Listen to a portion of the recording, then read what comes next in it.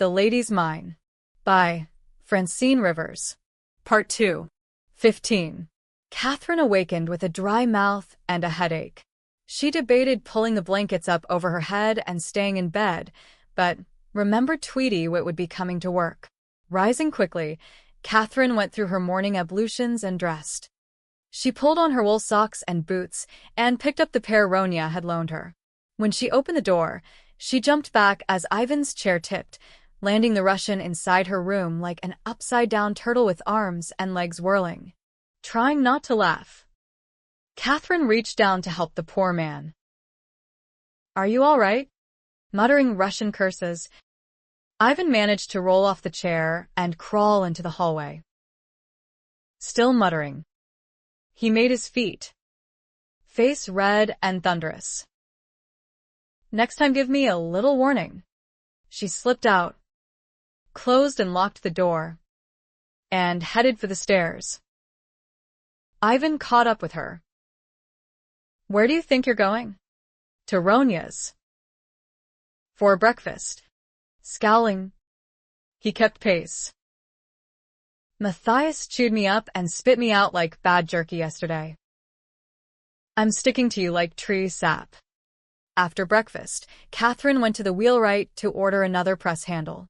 Patrick Flint said he could make one, but wasn't sure he should because he'd heard she was in trouble enough already and he didn't want to give her the means to cause more.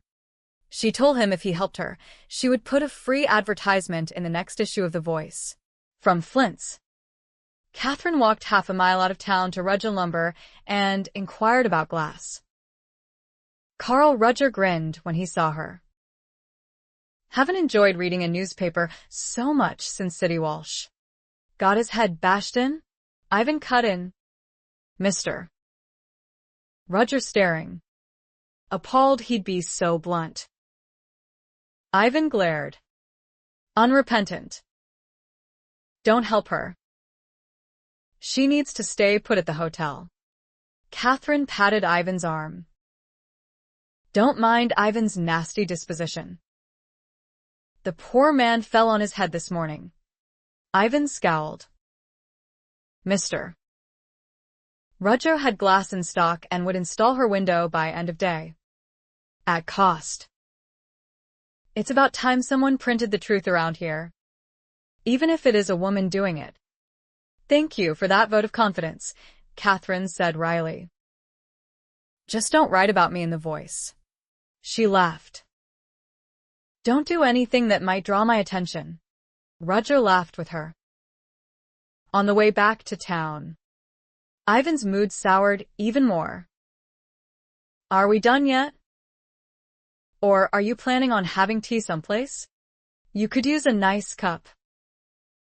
Peppermint is good for frustration, anxiety, and fatigue." "I could use a drink is what I could use." Kathryn picked out the most inexpensive fabric at a days, but neighbor hiked up the price so much she knew he didn't want her business. Embarrassed, Abby busied herself with canned goods. Kathryn thanked neighbor for his time and left. She'd rather cut up one of her dresses to make curtains than buy fabric from neighbor a day. She'd heard a new store would soon be opening at the other end of town, but right now, she had only one other option. Kathryn waited for several wagons and horseback riders to pass by, then stepped down into the muddy street.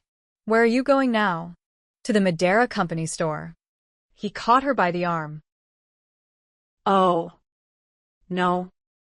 You don't. Let go." Ivan. When he didn't let go, she stopped in the middle of the street. "I don't think you want me to make a scene." Glowering, he released her. Kathryn walked past the Crowbar and the Iron Horse Saloon and into Sanders' store. Customers froze. So did she when she saw Morgan Sanders standing at the back, deep in conversation with his manager. Ivan uttered a foul word. Hesitating, Kathryn gathered her courage and walked between the rows of tables until she reached one with bolts of cloth, a larger selection than a day's. The manager noticed her. When her eyes met his briefly, he quickly averted his gaze. Morgan was doing all the talking, telling what to order, more beans, less sugar. When the manager glanced at her again, Morgan looked back over his shoulder. His annoyed expression immediately changed to surprise. Tensing. Ivan stepped close. Let's go.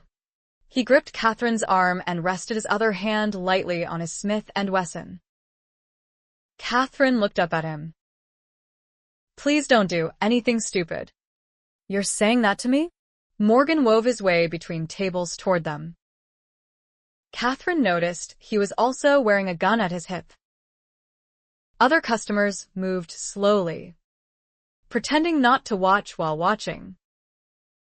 Ignoring Ivan, Morgan gave her a nod. Good morning, Kathryn. Good morning, Mr. Sanders. Though her body tensed, she spoke calmly. She fingered some flowered calico and found it better quality than what neighbor stocked. Morgan stood silent, waiting, as though he was the clerk and not the store owner. How much for 4 yards of this? She kept her tone controlled. Casual. You can have all you want for free, along with my apology. His tone left her in no doubt he was sincere. He seemed weary, as though he hadn't slept in a while. How could he, knowing some of his own men had been plotting murder? Apology accepted, Morgan. Without thinking, she held out her hand. Thank you for the kind offer, but it's only right I pay for the cloth. His fingers closed firmly around hers. As you wish. He named a price less than half what neighbor had demanded. Is that what you usually charge your customers? When he didn't answer, she suggested a fair price. It's what most people can afford and still make you a profit. His eyes flickered, and a faint smile touched his lips. He gave a nod and signaled one of the clerks. Rather than leave, Morgan lingered while the young man measured and cut the cloth. You led Matthias a merry chase yesterday. He came to my house, looking for you. Oh, looking for her or for a fight? I went to visit a friend. Morgan's eyes narrowed slightly. Someone connected to your newspaper story? Someone I met recently, who needs work. She looked into his eyes and found them warm, not cold. She's a widow, you see. Her husband was killed in the Madeira mining accident last year. She's fallen on very hard times and living in a drafty shanty by Willow Creek. She looked pointedly at his well-tailored jacket, shirt, tie, then down to the wide leather belt and black slacks. It's the first time I've seen you wearing a gun. I thought it wise. Was all this her fault?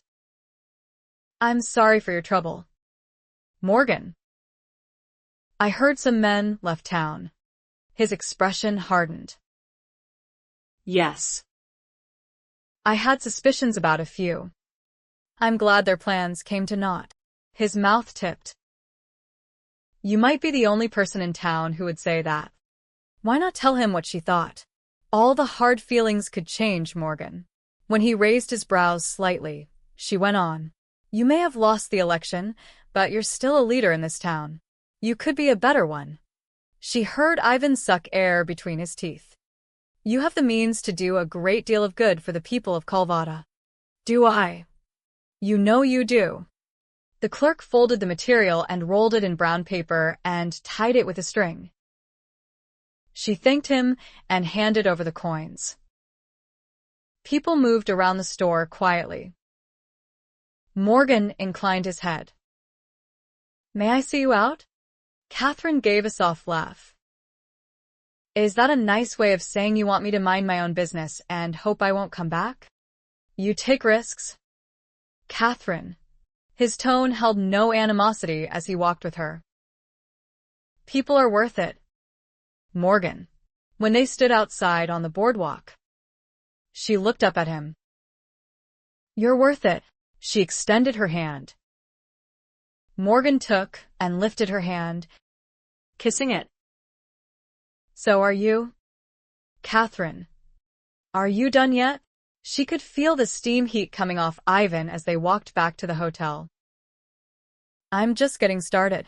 It took less than an hour for the whole town to hear about Kathryn Walsh shaking hands with Sanders and having him kiss hers. The men were all talking about it at the bar. He's rich. Tell me one woman who doesn't want to marry a rich man. Matthias intended to talk to her about it, but just now he was busy setting up much-needed municipal services. He'd expected trouble from Sanders over transition of town funds, but the records had been brought in boxes to his office soon after the election. Henry Call immediately started pulling out files and going through them with a lawyer's eye. Everything looked in order. Women began answering Matthias's advertisements in Sacramento and San Francisco, but they wouldn't arrive until winter snows melted. By then, some services would be underway. He'd fulfilled his primary campaign promise by hiring a sheriff. Axel Borgeson was due to arrive this week. Matthias planned to give him the room across from Kathryn until the small house next to the jail was rebuilt. Without a sheriff, the town had run wild, men handling problems with their fists or threat, and sometimes use of guns. Matthias, Brady, and Ivan always dealt with any trouble in the saloon, leaving other proprietors up and down Chump Street to follow the same rule. There hadn't been a night without some ruckus since Kathryn arrived. The truth was Matthias would be relieved to have Axel Borgeson walking the streets of Calvada with a star on his chest. The man was tough and experienced. On the day Borgeson was expected to arrive, naturally Kathryn was at the stage to welcome him. And she couldn't have looked more pleased if he'd been President Ulysses S. Grant come to town. She launched into a list of Calvada's problems, nothing Matthias hadn't already told Borgeson in their correspondence, but the man looked all too attentive. Then Kathryn said she'd like to interview him for The Voice, and he said there was no time like the present. With a warm smile, she invited him to join her for coffee and a slice of apple pie at Ronia's cafe. Matthias's jaw stiffened. He could see she liked the man on first meeting. And Borgeson's gaze was a little too warm for comfort. He turned that gaze on Ivan, who had accompanied Kathryn to the station. Is this gentleman your beau? Miss Walsh. Ivan gave an indelicate snort. No. Now. Ivan, Kathryn purred, giving the big Russian a pained look, her eyes sparkling with mischief. Alas. This is my ball and chain. She looked at Matthias. Mr. Beck had me incarcerated. Protective custody, Matthias corrected. Ivan is her bodyguard. Borgeson smiled. Well, Ivan can take the day off. Miss Walsh is safe with me. I have questions to ask, too. May I?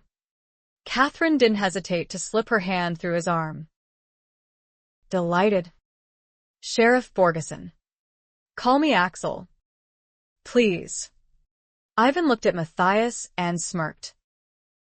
He's wasting no time. And you think I am? Matthias growled, watching the couple walk down the boardwalk together. Borgeson had left his luggage for him to handle. Ivan chuckled. I guess now that Axel is in town and living right across the hall from the lady, I can go back to bouncing troublemakers out of the bar. Kathryn hadn't been wasting time either. She had everything packed and ready to move back into her house. Flint had made a new handle for the press, and Rudger had put in new windows with trim. He even added shutters, window boxes, and a fresh coat of yellow paint. City's building now looked like a daffodil in a mud heap. She had put up shades and hung curtains. Seeing her laugh with Borgeson sent a hot rush through him. He was going to make time to talk with her as soon as he assigned the 6 new civic workers their duties. It wasn't Kathryn who answered her hotel room door later that afternoon. Oh. Hello. Mayor Beck. How are you today? Fine. He stood confused in the hallway. Who are you? Tweety wit. I work with Kathryn. I've never been in such a lovely... Where is Kathryn? He noticed things missing from the room. Across the street at the newspaper office. Carl Rudger and Patrick Flint moved her things this morning. Did they? Annoyed. Matthias headed across the street. He didn't bother to knock. And she only gave him a cursory glance. I haven't time to argue. I'm trying to get another issue out. Matthias strove for patience. As I recall, we were going to discuss when you might move over here and when you'd go to press again. She barely looked up from whatever she was writing. I'm a free woman. It's not your decision. But now that Axel is in town, I'll be safe in my own home. You think so? Is Axel moving in with you? Her head snapped up at that. Of course not. And to be clear, I wasn't living with you either. You were under my roof, a guest in your hotel. Or so you said. She sniffed. I'm much safer here. He almost wished he hadn't hired Axel Borgeson. You really should stay at the hotel a while longer. Be reasonable. Matthias. My things are all here now. You don't have to worry about me anymore. She gave him a guileless smile. You know everyone will want to read about our new sheriff. Morgan Sanders was less a worry now than Axel Borgeson. Fine. Write the news and print it. But you're not moving out just yet. Axel said he'd keep an eye out for me. Oh. Matthias could bet on that.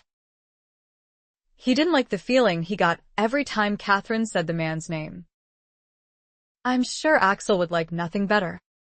But I hired him to clean up the town, not focus on one harebrained woman. Kathryn put her pencil down and folded her hands on the desk. Yes. I know. And you know I can't afford a room in your hotel. And you've given me your best. Think of it from a business standpoint. It's not good for your best room to be occupied by a non-paying guest. Why don't you let me worry about my own business? Just as soon as you let me get back to mine. She picked up her pencil. Now. Please go away and let me concentrate. Matthias knew he had no other choice. The next issue of The Voice was printed front and back, with 2 advertisements, Flint's and Rudger's, along with a church announcement that a Christmas Eve service would be held at 10 in the evening, a Christmas service the following morning. Matthias had heard Kathryn still attended services, despite the public dressing down. He'd been surprised but relieved. The newspaper was hawked up and down and around town by Janet and John Mercer's 2 sons, James and Joseph.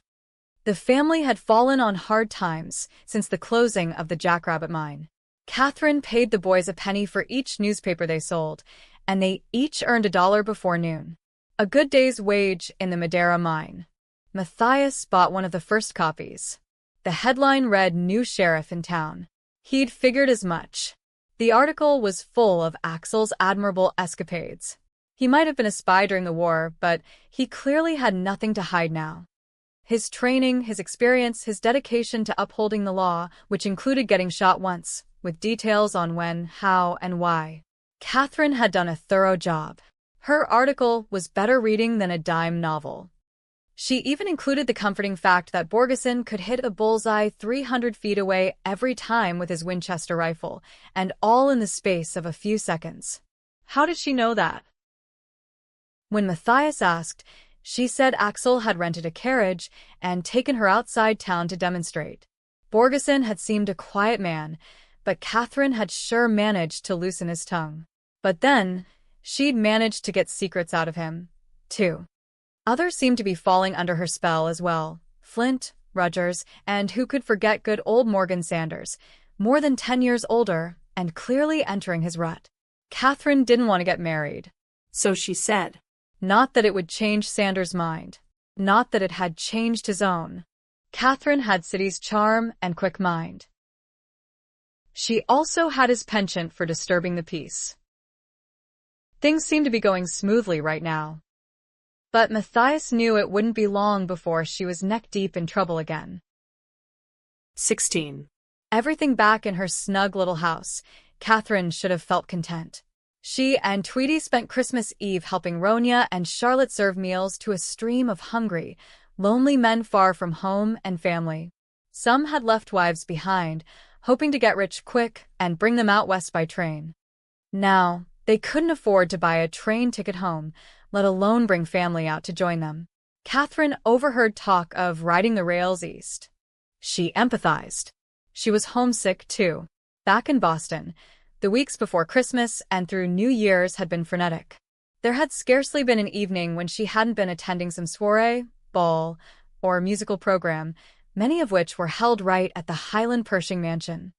Her grandfather, Charles Highland, had been known to open the estate for lavish holiday parties, and Lawrence Pershing continued the tradition, Kathryn's mother artfully making all arrangements, string quartets, pianists, soloists, chamber orchestra with soprano. The season had been the most exciting time of the year. Guests filled the grand hall and conservatory. Kathryn had loved those evenings.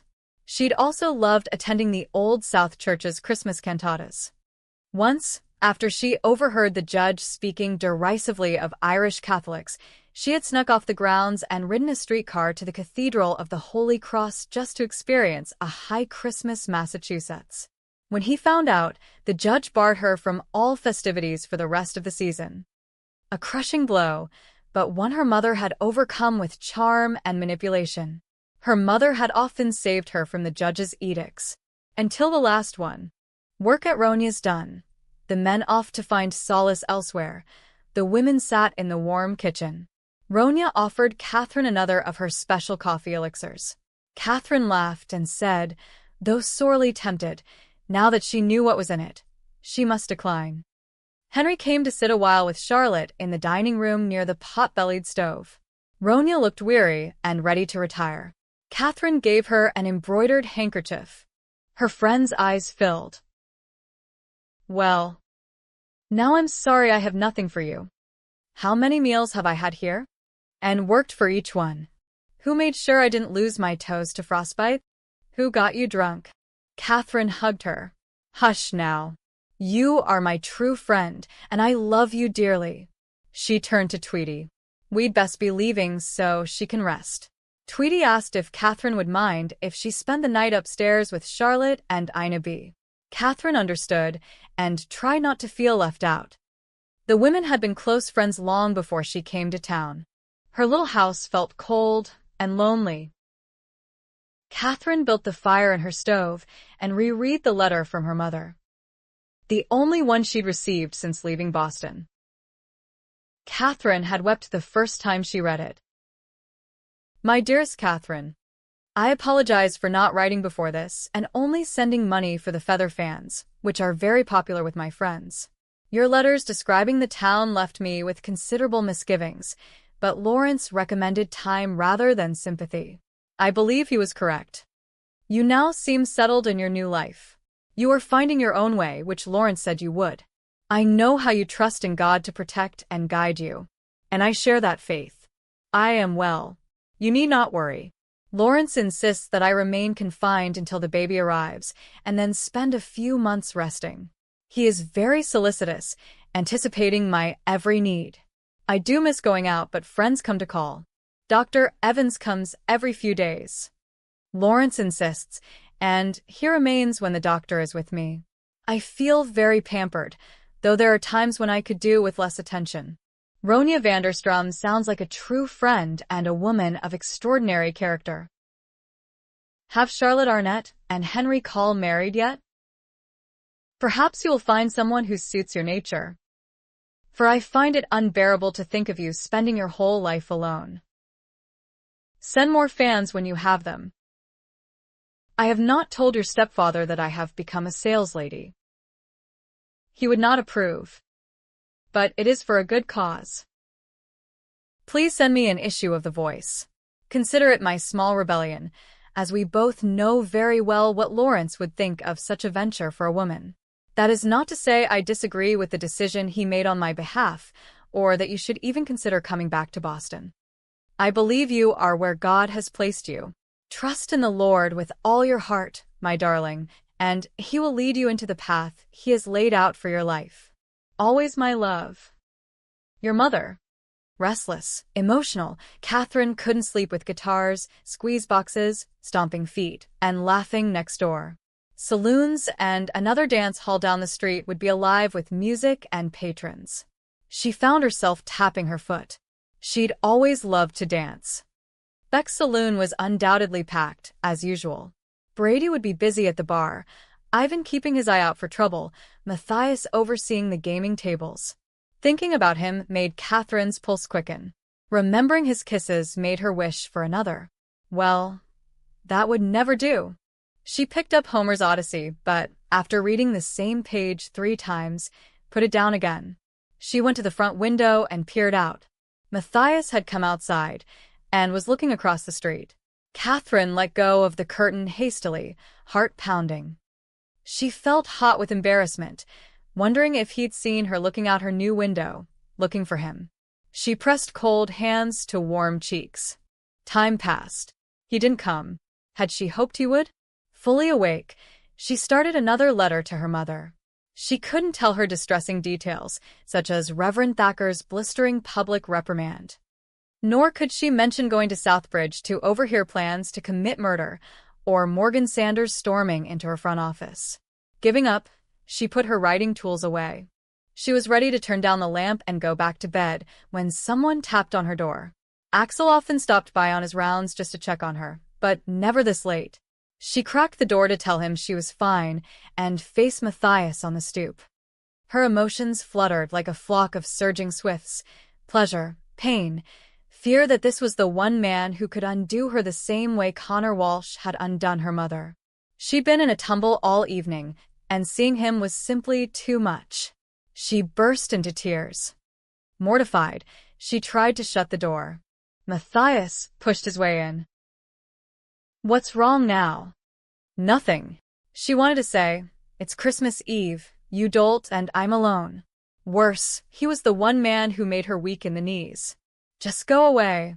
Was there anything worse than having him see her cry like a baby? When she heard him close the door, she thought he'd left, and cried harder. Then he touched her shoulder, and she jumped. "Why are you still here?" She sounded as vulnerable as she felt, and was frustrated she had so little control. "I came over because I thought this might be a hard night for you." He spoke softly. His voice roughened. "Your first Christmas away from home." She dashed tears away and lifted her chin. "I can manage on my own." "I see how well you're managing." He moved closer, a sympathetic smile curving his mouth. "A pity I don't have Ronya's coffee elixir recipe." When she gave a soft laugh, he sat on the edge of her desk. "I could go back and get us a bottle of brandy." She knew he was teasing, trying to lighten her mood.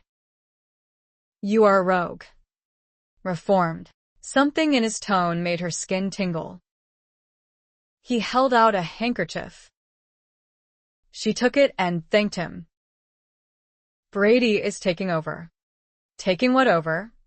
She shuffled papers. Nervous. Heart pounding. Breath catching.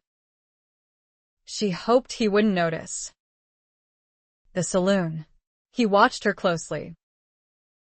"I'm giving him the same deal Langnor gave me. Half ownership and pay for the rest over time." Kathryn stopped what she was doing and stared at him. "But why? Why?" He looked surprised. "I thought you'd be pleased to hear the news. It might even be worth an article in The Voice." His expression and tone hardened slightly. "Not as lengthy as Axel warranted. Of course.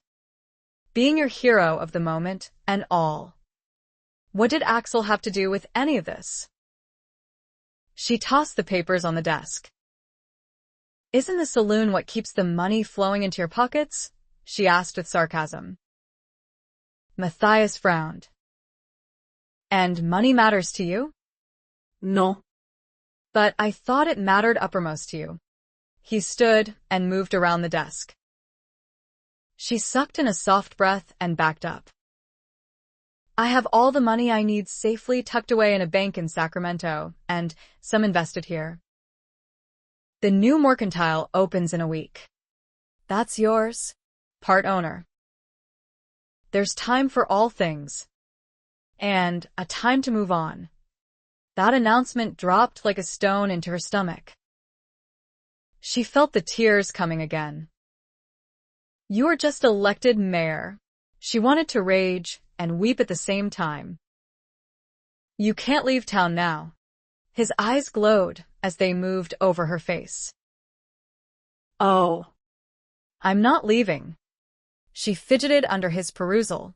Well, that's good news because you have a lot of work to do around here. She moved toward the sofa, then changed her mind. The door to her back room was open. She should have closed it.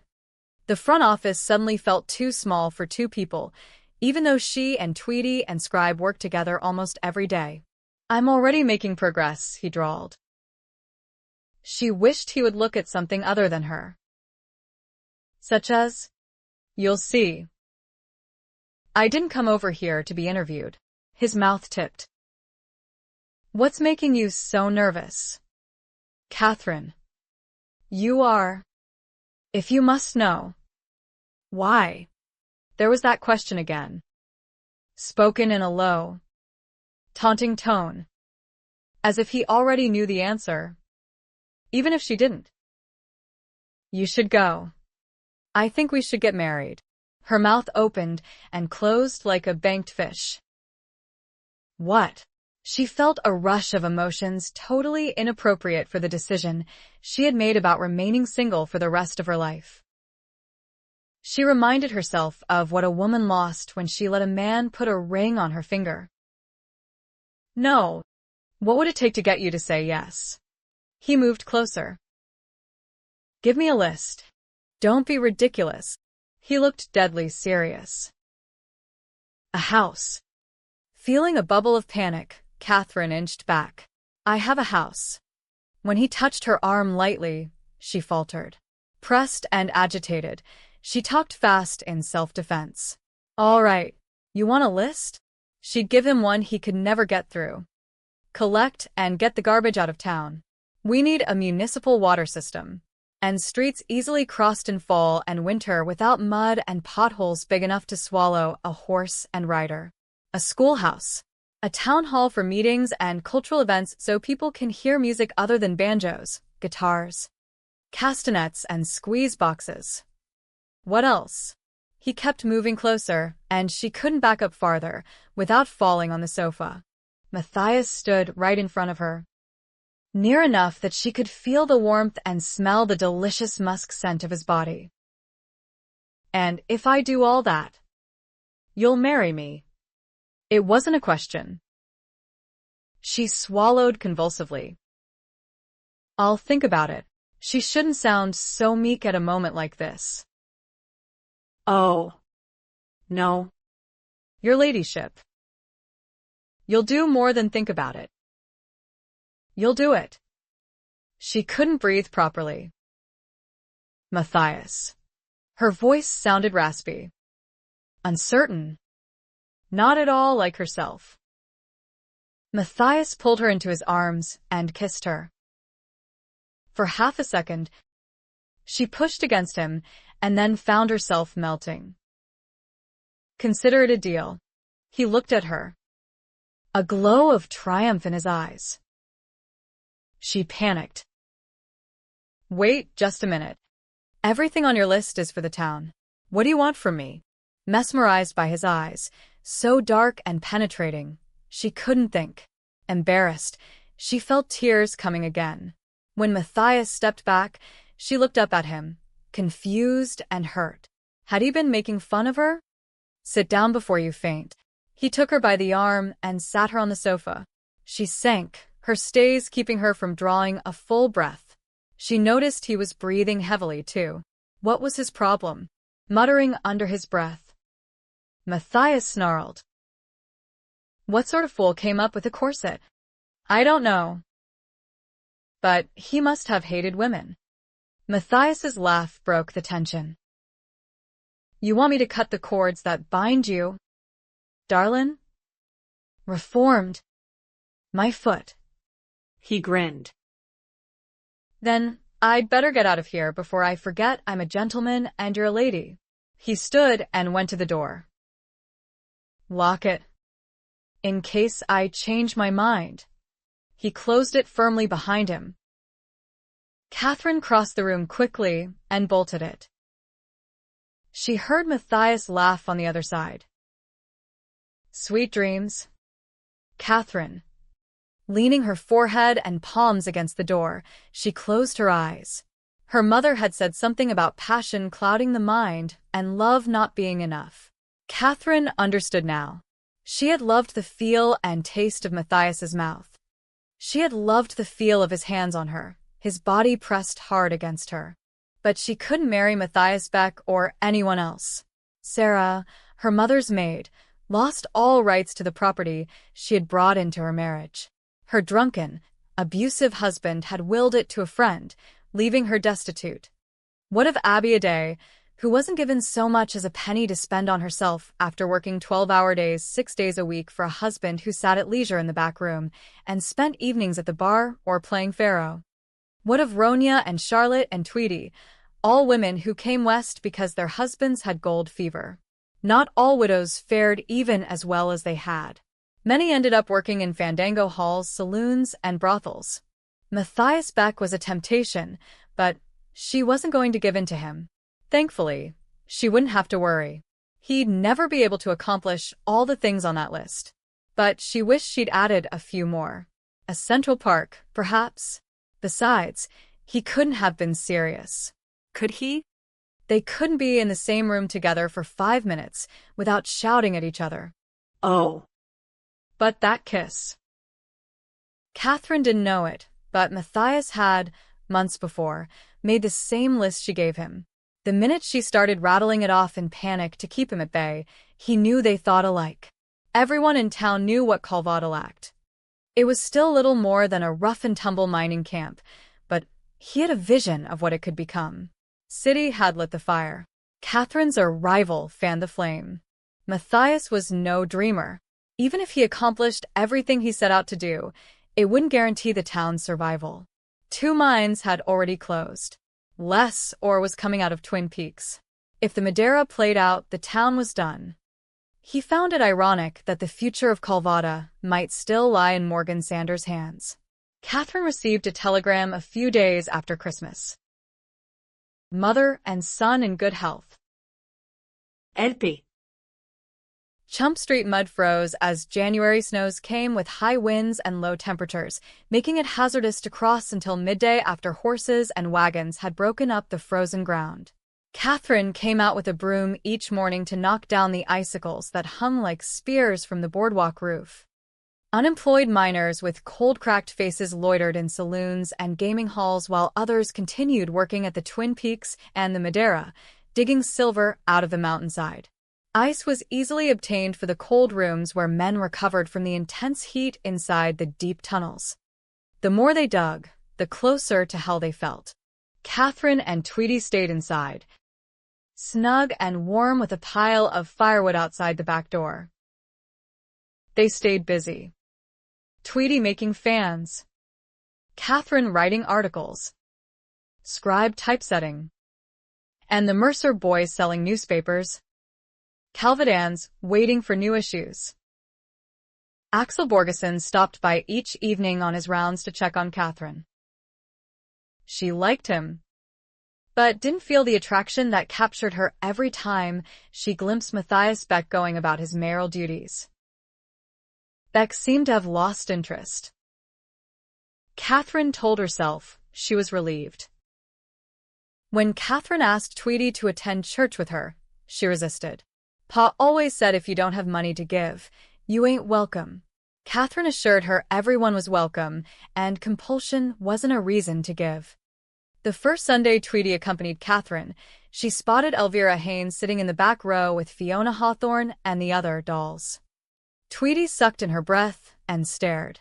Kathryn paused and greeted the women, all but Elvira ignoring her.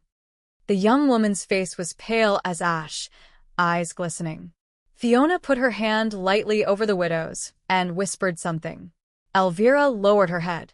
Others close enough heard Kathryn's greeting before she and Tweety moved farther down the aisle and slipped into a pew near the middle. Morgan Sanders came in a moment later and sat opposite. Tweety glanced over and then leaned back. Shocked. I guess they do let anybody come in here. When Sally Thacker went to the piano, everyone rose.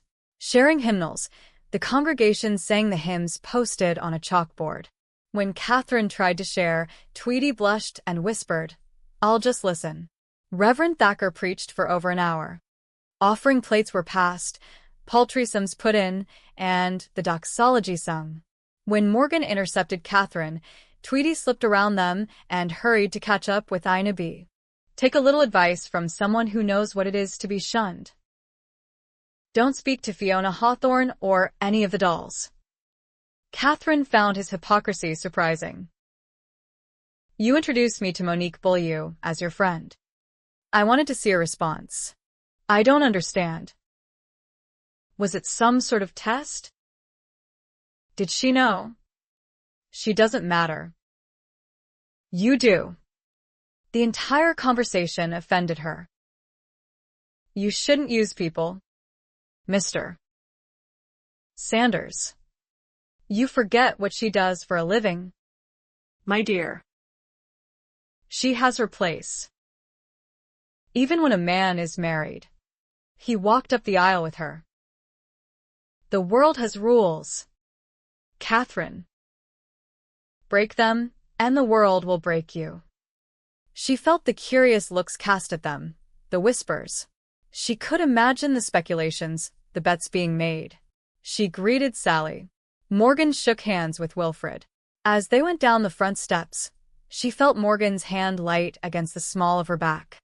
Others noticed. It was a possessive gesture and far too personal for comfort. May I see you home? Kathryn? I have my carriage and a woolen blanket to keep you warm. No. Thank you. Tweety and I are going to Ronya's. He tipped his hat, his eyes mocking. Another time. On the way down the hill, Kathryn asked Tweety how she liked church. That preacher can sure talk, and I can't say I understood a lot of what he said. Sounds like that Ezekiel had some mighty big problems. She glanced at Kathryn, cheeks and nose ruddy from the cold. I was upset when I saw Elvira. I never thought she'd end up where she is. Her eyes filled.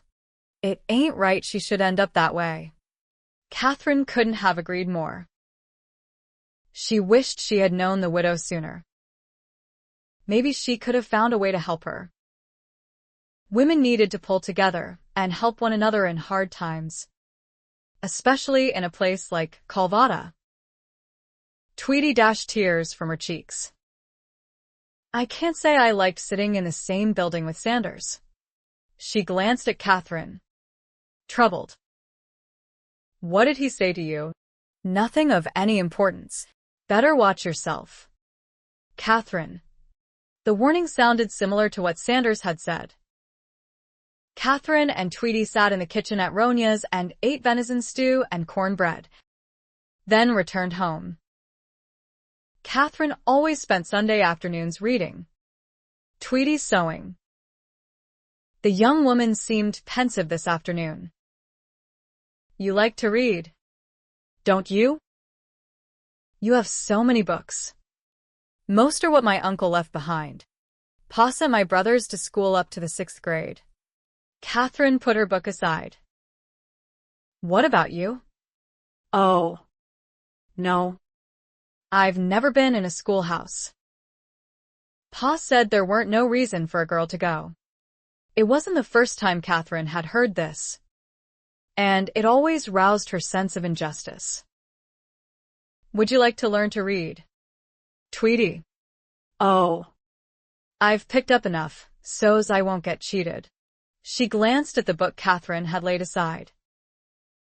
But to read something like that? I'm not smart like you. You're very smart, Tweety, and if you'd like, I can teach you to read. When Tweety's eyes lit up, Kathryn retrieved some paper and a pencil. There's no time like the present. She wrote the alphabet and explained how the letters represented sounds. Once you learn each one, you'll be able to sound out words, put sentences together, and read books. Tweety grimaced in disappointment. I don't know that I have time or enough interest. You just need incentive. Kathryn picked up her book. I've been reading Ivanhoe by Sir Walter Scott. I'll start over and read aloud. By the end of it, you'll want to read books. She rose. But let me get more wood first. When she went out the back door, she spotted Scribe pushing an empty wheelbarrow down the alley and a freshly stacked pile of wood against her back wall. Scribe, you blessed boy. It must have taken you hours out in the woods to chop all this wood. Thank you. Thank you. Scribe looked disgruntled. I'm no boy. and I didn't chop it. I just delivered it. But then who? Matthias. Shivering, Kathryn picked up an armload of wood and went back inside. Stacking it by the stove, she told Tweety she needed to talk to someone. Pulling on her boots, coat, and hat, she slammed the front door behind her and trudged through knee-high drifts of snow to Beck's saloon. She went into the hotel lobby with cold feet and a boiling temper. "May I speak with Mr. Beck, please?" The clerk came back a minute later and said he was in his office, and the door was open. Kathryn went as far as the threshold. "Mr. Beck." Matthias stood and came around his desk. "I liked it better when you called me Matthias." His teasing glance danced over her. "Feeling safer now that Tweety Wood is living with you?" "Considerably. Don't think for a minute she'll keep me away from you." She almost blurted out that she hadn't spoken to him in 2 weeks. He might think she missed him. Now that she was standing in his doorway, she wished she hadn't come. She should have sent a note expressing her misgivings about him supplying any of her needs. "I'll repay you for the firewood. It's a gift. One I cannot accept." People would talk. He laughed. "Darlin', people have been talking about you since you stepped off the stage. And I'll be paying for everything you need and want as soon as we're married." Frustrated, Kathryn entered the room. "We are not getting married." "I already told you that." The man seemed to be enjoying her discomfort. "Oh." "Yes. We are getting married. Just as soon as I fulfill my side of the bargain." He leaned back against his desk and crossed his arms. "San Francisco for our honeymoon, I think. I'm sure you miss being in a city. I'll pay you back." Turning on her heel, Kathryn marched down the hall. Carl Rudger sold firewood. She'd find out from him how much she owed Matthias Beck.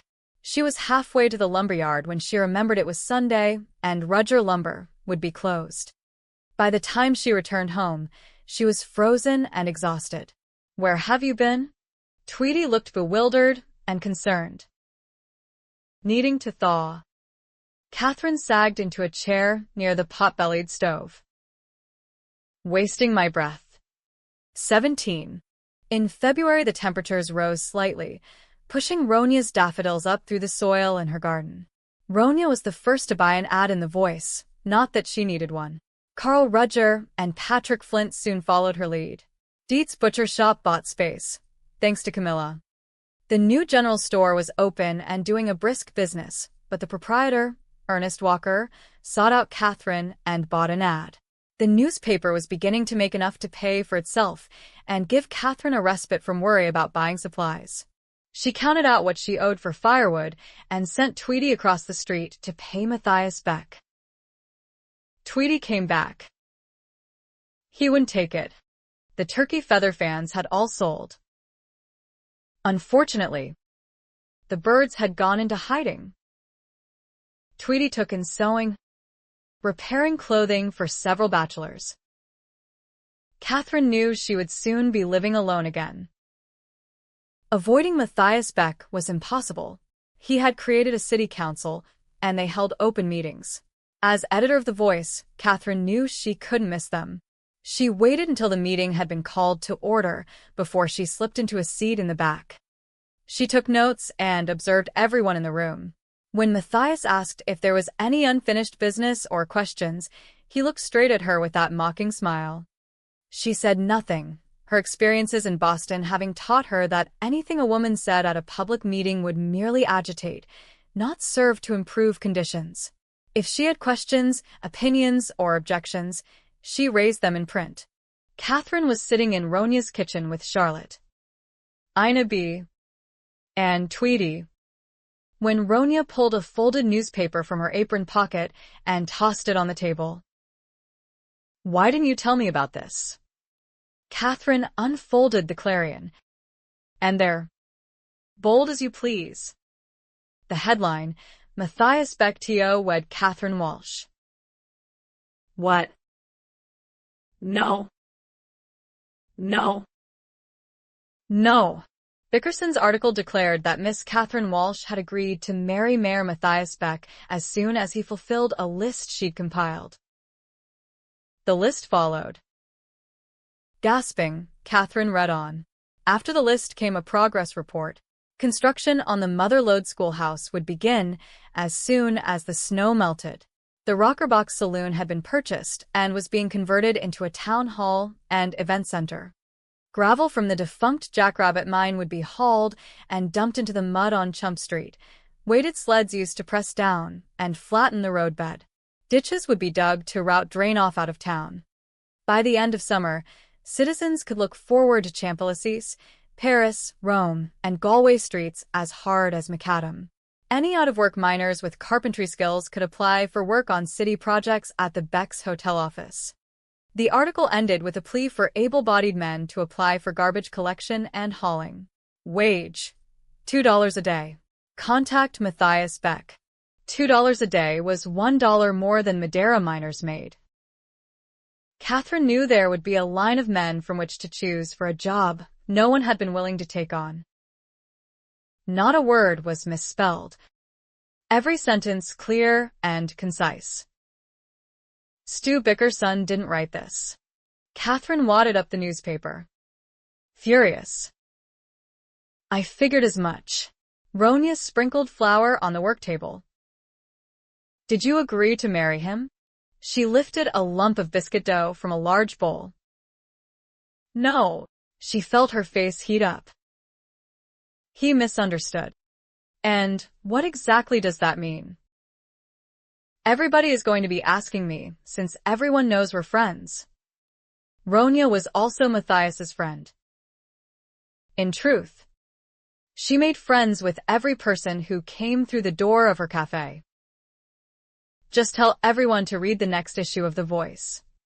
She went to the stove, lifted one of the burner plates, and tossed the wadded-up Clarion into the fire. Kathryn wrote furiously all afternoon, finishing an editorial on the Clarion's tendency to print tall tales, and admonishing the editor to check his facts before he printed a story. She went looking for Scribe to do the typesetting, but he said he couldn't. Matthias has me running all over town delivering messages. Soonest I can get to it is. Never mind. Kathryn spent the night setting the type herself. The Mercer boys hawked The Voice up and down Chump Street and all over town. Every copy sold. Calvadans read that Kathryn Walsh was not engaged to Matthias Beck, nor did she have plans to marry at all. As for the list of civic projects, Mayor Beck seemed to be on the right path to fulfilling his promises to all Calvadans. The editor of The Voice had no personal involvement with Matthias Beck and no plans for such in the future. As to the agreement Bickerson described, Kathryn wrote that she had not signed, sealed, or notarized any contract with Mr. Matthias Beck. If he fulfilled the list reported, she would join other Calvadans in celebrating the first politician to ever keep his word about anything. Stu Bickerson fired back with another issue of the Clarion. And none could doubt his authorship this time. Welshes. No woman can keep her word, and I know 'cause I married one onct, and she said she'd never say no to me up until I put the ring on her finger, and then no was the only thing that ever came out of her mouth. Bickerson ranted front and back page, ending with advice to Matthias Beck. Count yourself lucky that Scold is welshing on her word, 'cause if she kept it, you'd be stuck with her forever. Kathryn wrote, typeset, and printed another issue of The Voice. When a woman says, I will think about it, that does not constitute a yes. If Mayor Beck ever does manage to keep his word to the citizens of Calvada, and all the projects he promised in his campaign are completed, I will be first in line to congratulate him on a job well done. I will keep my word and think about his casual joke regarding marriage, but I am certainly under no obligation to do anything about it. Still fuming the day after the Mercer boys sold every copy, Kathryn sat with Ronya, pencil poised to take notes. Tweety upstairs helping Ina B make beds. The savory smell of meatloaf filled the kitchen. I'll need every step for making that scrumptious venison stew you served yesterday. Ronya sipped coffee, taking one of her infrequent breaks. Sounds like you're thinking about setting up a household. Oh. Please don't tease. You know it's for my Bachelor Arts column. It's become quite popular. And not just with the ladies. Single men need housekeeping skills, too. Charlotte chuckled. You're right about that. Most men wear their dungarees until they can stand up by themselves. And all they know about cooking is how to open a can. She dried the last dish and put it on the shelf. I've mended a few of Henry's shirts, but he has Jianlin Gong do his laundry. Of course, I'll be doing it after we're married. Tweety and Ina B came into the kitchen, having finished the work upstairs. Most men don't have the money or time to wash, Tweety added, pulling her knitting needles out of a bag she carried when they visited. And it's too cold now anyway. Last summer, I saw men washing in the creek, with their clothes on. Her needles clicked like fencers in a bout. Good thing. When some only have the clothes on their backs, Ina B remarked. That was some article you wrote. Kathryn. Ronya eyed her over her mug. Hopefully, that will be an end to Mr. Bickerson's nasty comments about women not keeping their word. The tip broke off Kathryn's pencil. Sighing, she pulled out her pocketknife and shaved wood, careful not to break the lead again. I've a good mind to write another editorial on how quick some men are to forget their wedding vows and abandon their wives so they can hunt for gold. Charlotte shook her head. You do that, and you'll have rocks flying through your windows again. Tweety sighed. Sometimes I wish Joe and I had never left Ohio. Ronya rose, ready to get back to work.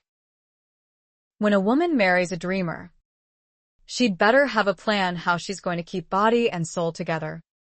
Even if it means hiding butter and egg money for when hard times come.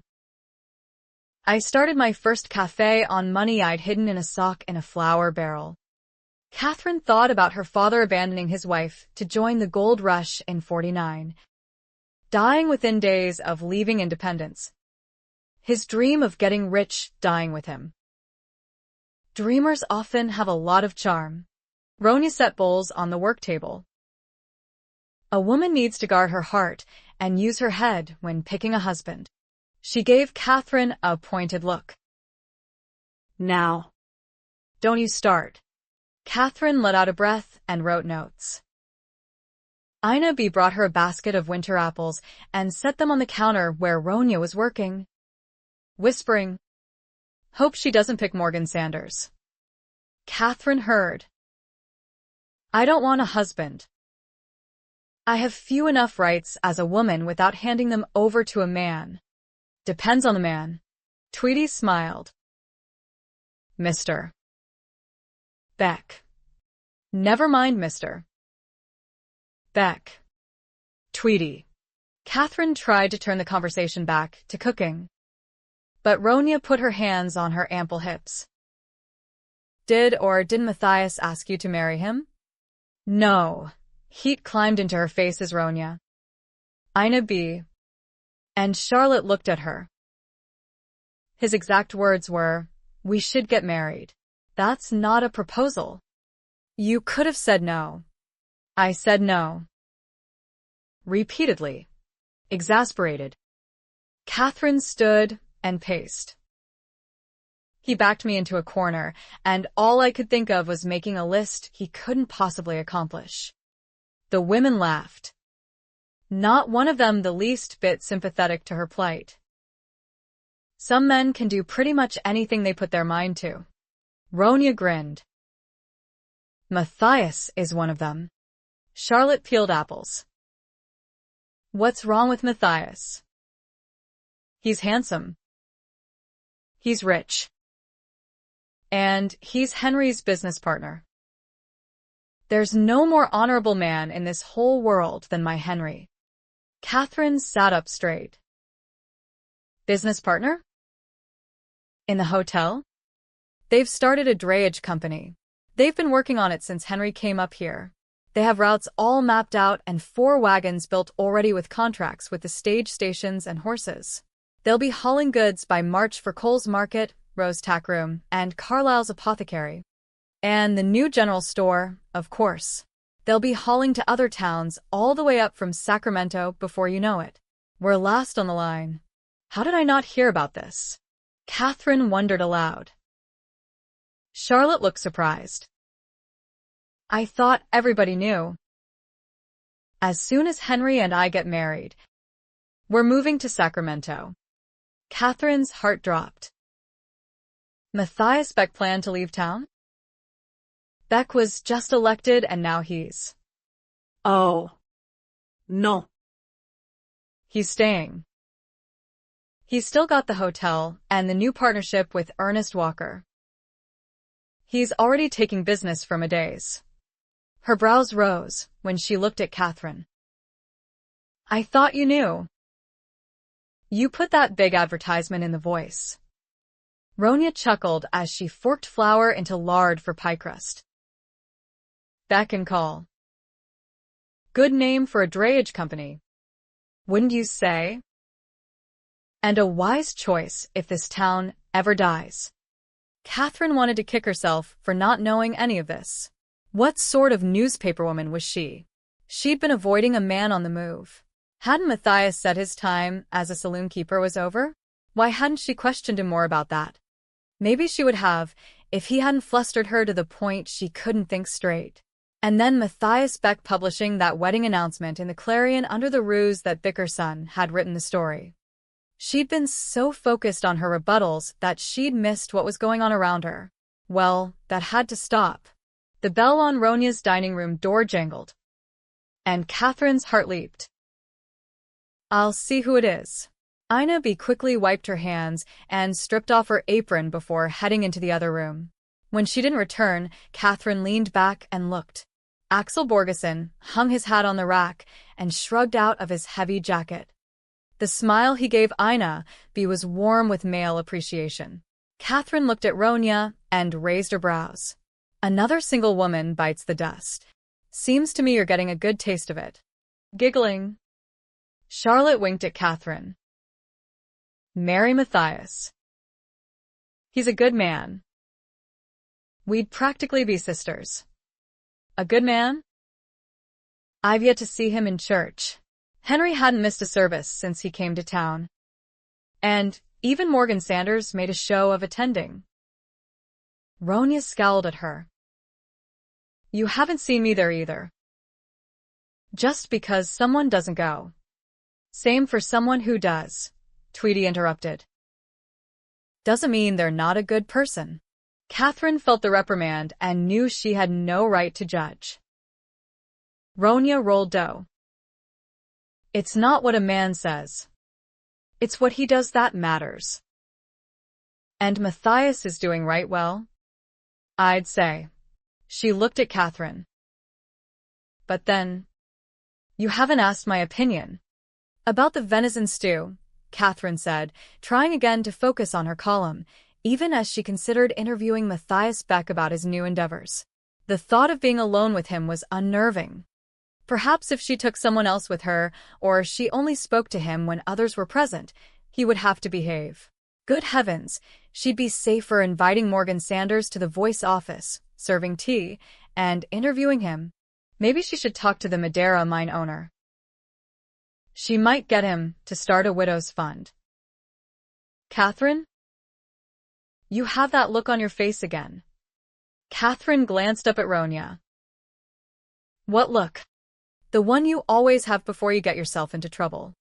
Matthias stood inside the Rockerbox saloon, going over plans with the lead carpenter, while two men lifted down the 3-by-6-foot indecent painting. The swinging doors had been removed from their hinges, the room already cleared of gambling tables and chairs, everything sold to other saloon keepers in town, proceeds put back in city coffers. The painting had sold for top dollar and would be shipped by Beck and called drayage to a saloon in Placerville. Nails screeched as two men dismantled the bar and tossed boards onto a pile. Haas Wrangler had never made much from the place, even though the property was in a prime location downtown. Wrangler watered his whiskey and took a cut from card sharks. Customers tended to resent that. When Matthias told the city council Wrangler was eager to sell, no one had to ask why. They all agreed the building would serve well as a public meeting hall and courthouse. It didn't surprise Matthias to find miners skilled in carpentry eager to give up mining and return to their original trade rather than spend their lives digging in earthen bowels. Like Haas Wrangler, men came to Calvada and left for their own reasons. Some because they were restless and dreaming of better luck elsewhere. Some walked away from what little they owned because they couldn't stand the loneliness any longer. Matthias had seen abandoned houses with dirty dishes still on the tables. He understood. He had done his share of moving on. City had understood that too. You won't have any more luck than I ever did trying to outrun whatever weighs you down. City talked a lot when he had a few drinks, but sometimes he shared wisdom gained from heartache. Some regrets grind a man to dust. Find something worth doing with your life. A man who doesn't believe in something is no better than a corpse sitting in a chair at a wake. The Irish rebel had spent most days working in his newspaper office, most nights drinking at Beck's bar. Don't believe everything you think. We lie more to ourselves than anyone else. The older man talked vaguely of things he wished he'd done, things he wished he hadn't. Some decisions haunt you. You can change your mind, but you can't go back. And even if you could, everything would have changed by the time you made up your mind. City dealt with his secrets and pain by hard drinking and raising Cain, with words and fists. Matthias had never seen him back down from anything. Drunk and despairing, he picked fights for no reason. Sober, he told the truth without compromise or compassion. The one person who probably knew City better than anyone was Fiona Hawthorne. Whatever secret City had been willing to share, she kept. Everyone in town knew when City wasn't at a bar, he was at the dollhouse with a madam. Whatever feelings they had for each other had stayed between the two of them. Matthias missed the man. He could use his advice. He missed City's bluntness. He missed the friendship that had grown between them, though they were years apart in age. They had understood each other. Matthias, the disinherited son of a preacher, and City Walsh, an Irish Catholic renegade who had been run out of Ireland by his own people. City had laughed about that. It was get on a ship or end up hanged by the British, and my kin didn't like that idea. City told Matthias he had thought things would be different in America. So had thousands of other Irishmen who flooded the shores. They soon learned otherwise with help wanted, no Irish need apply signs hanging everywhere. Factories worked his countrymen like slaves, then hired others who accepted less pay. When City and his brother had spoken out against the owners, tried to organize the men to stand together and refused to work until they got a living wage, they might as well have been back in Ireland fighting the British landowners. The gold rush of '49 meant an opportunity to make something of himself, to have a better life, one with all the benefits of wealth. Panning for gold was hard work with little to show for it. City said life was so hard, it sucked the heart out of a man, left him hollow. And the irony sickened me. I'd spent my whole life hating the rich, and there I was trying to be one of them.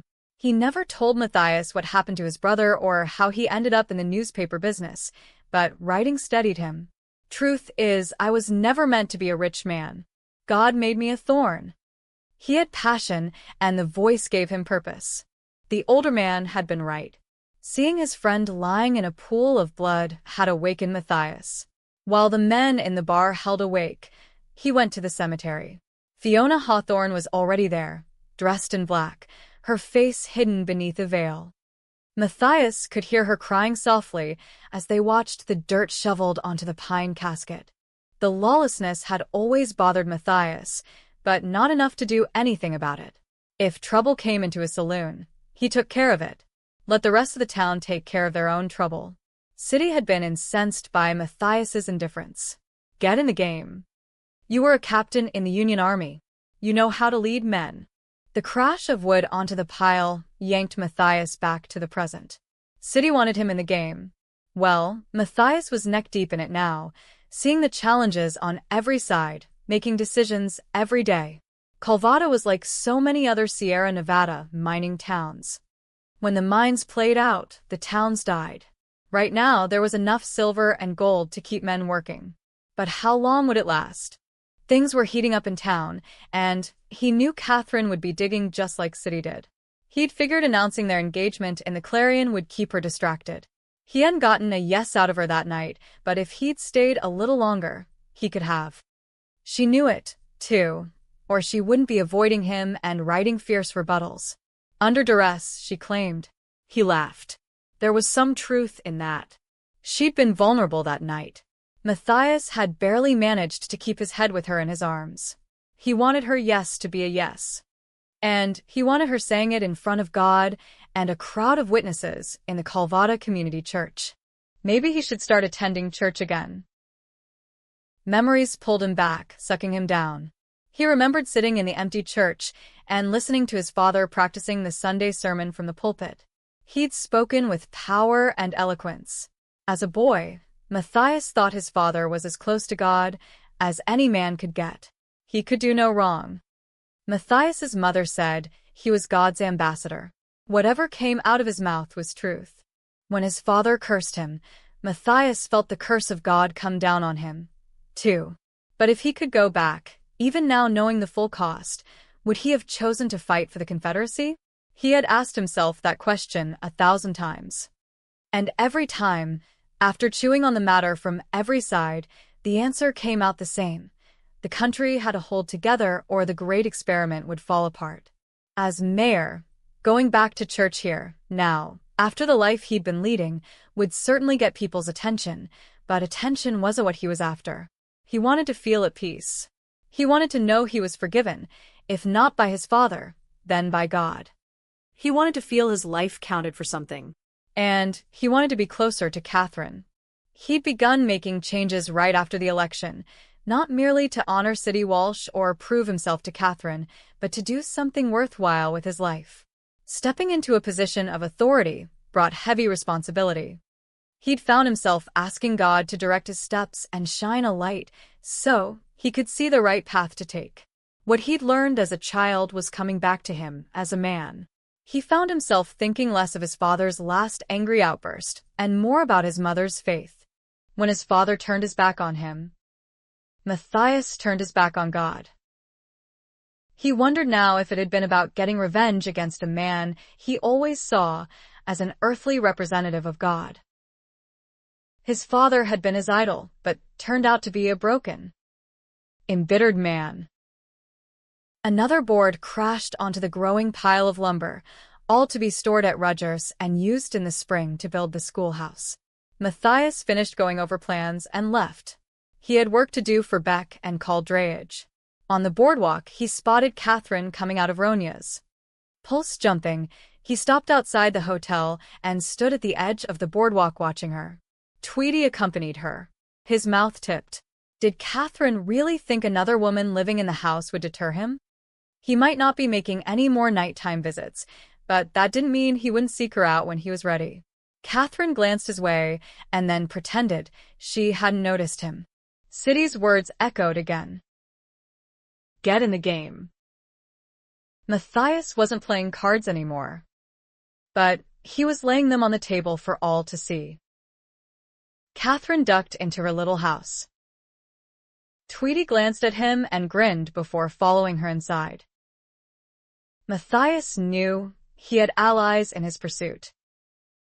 Kathryn sent Scribe to Morgan Sanders with an invitation to join her at his earliest convenience for tea at her newspaper office. Scribe came back scowling. He said he's available this afternoon at 2. And you are out of your mind if you go through with this. Or don't you remember what happened the last time he came in here? I remember. Scribe. He apologized. He and I have matters of great importance to discuss. Such as, when she didn't answer, he walked out, slamming the door behind him. Tweety had overheard the conversation from the apartment. Morgan Sanders is coming here? Today? Yes. Why? Tweety sounded both shocked and wary. Kathryn shouldn't have been surprised at Tweety's response. Her husband had died in the Madeira mine. I want to ask him some questions and make an appeal. You can't trust that man, Kathryn. And you shouldn't be alone with him. I know. I realize it's asking a lot. But would you stay while? No. Tweety paled. No. He scares me. She gathered her shawl. I'll be at Ronia's helping Charlotte and Ina B. She paused before going out the door. Ask him why he doesn't care enough about his workers to reinforce the tunnels with more beams. Her eyes filled. Joe would still be alive if Sanders had listened to his foreman. She went out the door. Kathryn closed her eyes. No matter what she did, someone ended up hurt or angry. Closing the newspaper office, she went down the street to the baker and used a few precious coins to buy a small cider cake. She moved the chair from her apartment to the front office and put a tablecloth over her desk. She brought out her Minton red and gold teacups and saucers. Everything was ready when Morgan Sanders knocked on the door a few minutes before 2. He had certainly dressed for the occasion and looked distinguished and handsome in his black hat, dark jacket, white shirt, and vest. Everything custom-made, probably in San Francisco. He held a gold watch in his hand, checking the time. Snapping it shut, he tucked it in his vest pocket. His white shirt was fine cotton, the red silk necktie loosely knotted with squared, overlapping ends. He looked more like a Boston gentleman than a Calvada mine owner. She invited him inside. Thank you for the invitation. Sanders removed his hat, his gaze moving over her in appreciation. You look lovely in lavender. Kathryn. A new dress? No. Just no occasion to wear it before now. She felt an odd hitch of trepidation at his perusal and wished she'd worn her brown skirt and white shirtwaist. His presence filled the room in a way far different than Matthias Beck. He tossed his hat on the settee as though staking territory. Smiling slightly, he looked at the white linen tablecloth draped over her desk, the Minton teacups and saucers, the cider cake. His lips curved in a wry smile. You must want something for me to have gone to so much trouble. He raised his brows. Do you need money, Kathryn? Some, she admitted, refusing to dissemble.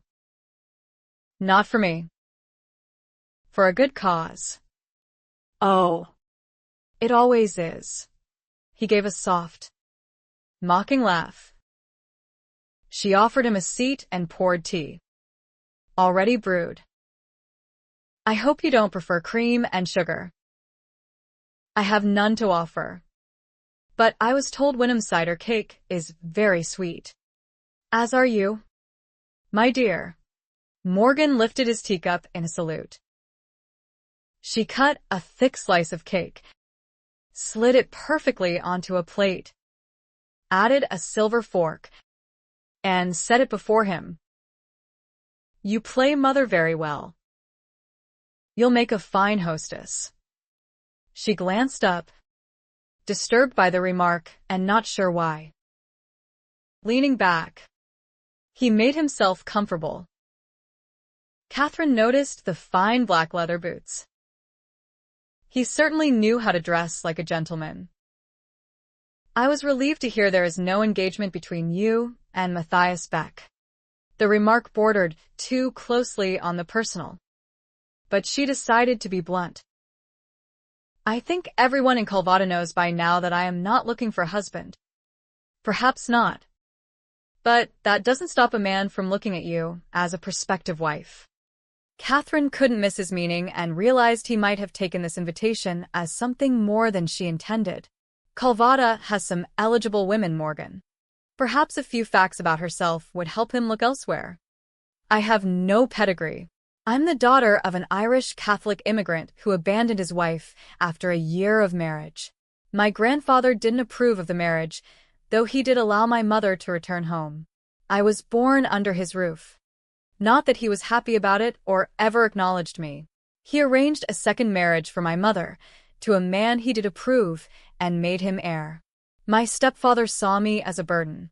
An opportunity came to send me away, and here I am. I didn't come to California of my own free will. I was sent. She put her teacup in her saucer. Calvada must have been something of a shock after Boston. Indeed. But I had to make a choice. I could look upon this as an exile or an opportunity. I chose the latter. Calvada is my home now. We have something in common. You and I. He set the cup and saucer down. Do we? When he didn't say anything, she pressed. I've shared my life story with you. I'm curious about yours. He gave a low, mocking laugh. Should I trust my history to a newspaperwoman? She offered her most charming smile. I promise not to divulge a word. Unless you admit to some heinous crime. She folded her hands and added more seriously. I am a woman of my word. Matthias Beck might say otherwise. She gasped, furious. Did you accept my invitation merely to insult me? He searched her face avidly, chuckling softly. All charm and sweetness 1 minute and passionate the next. No. I didn't come to insult you. Now. What small amount of money did you want? And for what? She supposed he wouldn't fulfill her curiosity about his past. A donation to the church. To be set aside for widows in need. His eyes narrowed and darkened. Now who is being insulting? There are no widows living at Willow Creek. Ronja Vanderstrom, and you have seen to that. That's a good thing. Isn't it? But there was another. And Elvira Haynes chose her path. She fumed over his indifference. You have some responsibility for what happened to her. Her husband died in your mine. His eyes flashed. Men know the hazards in the work they do, Kathryn. You asked about my life. I grew up dirt poor. My mother died when I was a boy and left me on my own while my father worked in the Norfolk Naval Shipyard in Virginia. He died when I was 15. Penniless. I didn't want to end up the same way. He leaned forward, face hard. I went north to the capital. Worked a dozen jobs. Trying to find a handhold to pull myself up. I was good at sales. I knew what people wanted. It wasn't until the war that I made real money. In munitions? She spoke before she thought better of it. He gave a short laugh. Nothing so grand. I became a sutler, authorized by the Union Army to sell goods to the troops. Not supplies, but things they wanted. The men didn't like my prices. But I wasn't in business to make friends. My father had plenty and still ended up with nothing to show for his life other than a coffin and a hole in the ground to put it in. When the war ended, I came west and bought an interest in the Madeira. My partner died in a cave-in. His mouth twisted. Some thought I killed him.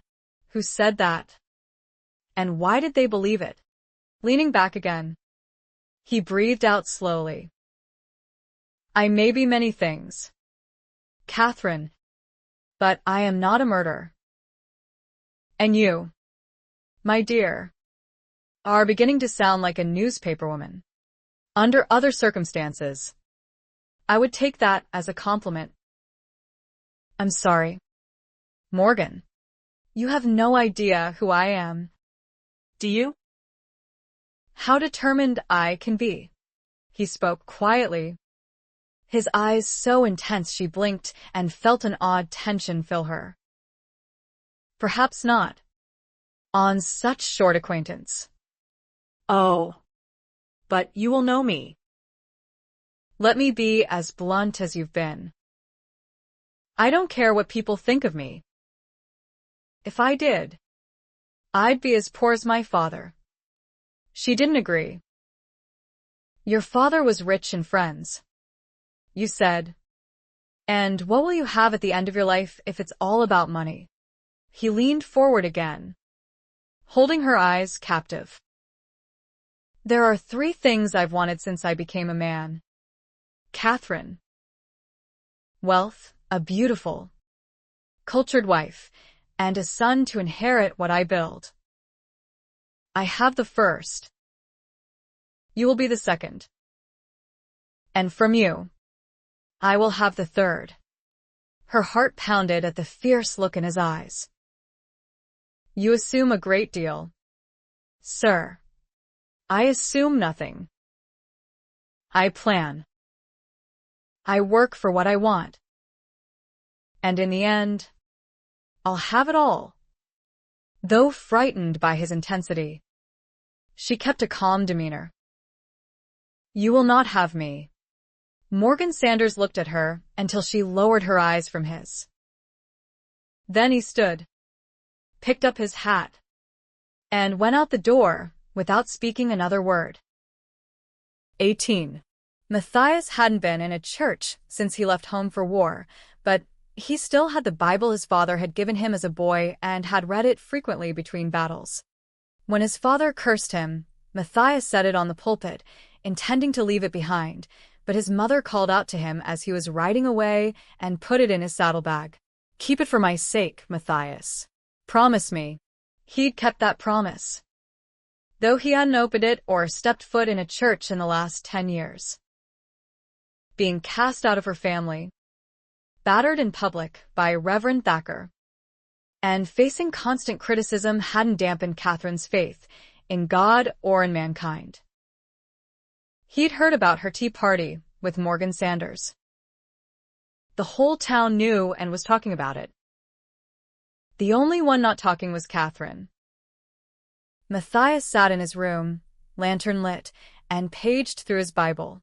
He'd marked passages in Psalm 119 as a boy, so eager to be like his godly father. Open my eyes to see the wonderful truths in your instructions. Keep me from lying to myself. Help me abandon my shameful ways. I believe in your commands. Now teach me good judgment and knowledge. He'd marked other passages before and during the war. Create in me a clean heart, O God. Renew a loyal spirit within me. He could almost hear his mother's counsel. Matthias, forgive your father, as you have been forgiven by God. He knew he'd never be fully at peace until he did. Maybe being in the company of followers of Christ would help him. Being in the company of Kathryn Walsh. Maybe it was time for the lost to seek fellowship with the found. Matthias put on his best suit, vest, white shirt, and tie. When the steeple bell rang, he headed up the hill, deliberately arriving late. He sat in the last row, opposite Fiona Hawthorne and her dolls. When she glanced at him, he gave her a smile and nod. He spotted Kathryn in the middle row, Tweety Whip beside her, and was surprised to see Morgan Sanders sitting across the aisle. Was Sanders here for the same reasons he was, or just trying to impress the lady? Annoyed, Matthias tried to concentrate on Reverend Thacker's homily. He wasn't the orator Matthias's father had been, but the man was doing a fair job preaching on the Beatitudes. Mind drifting, Matthias thought about his father. Did he regret the curse he'd laid on his own son? And what of his mother? Did she grieve for him? Surely. Did she pray for him? He had no doubt. Maybe he should write to her. And say what? He had turned his back on God, owned a saloon in a hellbent town in the Sierra Nevadas, and was now the mayor? That would hardly bring her comfort. Take off the old life. Put on the new. Words he'd learned as a boy kept coming back to him. Henry Call and Charlotte Arnett sat shoulder to shoulder near the front. They'd be married next week. Matthias would stand as best man, Ronya as matron of honor. The couple would spend their wedding night in the hotel room Kathryn had occupied for a few days, then leave the following morning for Sacramento, where Henry would manage the new Beck and Call drayage office. Matthias would fulfill his 2-year commitment to Calvada, finish the projects he'd set out for himself, and, God willing, be married to Kathryn Walsh by the end of the year. He looked at the back of her head, a few soft tendrils of red hair escaping. Be patient, Matthias. Thacker talked on and on. Matthias leaned back and crossed his arms. Had the man spent this much time lambasting Kathryn? Wincing. He knew the blame for that rested at his own feet. He thought he could protect her. All he'd done was hurt her. Sanders glanced over at Kathryn again. She didn't look back. What had happened at that tea party of hers? It hadn't lasted long from what he'd been told. The service ended, and Matthias stood for the final hymn. He knew it well and sang it without opening the hymnal, earning surprised looks from parishioners close by. Reverend Thacker gave the benediction, gathered his wife, and was first up the aisle to greet people at the door. Everyone began filing out of the church. Most noticed him, some stopping to welcome him. Kathryn stood and talked to several ladies. Clearly annoyed, Morgan stepped into the aisle. As he headed for the door, he saw Matthias. Their eyes met and held. As he passed, Matthias spoke low. The lady's mine? Sanders' expression hardened, a slight smirk curling his lips. Don't bet on it. Matthias waited until Kathryn reached the back row and then stepped out. Miss Walsh. She knew he had been standing there, though she tried hard to pretend she hadn't noticed. It's good to see you in church, Mr. Beck. It's been a long time, but it's good to be back. He hadn't been this close to her in weeks and wasn't going to keep a distance from now on. The wedding is next week. Her eyes went wide. Her cheeks flushed. Wedding. He grinned. Not ours. Darlin'. She might have looked calm and collected, but there was a current flowing beneath the surface. Good. Henry and Charlotte. Remember? Reverend Thacker greeted Matthias with pleasure. I almost lost my train of thought when I saw you sitting in the pew. Sally and I have been praying for you since we came to Calvada. Kathryn slipped around them and went down the front steps. When Matthias came outside, he saw her with Tweety and several other ladies. Thankfully, Sanders had already left in his carriage. The sky was clear, the air still crisp, spring coming on strong. People lingered, many trying to draw him into conversation. Kathryn was leaving. Matthias eased out of one conversation only to be intercepted by neighbor Ade, complaining about city taxes. Matthias had heard how the merchant had treated Kathryn. You want improvements, Ade. They don't come without cost. $1 increase is highway robbery. Matthias lost patience when he lost sight of Kathryn. He moved close, almost stepping on Ade's toes, and lowered his voice, so Abby Ade wouldn't overhear. You dump more than $10 a week at the faro tables. Then you raise your prices at random to make others bear the loss. Red in the face, Ade jutted his chin. And I voted for you. Then you knew exactly what you were getting, because I laid out all my plans. Neighbor scoffed. The improvements aren't for the town. It's that list. You're spending our hard-earned money to get that woman. That woman? Matthias wanted to grab him by his scrawny neck and shake him. You have a prime downtown location, but you'll be out of business in a year. Ade, are you threatening me? Just telling you the truth. Ernest Walker works hard, pays a decent wage, and charges fair and consistent prices to everyone. Where do you think people will prefer to shop? Matthias headed for Ronia's cafe, expecting to find Kathryn there. Every table was full, Charlotte and Ina be busy serving meals, though the latter seemed in no hurry to leave Axel Borgeson's table. Matthias headed for the kitchen. Kathryn wasn't there. Ronia looked him over as she put a pan of fresh biscuits on a trivet. Well, don't you look grand all dressed up? Charlotte and Ina be said you were in church today. She laughed. If you're looking for Kathryn, she's probably at home. Tweety says she reads most Sundays. She ate early. I won't see her back in here until tomorrow. She checked the bacon, turning several rashers. What can I give you for breakfast? Pancakes, eggs, bacon, sausage. Yes. She chuckled. You've got a hungry wolf in your belly. She eyed him. You've been getting a lot of work done around town. Matthias. That's good. Strange that Kathryn hasn't written much about it. I think she's leaving all that to Stu Bickerson. Maybe I should put a bug in her ear. Suggest she talk to me here. I don't think she would want me in her office. Do tell. Her eyes sparkled with mischief. And why would that be? When he didn't answer, she filled a plate with food and slid it across to him. Ina gave him utensils and a red and white checker napkin, then headed back into the dining room with 2 plates of flapjacks.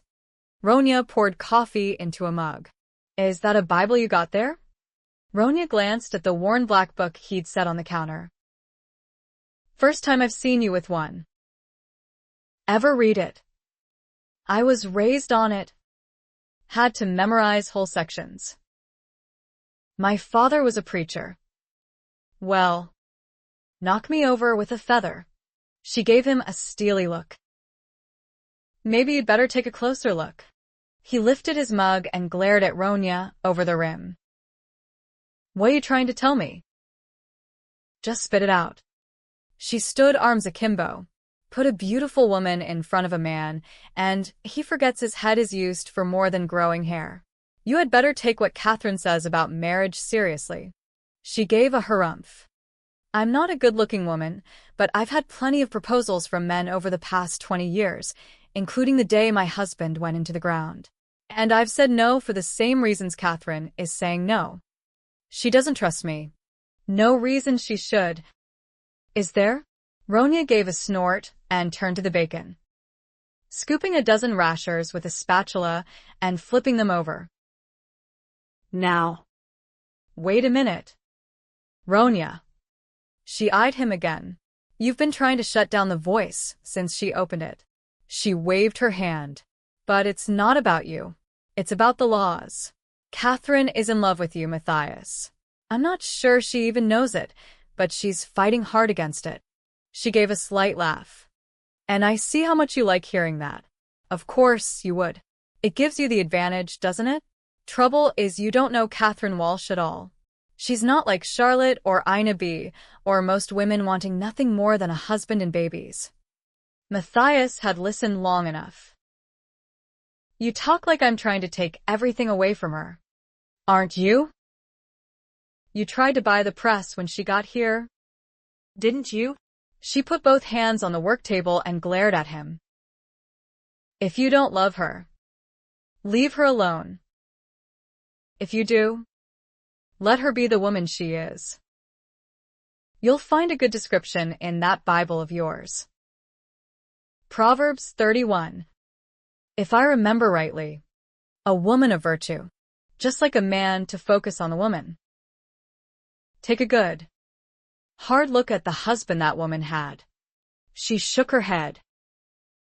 If I ever met a man who treated me with that kind of respect, I might even marry again. Though Kathryn had made the decision never to be a bride, she loved weddings. Charlotte was lovely in peach, and the look on Henry's face when he saw his bride brought tears to Kathryn's eyes. Matthias stood taller than his friend, every inch the handsome Southern gentleman, as Reverend Thacker guided Henry and Charlotte through their vows. And that sweet, chaste kiss at the end, so far removed from the one Matthias had given her. Stirred, she sat up. That man popped into her head constantly. He was a fever she couldn't shake. She caught herself watching him as he remained with the newlyweds, seeing they had whatever they needed. Oh, how easy it would be to let her heart rule over her head, but she had too much to lose to allow that to happen. Ronya had made the wedding cake, and Kathryn stayed close, helping serve guests. When the couple cut the cake, Kathryn couldn't help but feel a twinge of envy, even if only for a moment.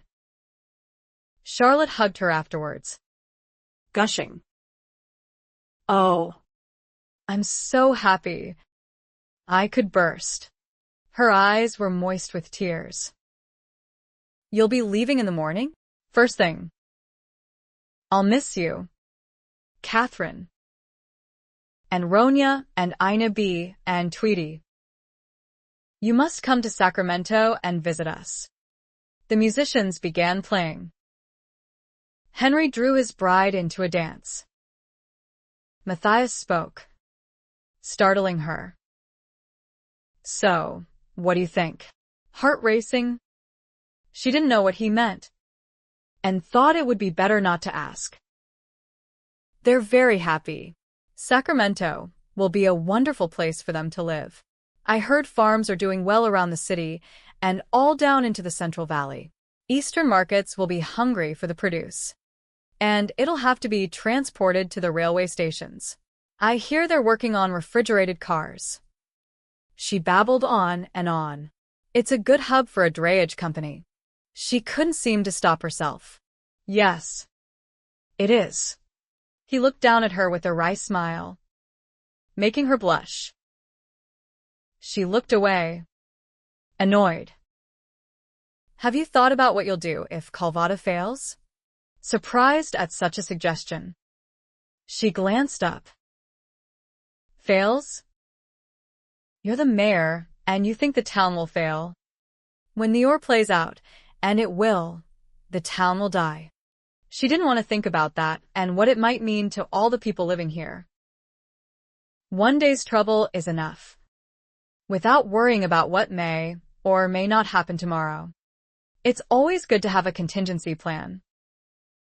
Tweety is moving in with Ina B. I hear. She didn't dare look at him. Who had told him?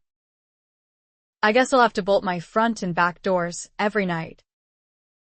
Axel stops by to check on me each evening, and Scribe works most days.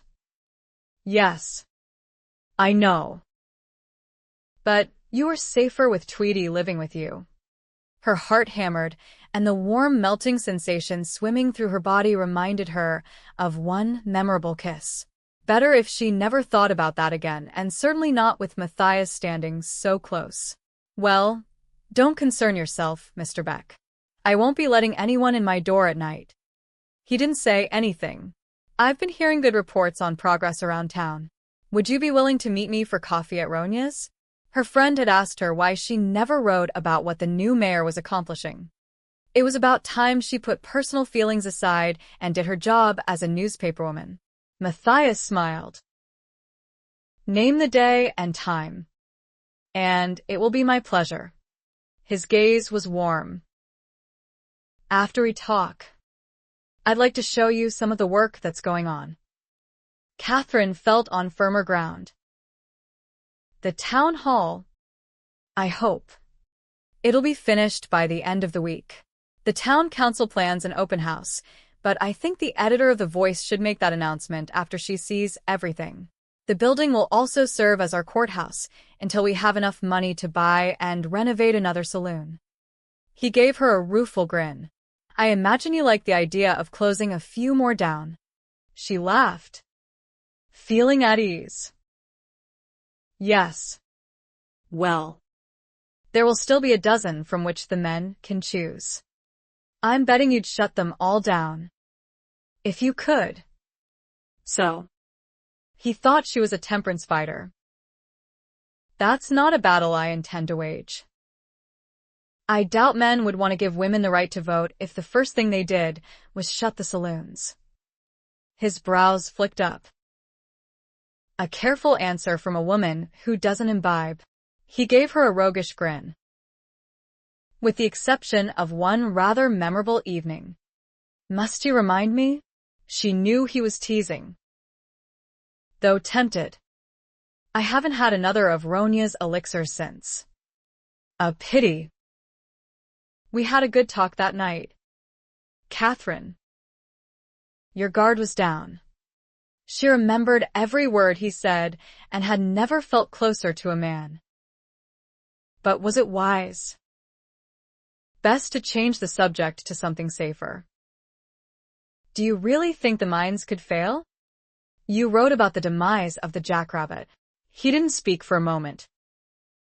What does Morgan Sanders have to say about the Madeira? News spread quickly in Calvada.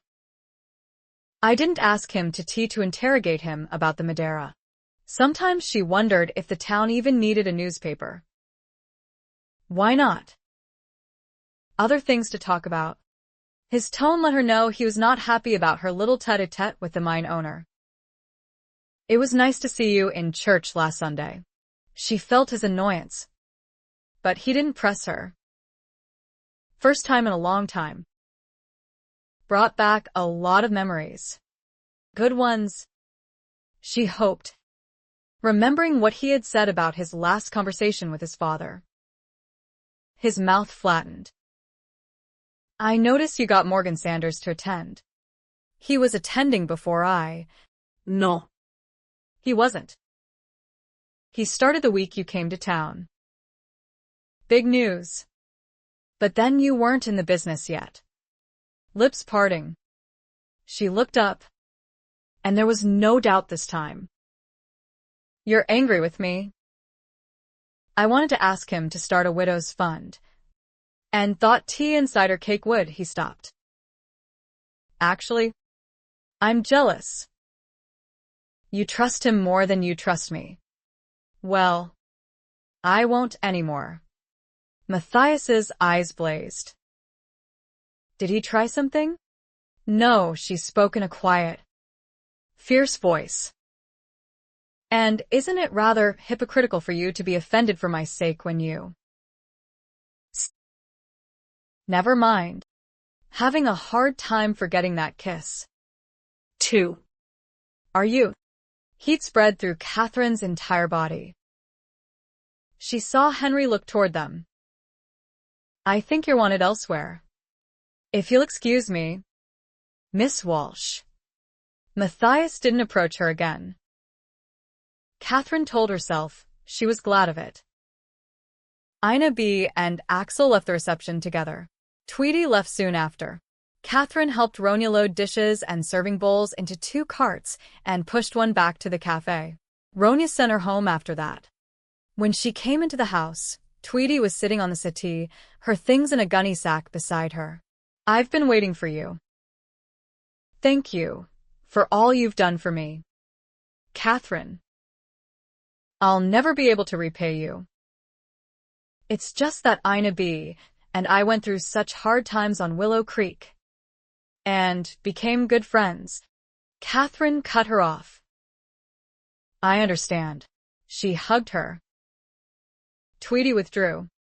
Eyes full. I'll have the room to myself when Ina B. is working. I can get so much more work done. Without people coming in and out the door. Kathryn nodded. She knew Tweety expected Morgan Sanders to be one of the visitors. Kathryn feared she might be right. Still, it was the nature of her business to keep her door open. I'd like to write an article about you and your business. Oh. Would you? That would be grand. With pleasure. Tweety. You're an independent woman. Will you be making any more fans to send east? Oh. No. I don't think so. I already have more sewing than I can manage. I hope your mother won't mind. She lifted her gunny sack to her shoulder. I'm sure she'll be pleased you're doing so well. Kathryn opened the door and watched her head for Ronia's. She would see Tweety each day when she went to the cafe to eat. But it wouldn't be the same. Depressed, Kathryn made herself a cup of tea and sat at her desk, nibbling at the slice of wedding cake Ronia had sent home with her. The sun was going down and the Fandango Hall starting up. What would it be like to rollick with abandon, to have the freedom to stomp your feet and dance and sing? She sighed. A lady wasn't allowed such luxury. Axel tapped on her door at 9. She cracked it open, and they exchanged a few words before he continued his rounds. Kathryn bolted the door and went into her apartment to get ready for bed. The place felt empty without Tweety. Somehow the revelry next door exacerbated her loneliness. She picked up Ivanhoe, remembering how Tweety had been enraptured by the story. She had learned the rudiments of reading quickly. Kathryn hoped she would continue learning on her own. Half asleep, Kathryn heard a noise at the back door. Heart-jumping, she listened intently, but it was only sniffling, scratching, and whining. Pushing off her covers, Kathryn lit the lamp and cautiously opened the door. A scruffy, mottled dog sat looking up at her with pitiful brown eyes. She'd seen the dog around town numerous times. It didn't seem to belong to anyone. You poor thing. Are you hungry? The dog wagged its tail. Well, you wait right here. Looking over her small larder, she opened a can of baked beans and ham. The dog dug his nose in. Kathryn scratched him behind the ears and then closed the door and bolted it again. When Kathryn got up in the morning, he was still there. Ronia told Kathryn to bathe the dog in vinegar and rub him with a concoction of ground rosemary, fennel, witch hazel, and eucalyptus oil. The poor animal looked miserable, ears down, shivering. Once all the dirt and grime washed away and she towel-dried him, she discovered the dog had a healthy coat of black, golden brown, and white fur. He gazed at her with adoring brown eyes ringed with black, his muzzle and cheeks white. You look like a bandit. Kathryn scratched him under the chin. That's what I'm going to call you. Bandit. When Kathryn headed to Ronia's, Bandit stayed at her side. I'm sorry, my furry friend, but you can't come inside. I'll save some of my dinner for you. Matthias came in a few minutes before the appointed hour of their interview. Kathryn intended to keep the conversation focused on civic improvements and pelted him with questions. He surveyed her pile of notes with a sardonic smile. What I thought was going to be a nice conversation feels like an interrogation. I'm just doing my job. She dug in her small drawstring bag and put a dime on the table. His eyes narrowed. What do you think you're doing? Paying for our coffee. She pushed her chair back and rose before he could protest. You promised to show me the town hall. Shall we go? All business today. Aren't you? Matthias remarked dryly. All for the people, Mr. Beck. Bandit rose when she came out the door. Matthias raised a brow. A new friend? What did you do? Feed him. A can of pork and beans. And Ronya is giving me scraps. Matthias laughed. You'll never get rid of him. I don't want to get rid of him. He's good company. Why? Because he lets you do all the talking. She couldn't help but smile. There is that.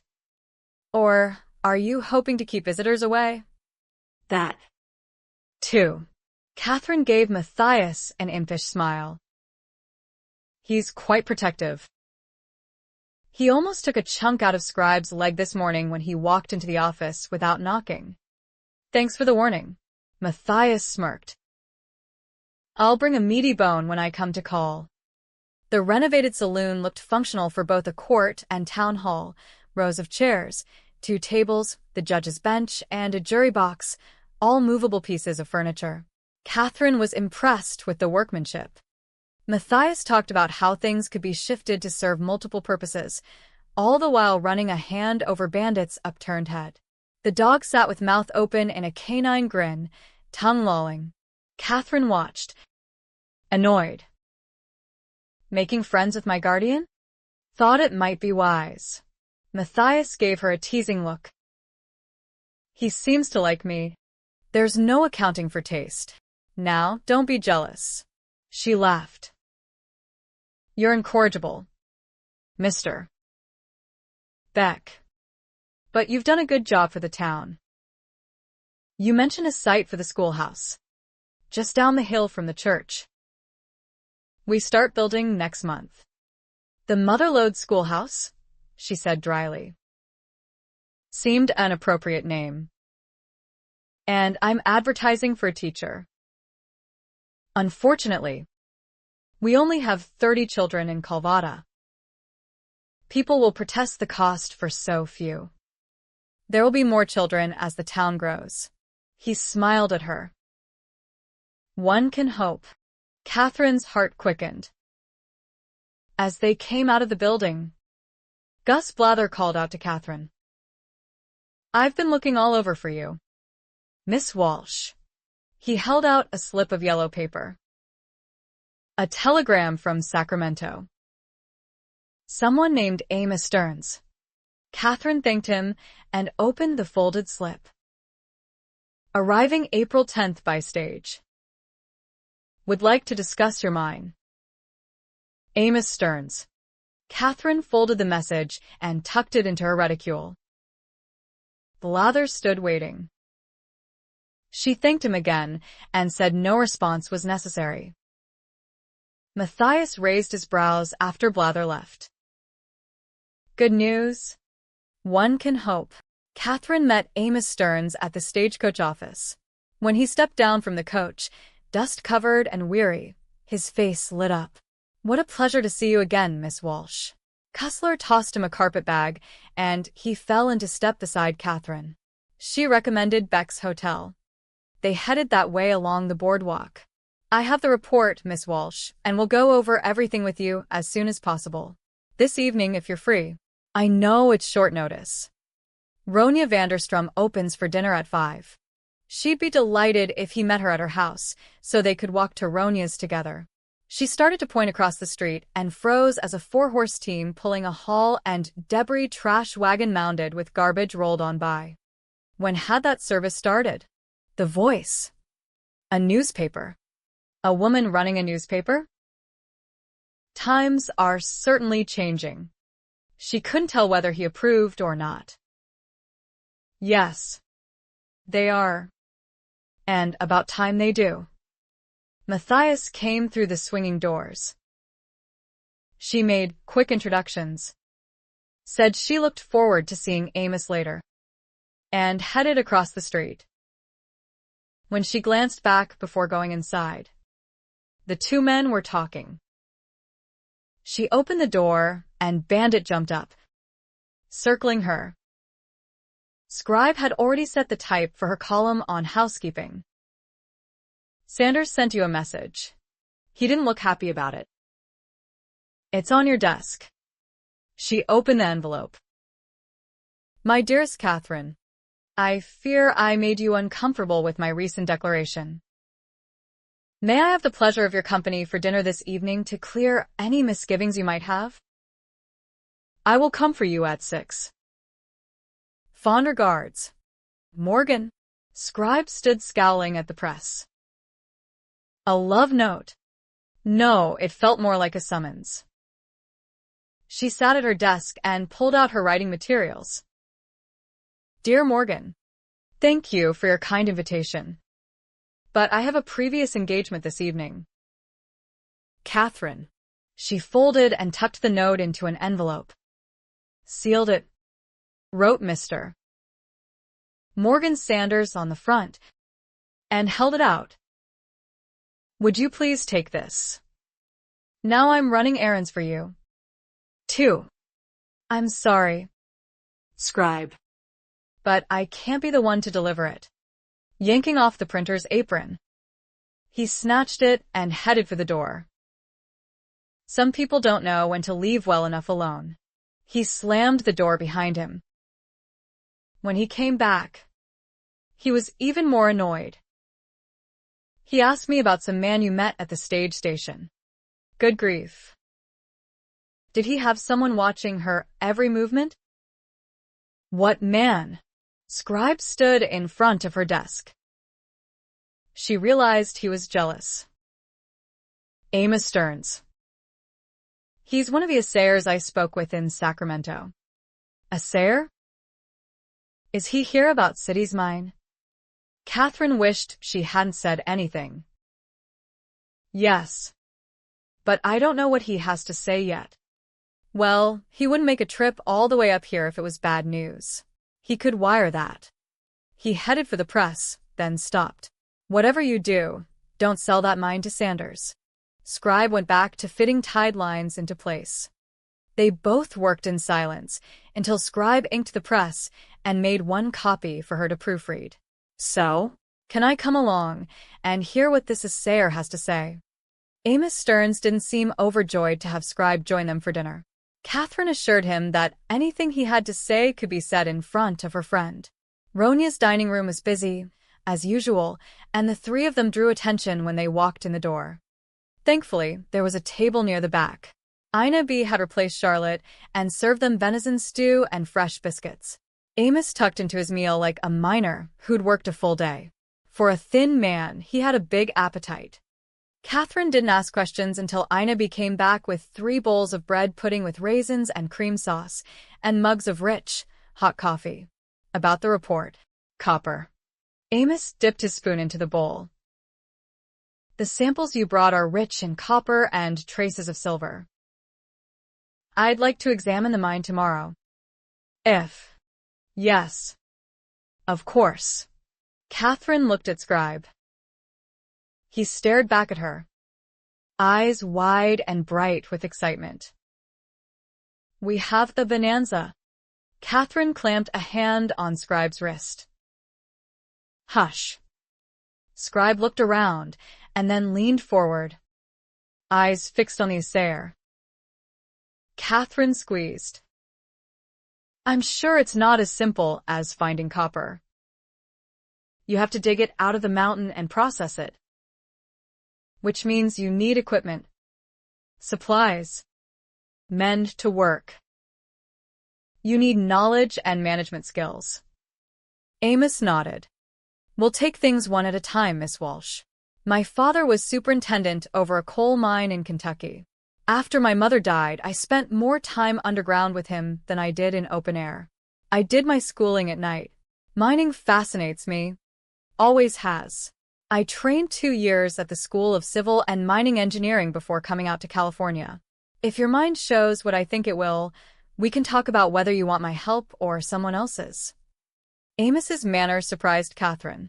He had seemed such a mild, quiet young man in Sacramento, but he was full of confidence now. Talking geology made his eyes glow. Scribe looked like he had a fever. Her heart jumped when Matthias came in the door.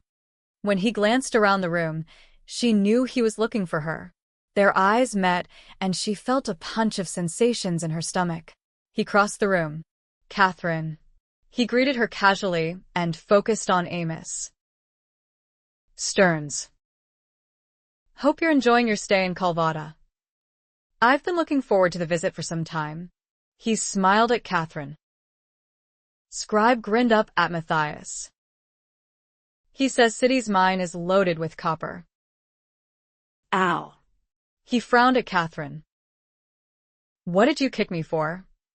Several men nearby showed a sudden interest in their conversation. "That is not what Mr. Stearns said." Scribe. "Sure is." Leaning toward him, she snarled, "Be quiet. Don't make me sorry I invited you." Conversations seemed to have died around them. Matthias was grim. "It seems your luck is turning, Kathryn." He gave Amos another look. "If you've the means, you'd better jump in before another hears the news." She knew he meant Morgan Sanders. "I think everyone is getting a little ahead of themselves. Mining isn't a woman's business." Kathryn stiffened. "You said the same thing about running a newspaper. Two very different enterprises. Your ladyship." She couldn't agree more. But she had no intention of admitting that now. Not when facing his dismissive attitude about a woman's abilities. "We'll see."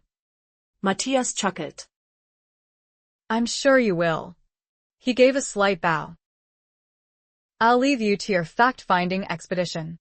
He joined her Newman, Patrick Flint, and Carl Rudger at a front table. When Scribe opened his mouth, Kathryn cut him off. "We will not discuss this further while in a cafe for all to hear." She glared at her young friend. She addressed Amos. "We can meet tomorrow morning at Cole's livery stable. I'll see about renting a buggy." 19. Remembering her first visit to the mine, Kathryn dressed in a simple brown skirt, peplum jacket, cream shirtwaist, and boots. A straw hat with ribbon ties covered her hair. She had a cloth tucked into a side pocket.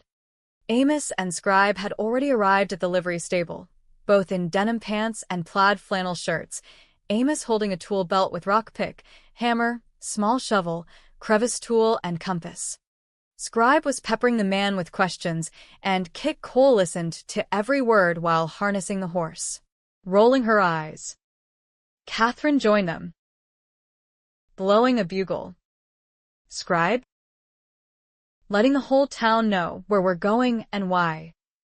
Contrite, he blushed and said he'd meet them at the mine.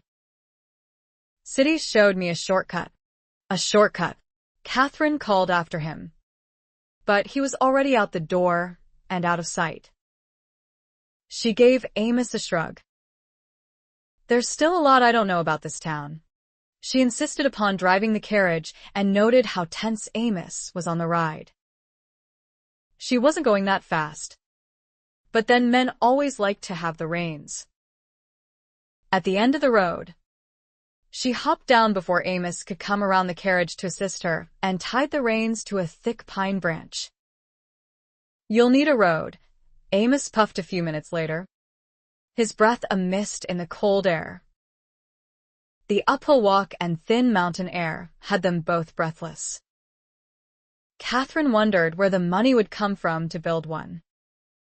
Scribe stood at the mine entrance. "Took you long enough." He lit the lantern, grabbed a shovel, and went inside. "Watch out for snakes. The last time City and I came up here, we found a whole den of 6. It's warming up, so they'll be on the move." Snakes? How could she have forgotten Wiley Bear's warning when he brought her up here last fall? She hadn't come prepared for snakes. Hanging her hat on the lantern hook, Kathryn covered her hair with the cloth. At least she'd have no spiders crawling into her hair. "Are you coming?" Scribe yelled back. "Hold your horses." "Scribe."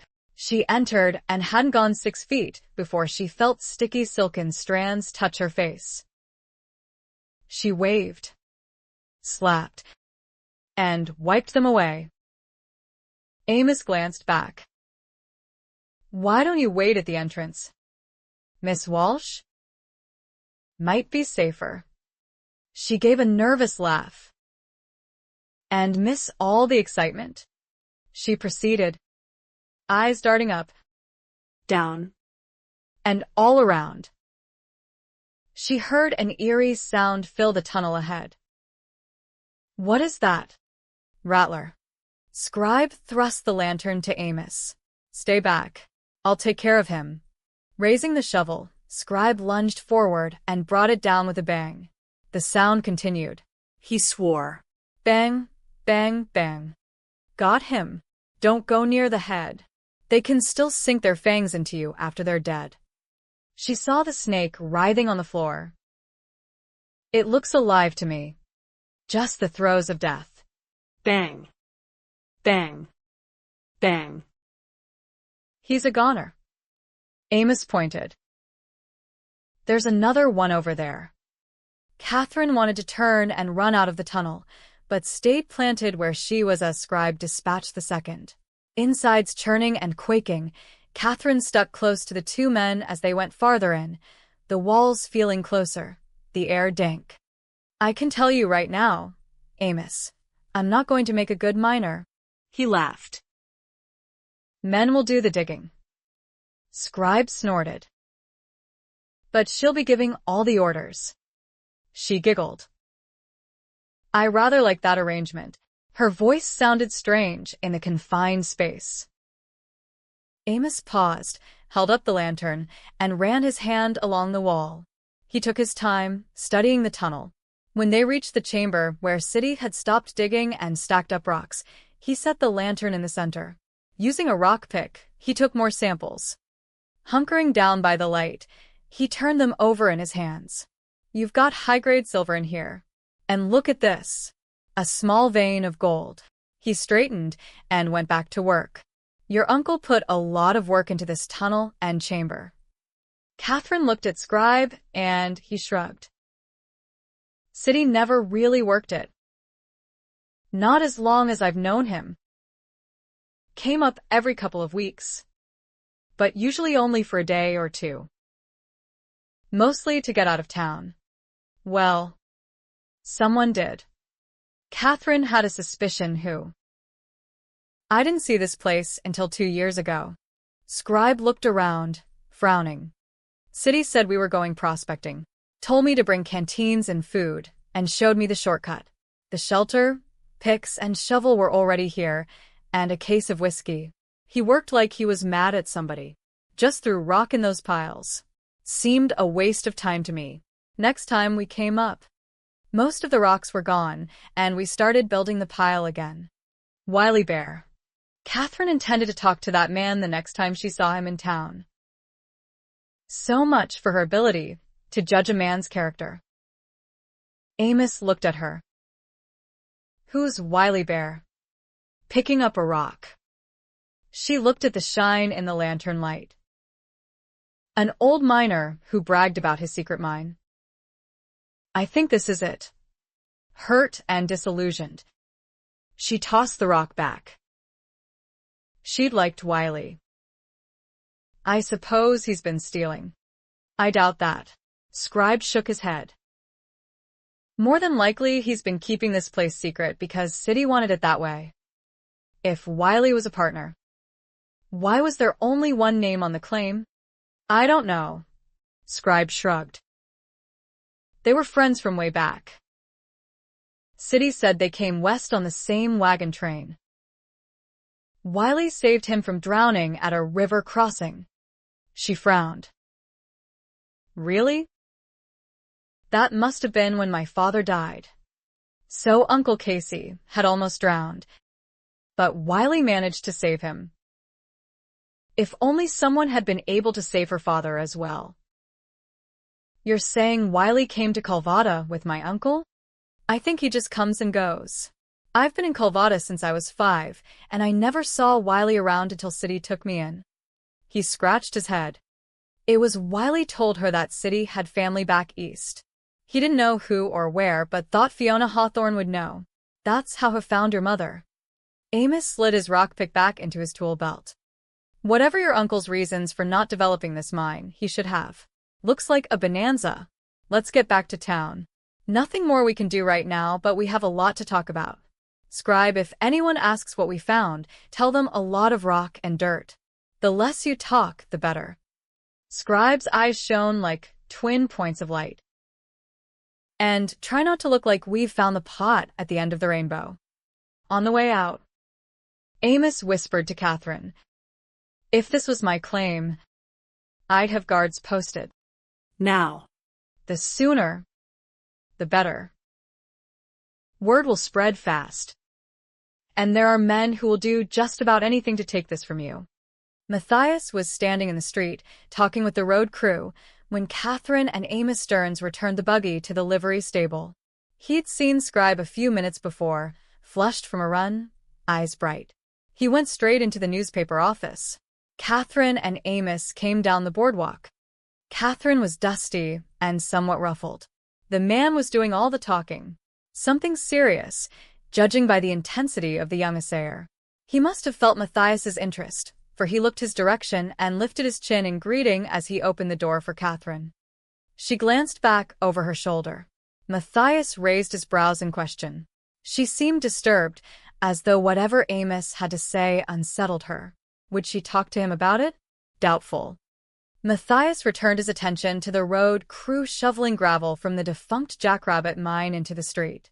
2 more loads today, the foreman told him. Sanders will raise the price. Matthias figured as much when he heard Sanders had bought the property.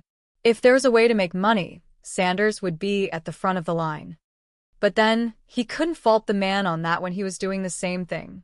Kathryn turned the open sign to closed. She might look as though her hopes had been dashed. But Scribe's demeanor and Amos Stearns's watchful eye told another story.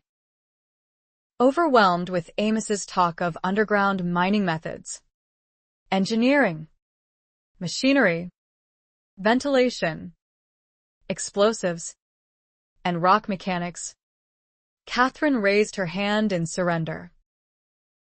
I need time to think. Amos. Unfortunately, time isn't on our side.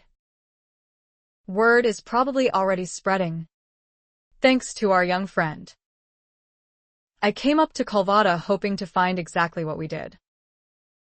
My partners are waiting for word from me, ready to give you the capital you need to start operations.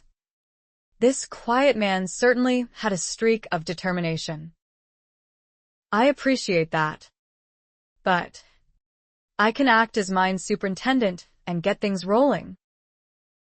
You're going to need an underground foreman, mine engineer, maintenance supervisor, and crew. He wasn't listening to her at all. Stop. Now. She knew Amos Stearns was knowledgeable and eager, but did he have experience enough to superintend a mine? He wanted to be in charge. That was clear enough. Despite the way Matthias's comment raised her hackles, Kathryn couldn't agree more that mining was not a woman's business. 1 minute inside the dark, dank, spiderwebbed snake den had told her that much. She never wanted to set foot inside that tunnel again. Nevertheless, the mine belonged to her.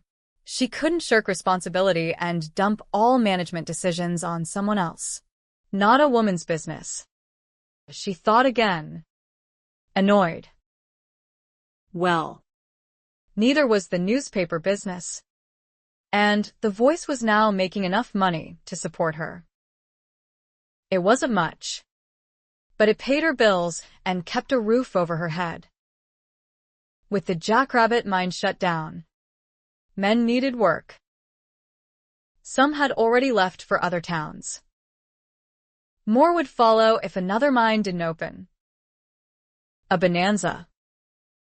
Morgan Sanders would probably have heard by now of her meeting with Amos at Ronia's and their venture out of town this morning. Kathryn. Her hand shot up again. Please. Amos wanted to offer his help. Help? No. He had come to run a mine. Undoubtedly thinking a woman incapable of managing.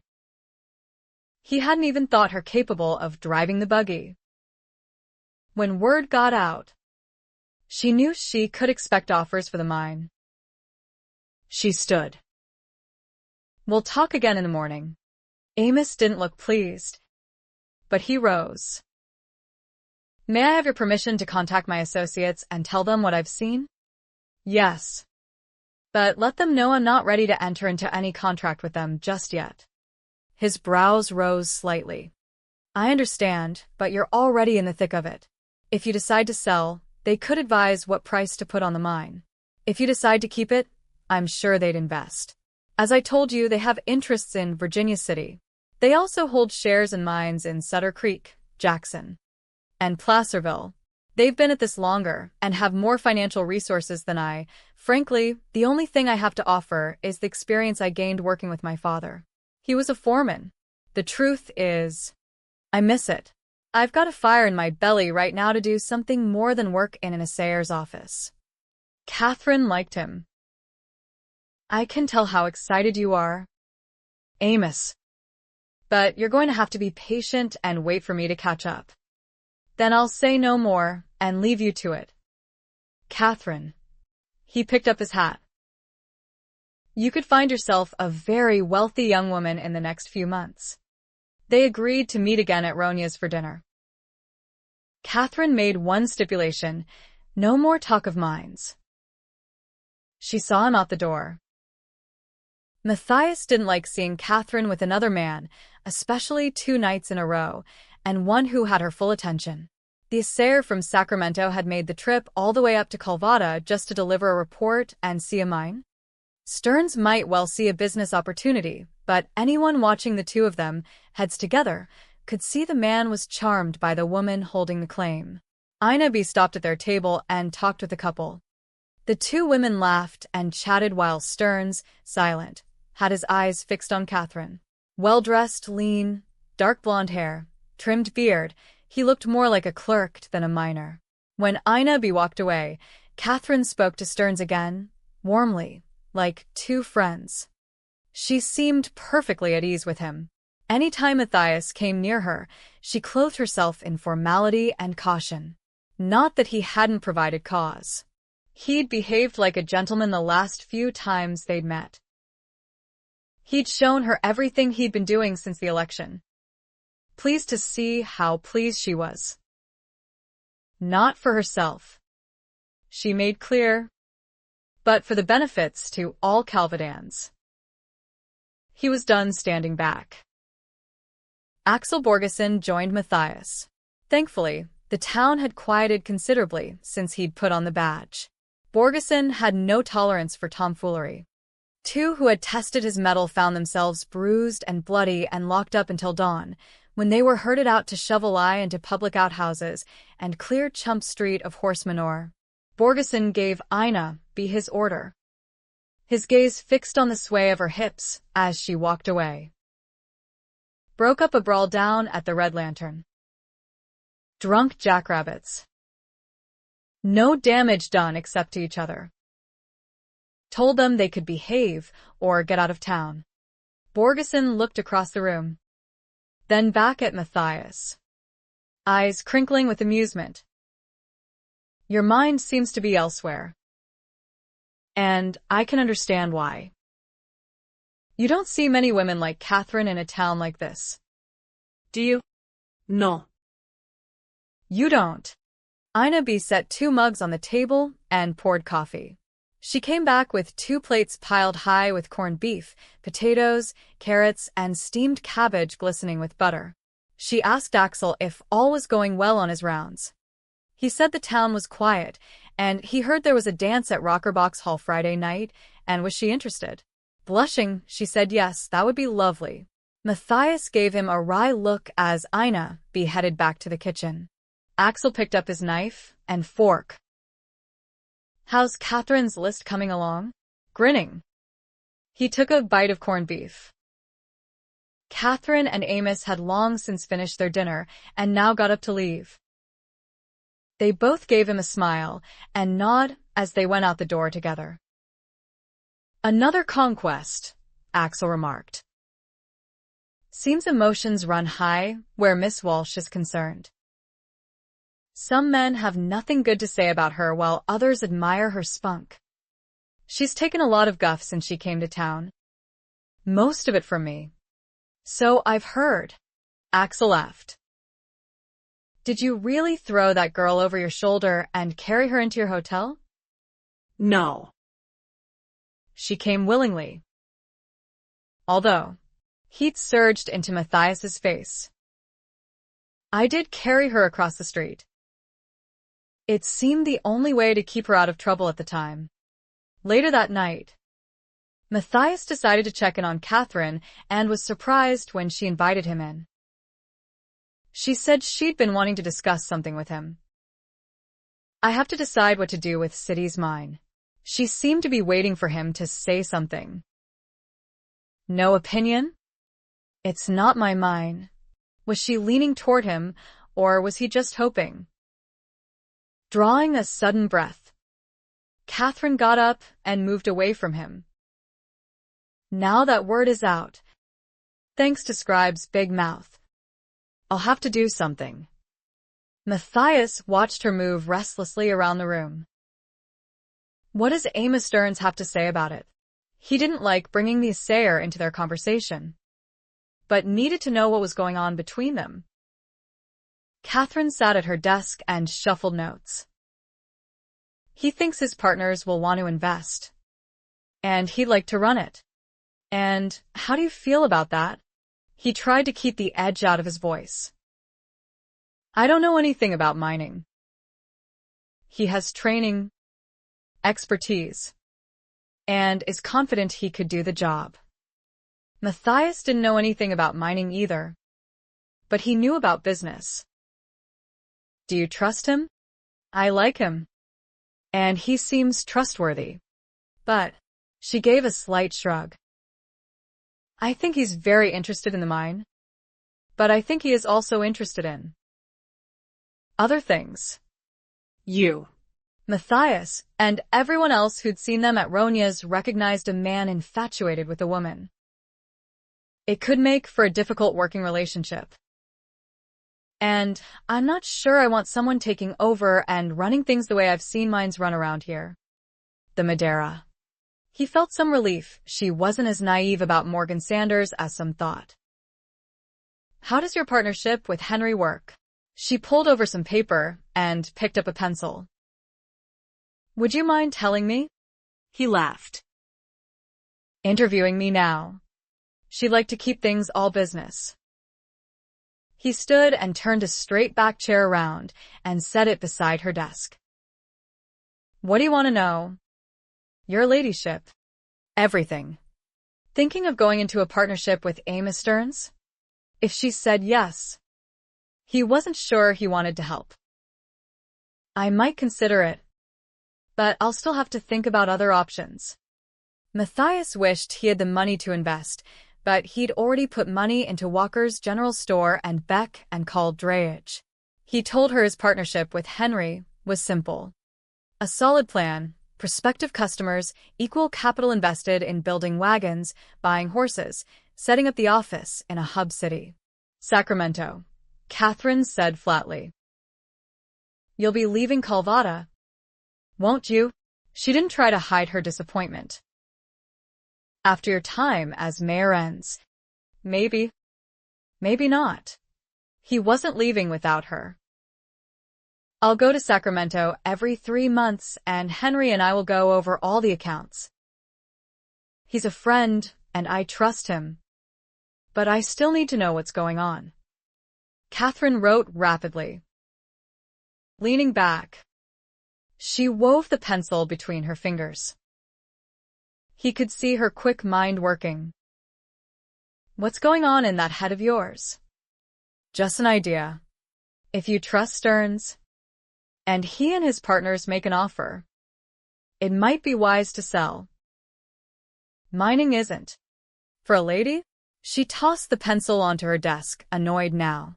So I've been told, repeatedly, which makes me want to do it just to prove every man in Calvada wrong. And I know that's not a good enough reason. She paused.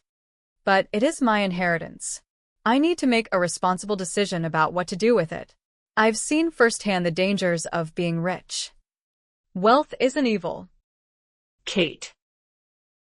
It's the love of money that is. When no matter how much you have is never enough. She picked up her pencil again and tapped it. Amos said I could become a very rich young woman, but I'm not sure I want to be rich. Though there are times when I wish I had the money to buy whatever I want. She gave him a wan smile. The crate of books at a days. I pushed it under the table so no one else would notice it. And there's always the question of whether I'm up to the task of managing anything. He was surprised at her lack of confidence. You've run 2 businesses. I was a poor milliner, but the voice is doing well. Maybe those enterprises were meant to prepare you for what was coming. What was he saying? Kathryn laughed, amazed and amused. Is this Matthias Beck seriously telling me he thinks I could run a mine? Could doesn't necessarily mean should. Kate. Depends on what you want the outcome to be. Oh, her eyes widened and grew bright, as though his words had unwittingly triggered an explosive idea. Frowning, he studied her. She was already lost in whatever had come into her fertile brain. A long red tendril had escaped her chignon. He lifted it and curled it around his finger. She felt the gentle tug and looked at him, her breath coming softly. When her lips parted, he felt the heat surge up. Time to remove himself from temptation. Letting go of the soft red curl, he stood. Walk me to the door? His voice was rough. As Kathryn came around the desk, Matthias lowered the wick on the lantern. She drew in her breath slowly. Best that no one sees me leaving your place at this hour. We don't want anyone making the wrong assumptions. I've stopped worrying about what people think. Matthias looked at her with a teasing grin. Are you saying I can stay? She gave him a light push. Just when I thought I could trust you. Matthias wanted to kiss her. When she opened the door and looked up at him again, he had the feeling she wanted that, too. But something stopped him. For everything there is a season. A time for every activity under heaven. They stood so close together. Matthias could feel Kathryn's warmth. Smell the scent of her. He could breathe her in. When he reached out slowly, she didn't move away. He ran his hand along her arm and took her hand, squeezing it gently. Leaning down, he kissed her cheek. Good night, Your Ladyship. 20. Another note was slipped under Kathryn's door Wednesday morning. She recognized the handwriting. My dear Kathryn, there is an important meeting of the mine owners this afternoon. I'll send the carriage for you at 5, unless I hear otherwise. Yours, Morgan. Kathryn felt no hesitation. Of course, she wanted to attend. Of course, she wanted to know what was going on. She was ready when the driver came for her, but questioned his route when he drove to the end of town and turned up Gamara. Where are you taking me? To Mr. Sanders. Just taking this route, cause the horse was turned this way. Then why was he slowing the carriage as he came to Fiona Hawthorne's house? Kathryn saw Monique peering at them from an upstairs window. The driver stared at her. Monique stepped back, yanking the curtain closed. Kathryn leaned forward. Did Mr. Sanders tell you to come this way? The boss told me to bring you to him. And the horse was pointed south. Besides, it's good for people to know where they stand. She didn't know if he was talking about Monique Beaulieu or her. My visit is strictly business. None of my business if it wasn't. He turned right at the top of the hill where the mine owners lived. Morgan's place was the largest. A 3-story house with a low decorative iron fence surrounding it. 2 men, obviously servants, worked in the garden. The driver stopped by the gate, jumped down, and offered her a hand. She went up the steps and knocked. Another servant, a Chinese man, opened the door. He bowed and then stepped back as Morgan, dressed in all his sartorial splendor, came out from beneath an arched doorway. Kathryn. He spoke warmly, his gaze moving over her with open appreciation. The servant closed the front door behind her and headed down the shadowed hallway, hands slipping inside his loose-sleeved black silk tunic. As Morgan ushered her toward the arched doorway, Kathryn glanced at the triple arches of mahogany crown molding, one leading up a stairwell to the 2nd story, another down a long hallway.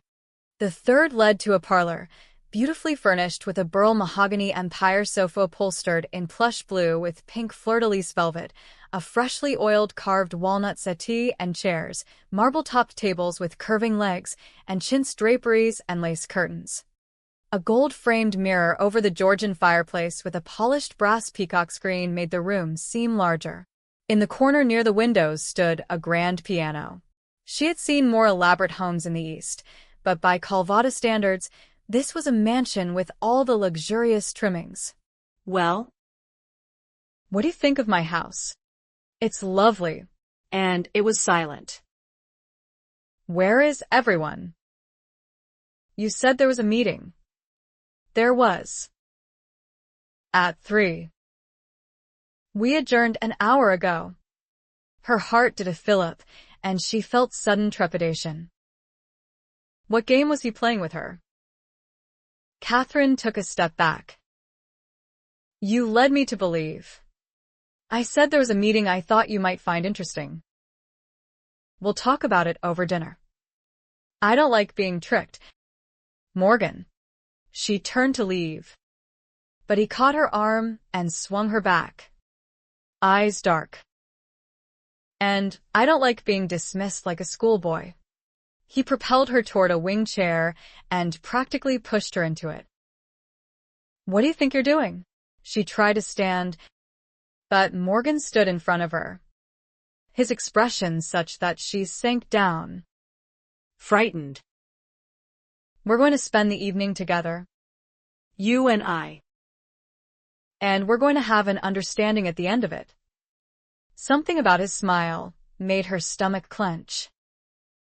Her mind whirred.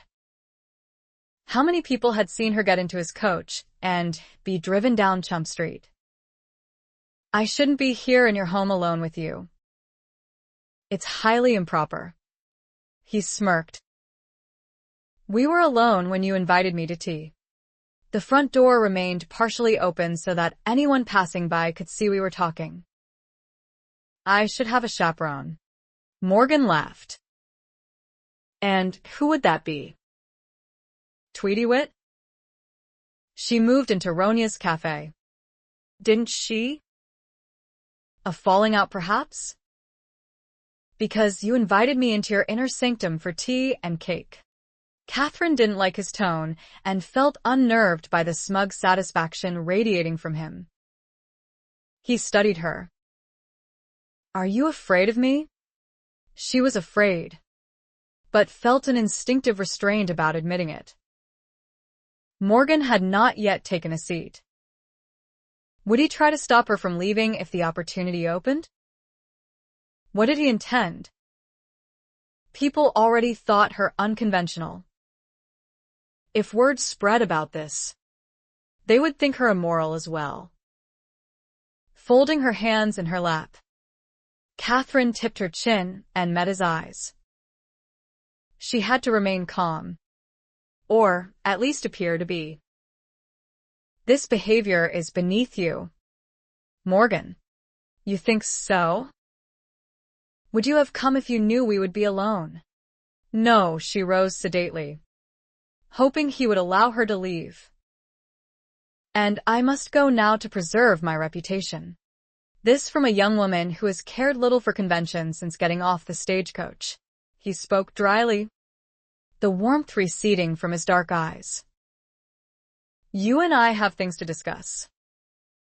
Subjects best not overheard by others. Her heart hammered. She dared not move toward the door, for that would bring her closer to him.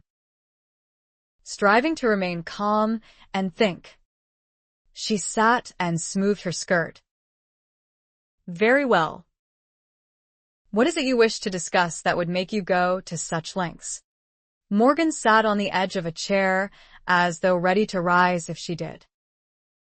I've been told Amos Stearns brought you a report on City's Mine. She could guess where this was going.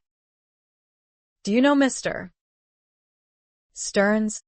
I can't say I've had the pleasure, but Hollis and Pruitt are well known in Sacramento. What did he tell you?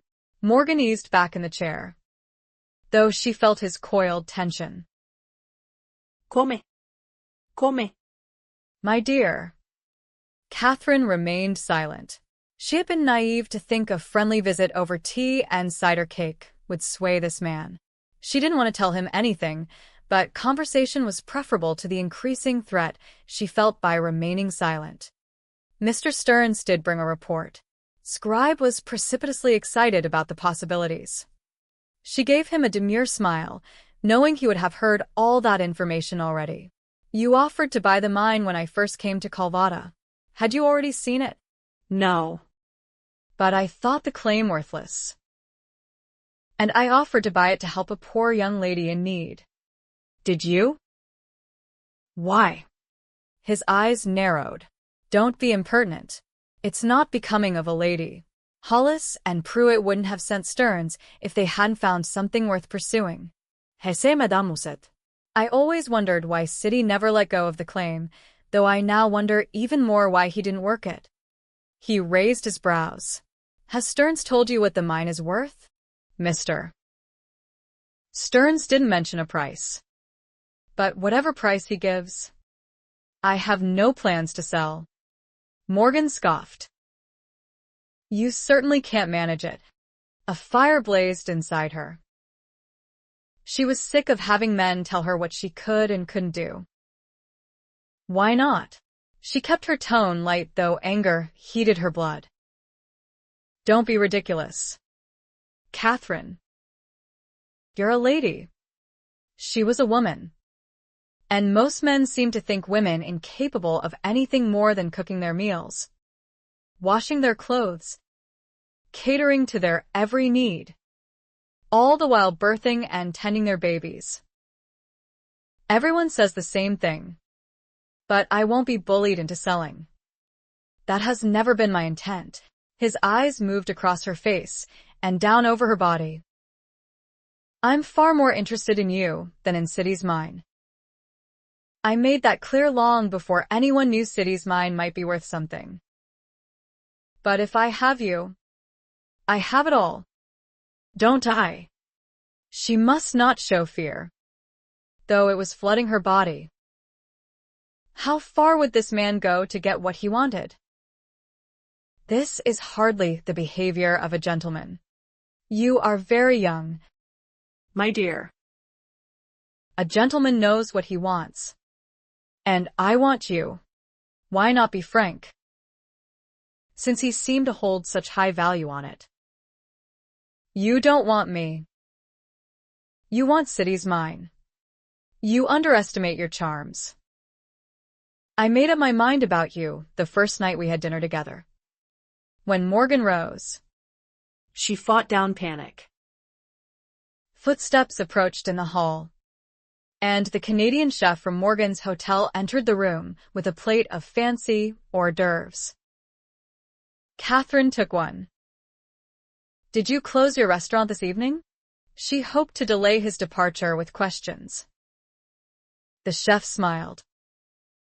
No. Mademoiselle. Philip. That will be all. Louis. Morgan jerked his head in dismissal. The man nodded and left. Morgan gave her a stern look. A lady never addresses the servants. Perhaps I'm not the lady you thought I was. As soon as the words passed her lips, she wished she hadn't said it, for he could take it in the wrong way. He chuckled, clearly aware of her unease and enjoying it. Your innocence is a delight. We're going to have a pleasant evening together. Is that a command? If it needs to be. He poured 2 glasses of red wine and held one out to her. I don't imbibe. Tonight you will. Because I offer it. Kathryn took a shaky breath, but didn't accept the glass. Try the wine. I assure you, it is of the finest quality. Purchased in San Francisco. Shipped all the way from France. No. Thank you. Such a polite little hypocrite. I beg your pardon? As you should. You rather enjoyed Ronya's famed elixir one night. I hear. Her mouth fell open, but she saw no point in defending herself. People take far too much interest in my life. Mr. Sanders. Especially you. With 3,000 men and less than 100 women. It was difficult to keep anything private, even with doors locked and window shades down. Morgan took a leisurely sip of wine. I know quite a lot about you. Matthias Beck is in and out of your house at all hours. His mouth twisted unpleasantly. Isn't he? She blushed. Not for the reasons you are clearly insinuating. Mr. Beck is more a friend than you are proving to be. Taking the opportunity as he set his glass aside, Kathryn ran for the doorway.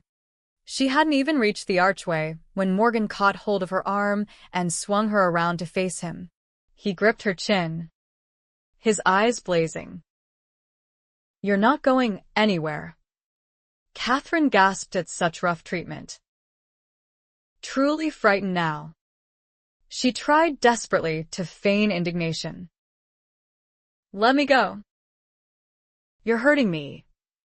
His fingers tightened as he leaned closer. So, Beck is your friend. I can't help but wonder how close your relationship is. He brought her back to the chair and pressed her into it. Planting his hands on the arms, he leaned down over her. Look at me, Kathryn. I said look at me. She did as he commanded, hating herself for it. Are you still a virgin? He mocked her, searching her face with feigned concern. He gave a soft laugh and straightened. Yes, you are. He brushed his fingers along her cheek, his touch sending a chill through her. So soft, so pure. He moved away and sat facing her again, now fully relaxed in control. You're going to be my wife. I made up my mind about that months ago.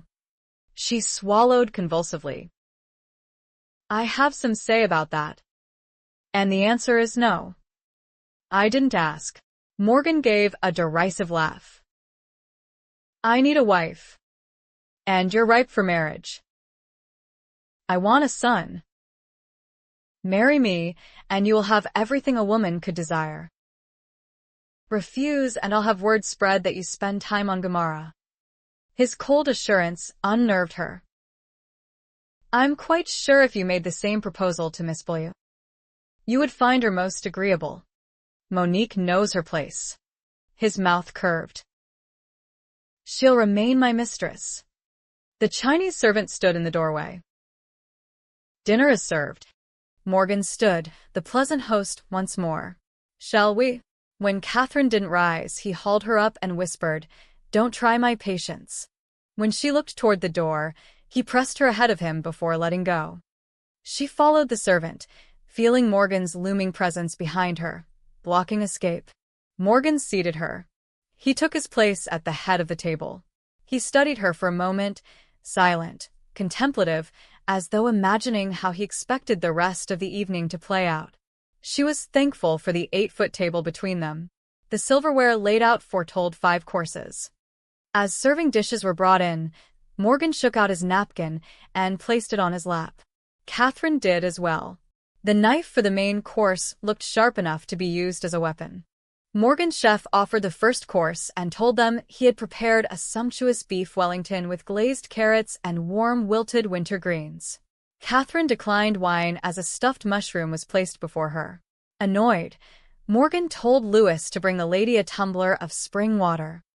When he picked up his knife and fork, she bowed her head. Lord help! Raising her head, she found Morgan looking at her with sardonic humor. She fingered the silverware before selecting the knife.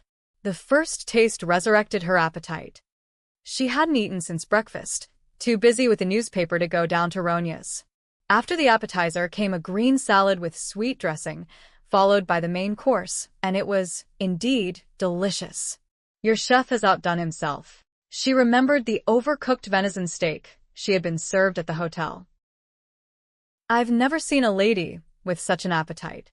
She smiled, having eaten enough to feel her stays cutting into her, and possibly enough to make herself sick. If Morgan touched her, she might just surprise him in a way that would dampen his ardor. You'll eat like this every day, my dear. She couldn't help herself. A pity so many who work for you can only afford 2 simple meals a day. She cut another small bite. Are you interested in buying my mind because yours is playing out? Morgan glowered at her. You have a sharp tongue. Kathryn hoped the knife she planned to slip into her lap would be far sharper. The jackrabbit closed down, she informed him as though he didn't already know. Twin Peaks is showing less profit. She raised a brow. I assure you, the Madeira has plenty of ore yet to mine. His vehemence told her she had touched a nerve. Of course, he would be eager to buy her uncle's mine, or find a way to gain control of it. Morgan plowed through his dinner like a man who swung a pick and used a shovel rather than sitting behind a desk in his hotel and issuing orders to the foreman. When Morgan spoke to Lewis, she managed to secrete the knife into the fold of her skirt.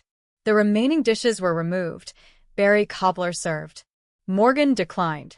It was unnerving to have him watch her eat, but she pretended not to care.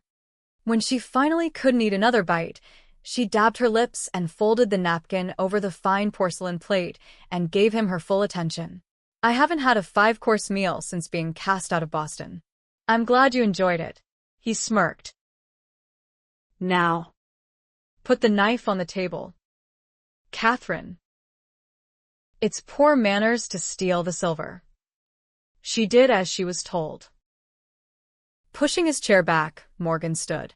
When he came to her and drew her chair out, she felt a shiver of apprehension. Desperate, she said the first thing that popped into her head. Someday, all the valuable ore will be gouged, blasted, and hauled out of the mountain. Then what happens to Calvada? She could tell him his mansion would stand as an empty monument to his arrogance and pride, worthless, abandoned, rotting away, or razed to build other structures elsewhere. What good would all his machinations do him then? He stood close. I don't care what happens to Calvada. I'll have sold for top dollar long before the ore plays out. He nodded his head, a command for her to precede him out of the room. He put his hand at the small of her back as they entered the hallway. When they neared the staircase, she tensed, ready to run for the door, but he took her arm firmly and spun her toward the stairs. What do you think you're doing? She cried out, trying to yank free. I'm going to do what I've wanted to do for months. After tonight, you'll know you're mine. He pulled her up the first few steps. Kathryn fought in earnest then. She managed to twist out of his arms. When he tried to grasp her around the waist and lift her, She raked her fingernails across his face and almost gained her freedom. He called her a foul name, his fingers digging into her hair as he raised his hand to strike her. The stairway rolled under her feet, and she cried out. Morgan, hand still raised, looked up in alarm as the chandelier rattled violently. His fingers loosened and Kathryn pulled free, falling down 3 steps to her knees. The servant shouted, ran past her, and threw open the front door.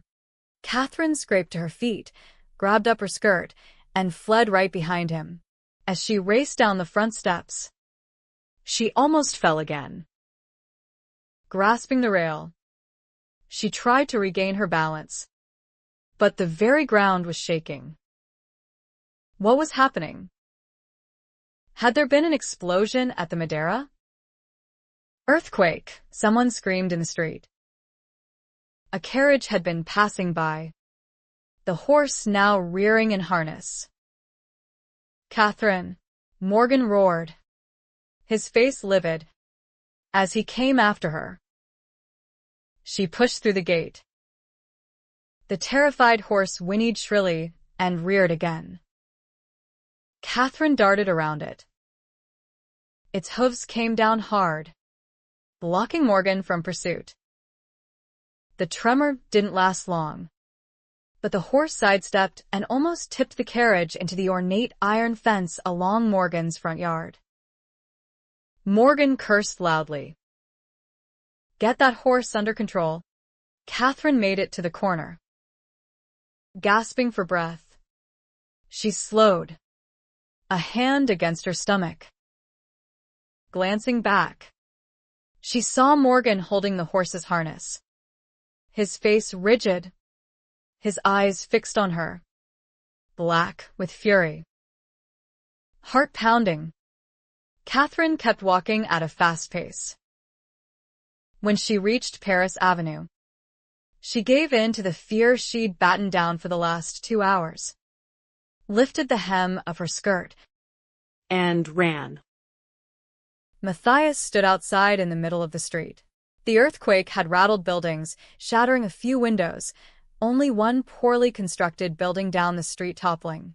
He saw Kathryn racing down the boardwalk. Where was she coming from? She looked terrified. Opening her door, she rushed in and closed it quickly. He crossed over and knocked on her door. Concerned.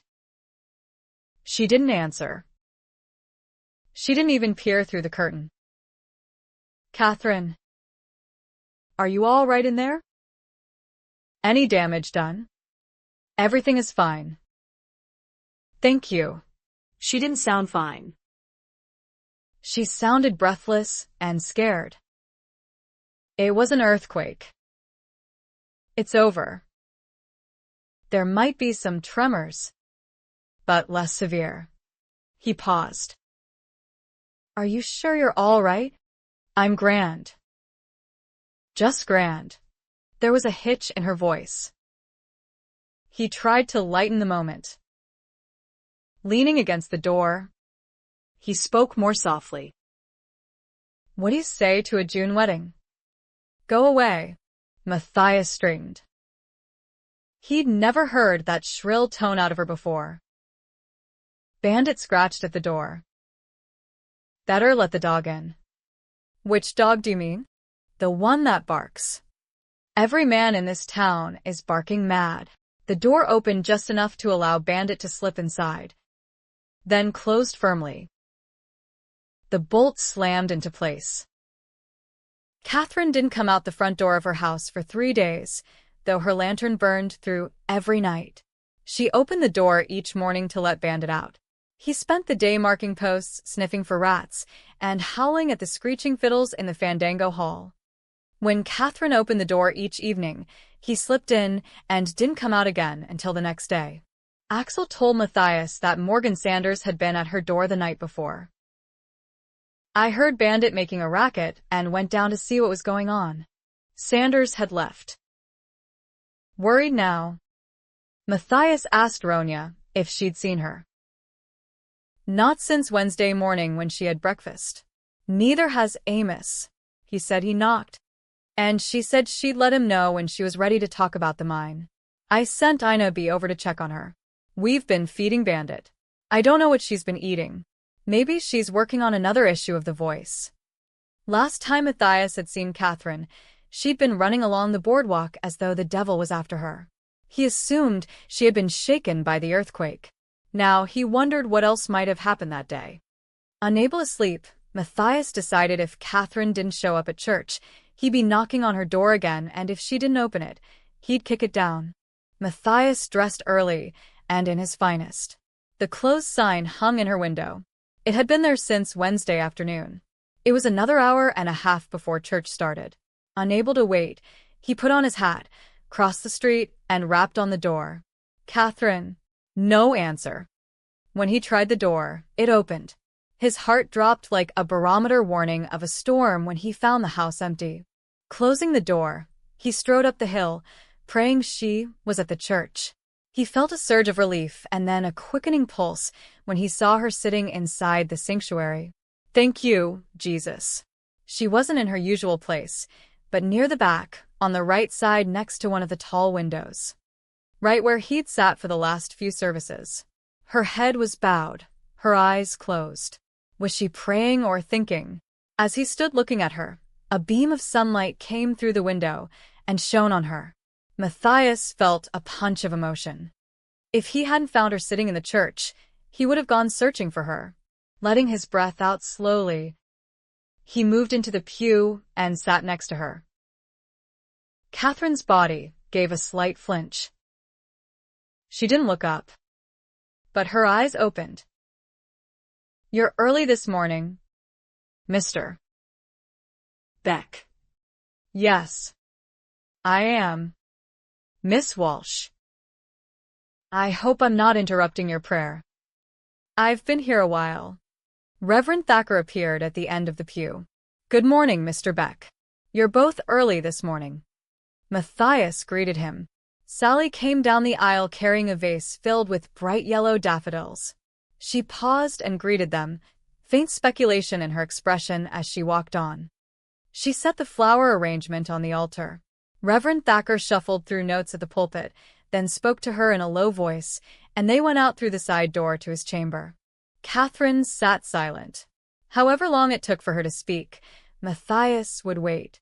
Minutes passed, and he found himself praying that whatever troubled her so deeply, God would give her clear direction. She released a long sigh and looked up at him, her green eyes clear as a mountain meadow after a rain. I'm glad you're here, Matthias. Was she beginning to realize they belonged together? Doubtful. But she trusted him. That was a big step in the right direction. What have you been up to for the last 3 days? Your friends have been worried about you. I've been worried about you. She winced. I'm sorry. I was. She shrugged. I've been writing. Thinking. Making decisions. He gave her a wry grin. Oh. She laughed softly. Yes. Well. I know what to do with the mine. She spoke with confidence. Sell? No, she looked at him again, an impish smile taunting him. Just an idea I have. An experiment, if you will. He felt immediate misgivings. Do you care to elaborate? Not yet. Can I meet with you and discuss renting the town hall? She was full of surprises. He hoped that wasn't the only reason she had sat where he normally did. Anytime. Your ladyship. My office or yours? Yours. Does tomorrow morning, 10 o'clock, fit your schedule? So formal. So businesslike. No matter what was on his schedule, he'd make time for her. Yes. Others were coming into the sanctuary. Kathryn seemed less at ease. She looked over her shoulder and then smiled a warm greeting. Glancing back, Matthias saw Fiona Hawthorne, Monique Beaulieu, and 3 others slip into the last pew on the left, closest to the door. Matthias felt Kathryn tense. She turned away, eyes straight forward. Morgan Sanders came down the aisle. Matthias knew he was looking for Kathryn when the man glanced at the empty pew across from his usual seat, then looked around. His expression darkened when he saw where she was sitting. Kathryn didn't move. She didn't breathe. Matthias felt her body trembling. He met Sanders' eyes, a hot surge of bloodlust inside him. Rather than step into the pew and sit, Sanders strode back up the aisle, ordered someone to get out of his way, and left the church. Matthias heard Kathryn's soft exhalation. She lowered her head, but not before Matthias saw how all the color had drained from her face. What had Sanders done to her? He started to rise, intending to go after Sanders and find out, when Kathryn put her hand on his arm. Controlling his anger, he took her hand and found it cold and shaking. "Does he warrant a bullet?" His voice came out frigid and gruff. She didn't pretend to misunderstand. "No." "He's less a fool than I've been." She cast him a smile. "Though I may buy a gun." Matthias knew she meant it to lighten the tension. But his heart hammered. "Do you want to move back into the hotel? I guarantee your safety." Her mood lightened. "Oh. No." "I don't think that would be a good idea." Matthias gave her a wounded look. "I thought you were beginning to trust me." "Your ladyship." Kathryn regarded him gravely. "I trust you more than any man in this town, Matthias." She held his gaze for a few seconds, then slipped her hand from his and looked at Reverend Thacker, who was welcoming everyone to the service. 21. Matthias was standing on the boardwalk in front of his hotel, talking to Henry, when Kathryn came outside, stunning in Boston finery. Half a dozen men stood like poleaxed bulls staring at her, including him. Was her attire a sign of war or a softening of her heart? The dog came with her. Matthias counted himself lucky he had made friends with the animal. Kathryn came up the steps and greeted both him and Henry. Matthias nodded to Bandit. "I see you've brought your bodyguard with you. Go on now." She waved the dog away, then asked Matthias if he was ready to talk business. He escorted her into the hotel. Her companion stuck to her like a burr. "Shoo, Bandit." She frowned at him, but the animal remained at her side. Bandit had been left in the house when Kathryn was picked up by Morgan Sanders' driver. A pity the dog hadn't followed. Morgan wouldn't have let him, but that animal would have started a ruckus if he sensed any threat to his mistress. Kathryn tried again. "Go outside." "Bandit." The dog flopped down, put his head on his paws, and looked up at her. Matthias laughed. Kathryn gave him a pained look.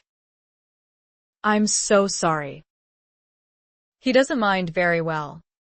He knows where he wants to be. She took the seat he offered, a table between them with coffee service just delivered. Pouring, he asked if she wanted cream or sugar. She declined both. He handed the cup and saucer to her, then poured black for himself as well. Her rigid posture told him she was nervous. "You mentioned wanting to use the town hall." "Yes." "For a meeting?" He raised his brows, waiting for her to elaborate. She sipped her coffee and ignored the silent probing. Setting the cup back in the saucer, she met his gaze. "As soon as I know I've secured the hall, I'll put an announcement in the Voice." Maybe she didn't trust him as much as he thought she did. Curiosity roused. He tried again. "You're not going to give me a hint?" She considered before answering. "It's about the mine." "I assumed that much." He could see her debating whether to tell him anything more. "I want to present a new business venture to the out-of-work miners from the Jackrabbit Mine."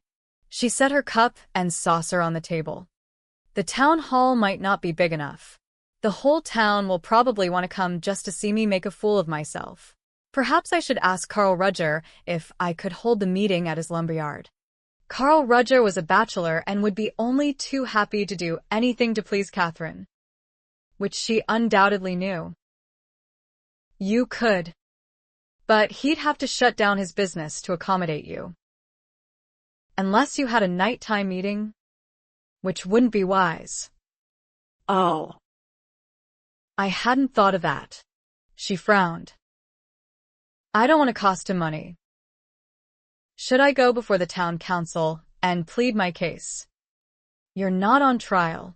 What irony that Kathryn thought she'd have to plead to use the town hall she had inspired. The lady didn't expect any favors. Even so, the council would want to charge a rental fee. And it would be too much for her to afford. You can have your meeting at the hall, Kate. Gratis.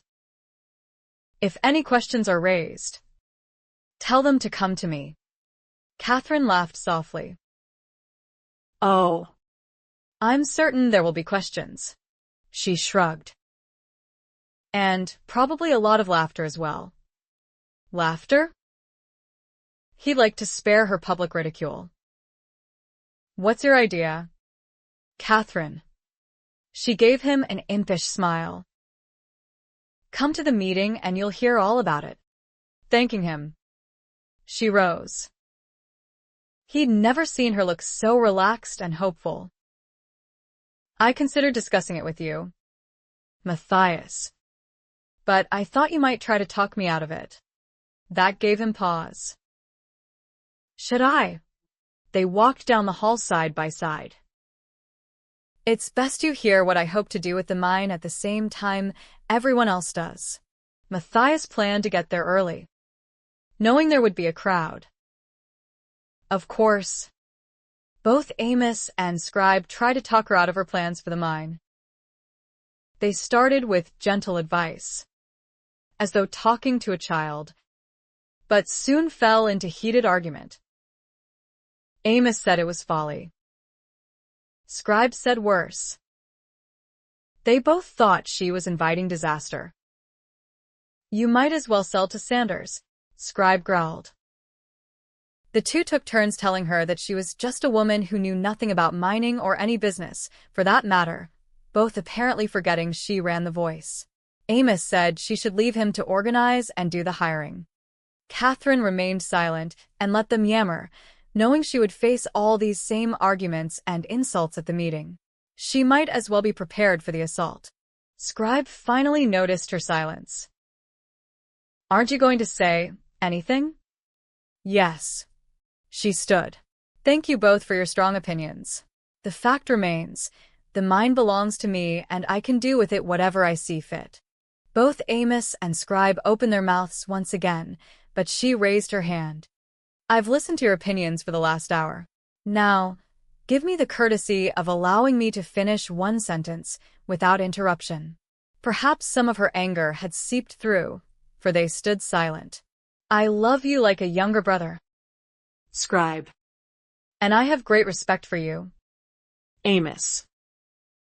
But I have made my decision. Her plan did sound a bit mad the way they presented it, but she believed it could do great good and be highly successful. They just had no faith in her. Or in the men. For that matter. You can stand beside me, or you can walk away. I will respect whatever decision you make. She told them when and where the meeting would take place. Walked to the door. And opened it. Good day, gentlemen. They walked out the door as though a judge had just given them a 20-year sentence to hard time in a desert jail.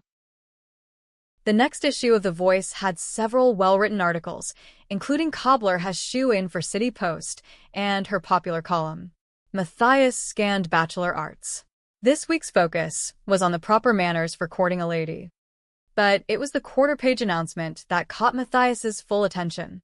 A meeting at Town Hall Thursday next at 2 p.m. regarding a new and unusual opportunity for men experienced in mine operations. She might as well have waved a red blanket in front of the town bull, Morgan Sanders. Men started shooting questions at Matthias. What does she mean by unusual? Matthias wished he knew. Your guess is as good as mine. She didn't tell you? No. She didn't tell me. You're gonna marry that gal. Ain't ya? Working your tail off to win her. Ain't ya? You oughta know something about what she's thinking. Matthias gave a bleak laugh. I've yet to figure out the workings of that female mind. Wiley Bear bellied up to the bar. He ain't interested in her mind. Idjit. He winked at Matthias. She's the best-looking woman this side of the Rockies. With the tongue of a wasp, someone shouted from the back. And sticking her nose into everyone's business, her grumbled. Because Stu Bicker's son doesn't have the guts to print the truth, a new voice called from the back. Scribe. What does she want minors for? Anyway. Wiley watched Brady fill his shot glass a second time. City had that old claim. Could be she'll end up with something more than a Washington hand press. The men all started talking at once. Wiley downed his whiskey and meandered his way through the crowd, raising his hand in a farewell salute as he went through the swinging doors. Matthias left the jabbering men and followed him outside. You know something about all this? Wiley. Maybe. Maybe not. Axel came along the boardwalk. What's going on? He jerked his chin toward the rowdy men in Brady's saloon. Speculating about Kathryn's town hall meeting. Should be interesting. Interesting was a lukewarm way of describing what would probably turn into a volcanic eruption. Kathryn waited in the front office, wondering if Amos and Scribe would show up. She hadn't talked with them since their heated exchange. Checking her watch, Kathryn saw the time had come. She felt a wave of despair. Perhaps she had put too much hope in her friends. Nervous, she adjusted her hat one last time and opened the door. Amos and Scribe stood outside, bathed, combed, and neatly dressed in their best. Thank God, Kathryn murmured under her breath. Scribe's mouth fell open as he looked her up and down. Amos blinked, blushed, and stammered. And Miss Walsh. You look beautiful. A woman's armor. Kathryn smiled. May I assume you have come to accompany me to the meeting? Yes. Amos spoke simply. Tiny beads of perspiration on his brow. Was he that worried about what might happen? Scribe winced. I've looked the place over, and we can get you out the back door, if things go badly. Comforting words. She lifted her chin in a show of courage she was far from feeling. Shall we go? Gentlemen. When Kathryn saw the crowd at the town hall, her heart went into a panic rhythm. She wanted to flee. Perhaps the hall hadn't been opened yet, and that's why so many men stood outside. Men turned when she came down the boardwalk. They stared and then made room for her. Some removed hats and gave a respectful nod. As she came closer, she saw the doors were wide open, the hall packed tighter than the nights of a recent traveling troops performances. The room stank of whiskey and men's sweat. Every chair occupied, men filled the aisle and stood along the walls. Kathryn gulped and strove to calm the wild horses galloping in her chest as she made her way down the central aisle, Amos ahead of her, Scribe behind. Chin up, shoulders back, she kept her eyes straight ahead, hearing the murmurs of the men. Amos opened the gate at the front and she went through, stepping up to the dais and taking her place behind the table where a judge would sit, if one ever happened to get lost and end up in Calvada. Laying out the form she had prepared, Kathryn tented her fingers on the table to keep her hands from shaking. She took in a deep breath and exhaled slowly, then looked out at the crowd of men staring at her. Her mouth went dry.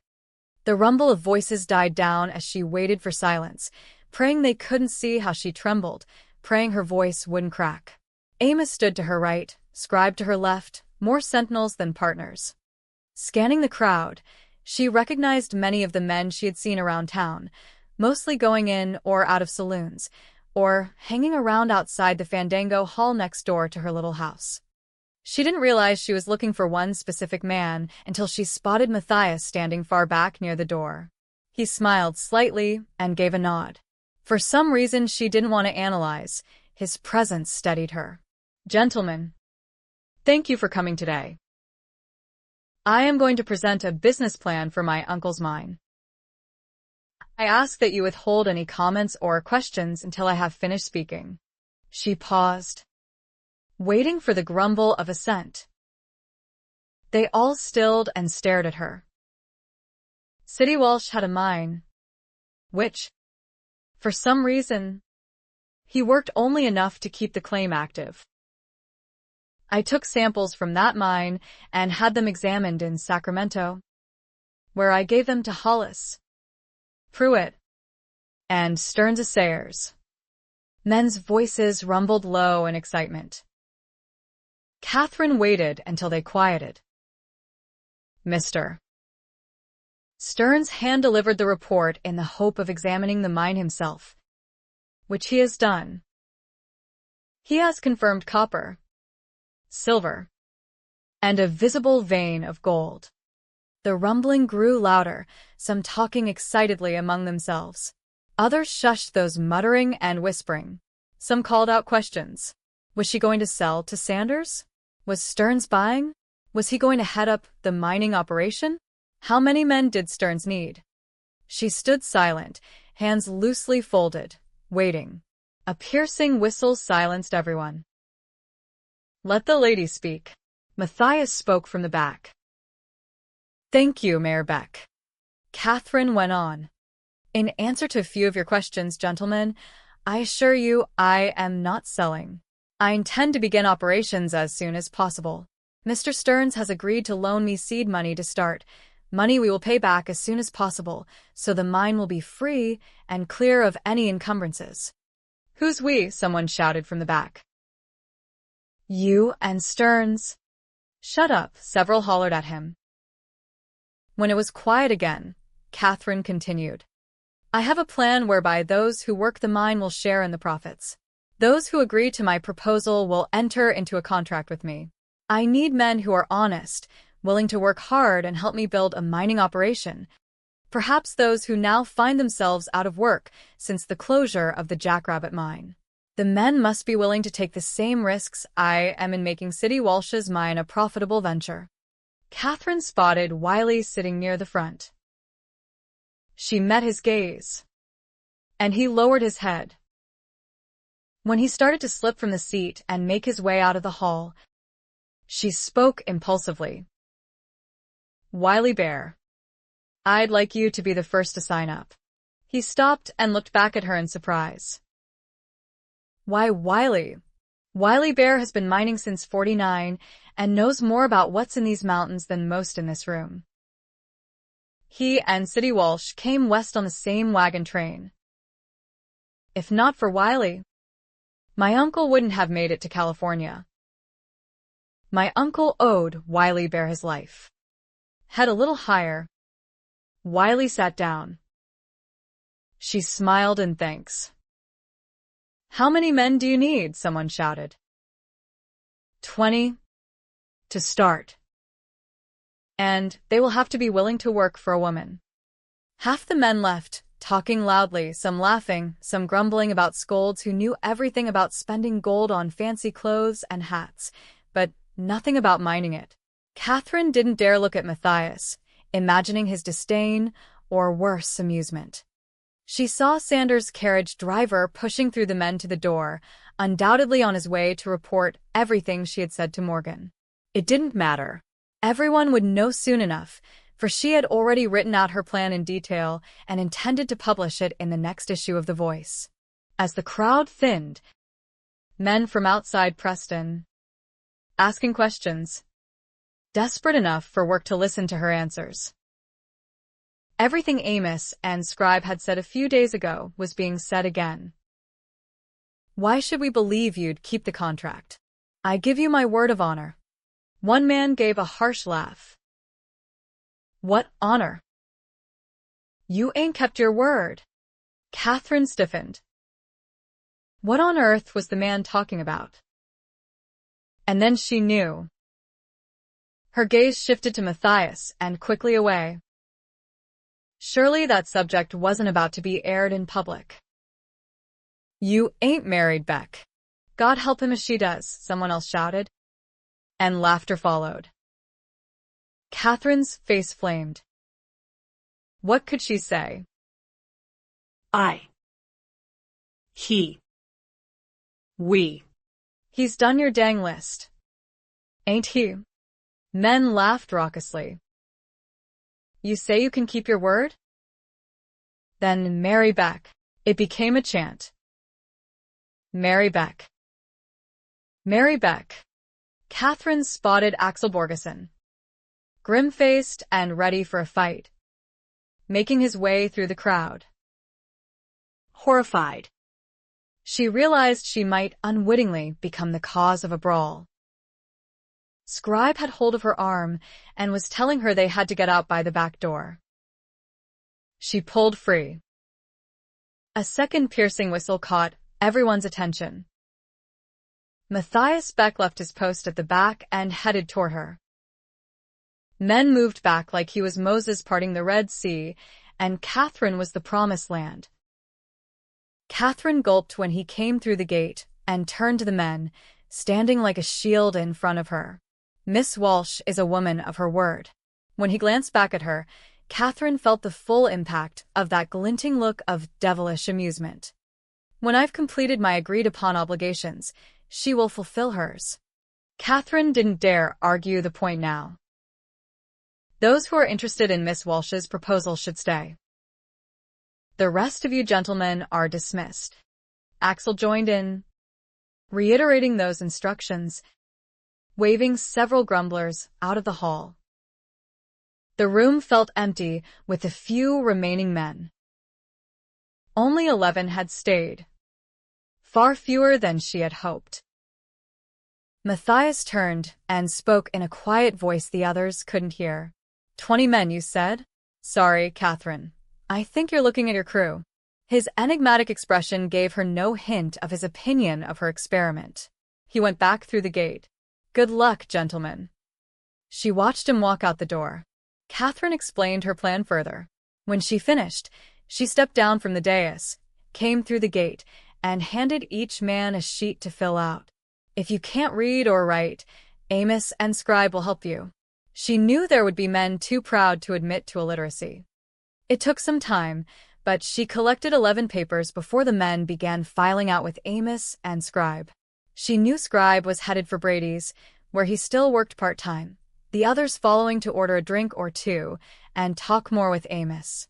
Another man stood in the shadows against the back wall. He came forward slowly. Kathryn felt a jolt of recognition when he took off his hat. She had been looking for him for months, finally assuming he had left town. Can you use one more?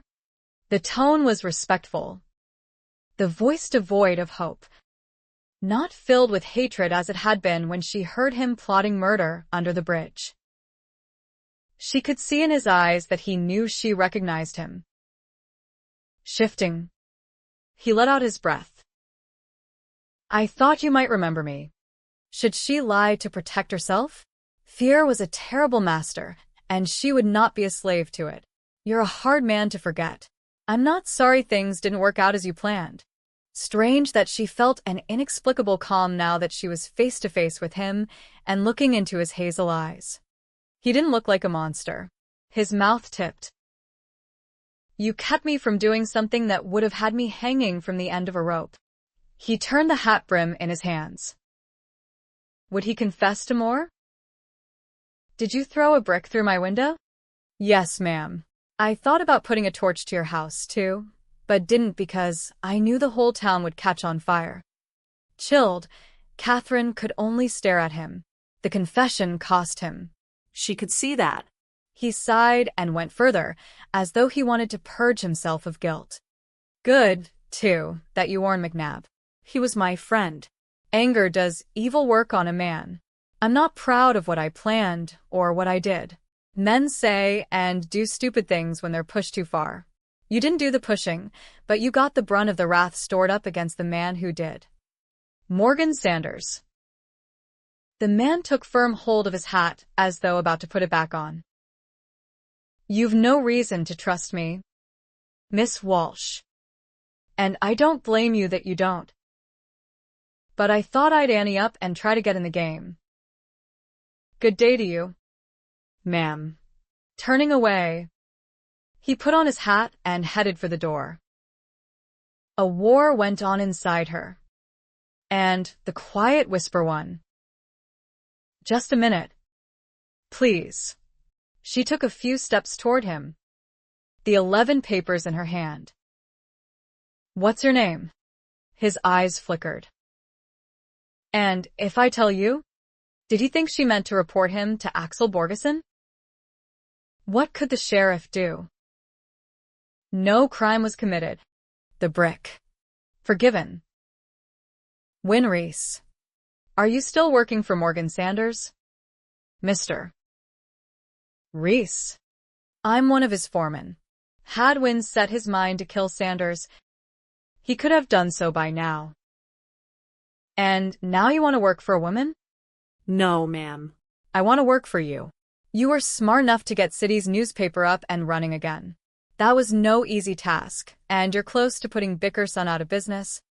If you didn't know, even City couldn't manage that. Maybe you'll surprise everyone with your ideas of how to run a mine. He gave a bleak laugh. I know how Sanders runs his.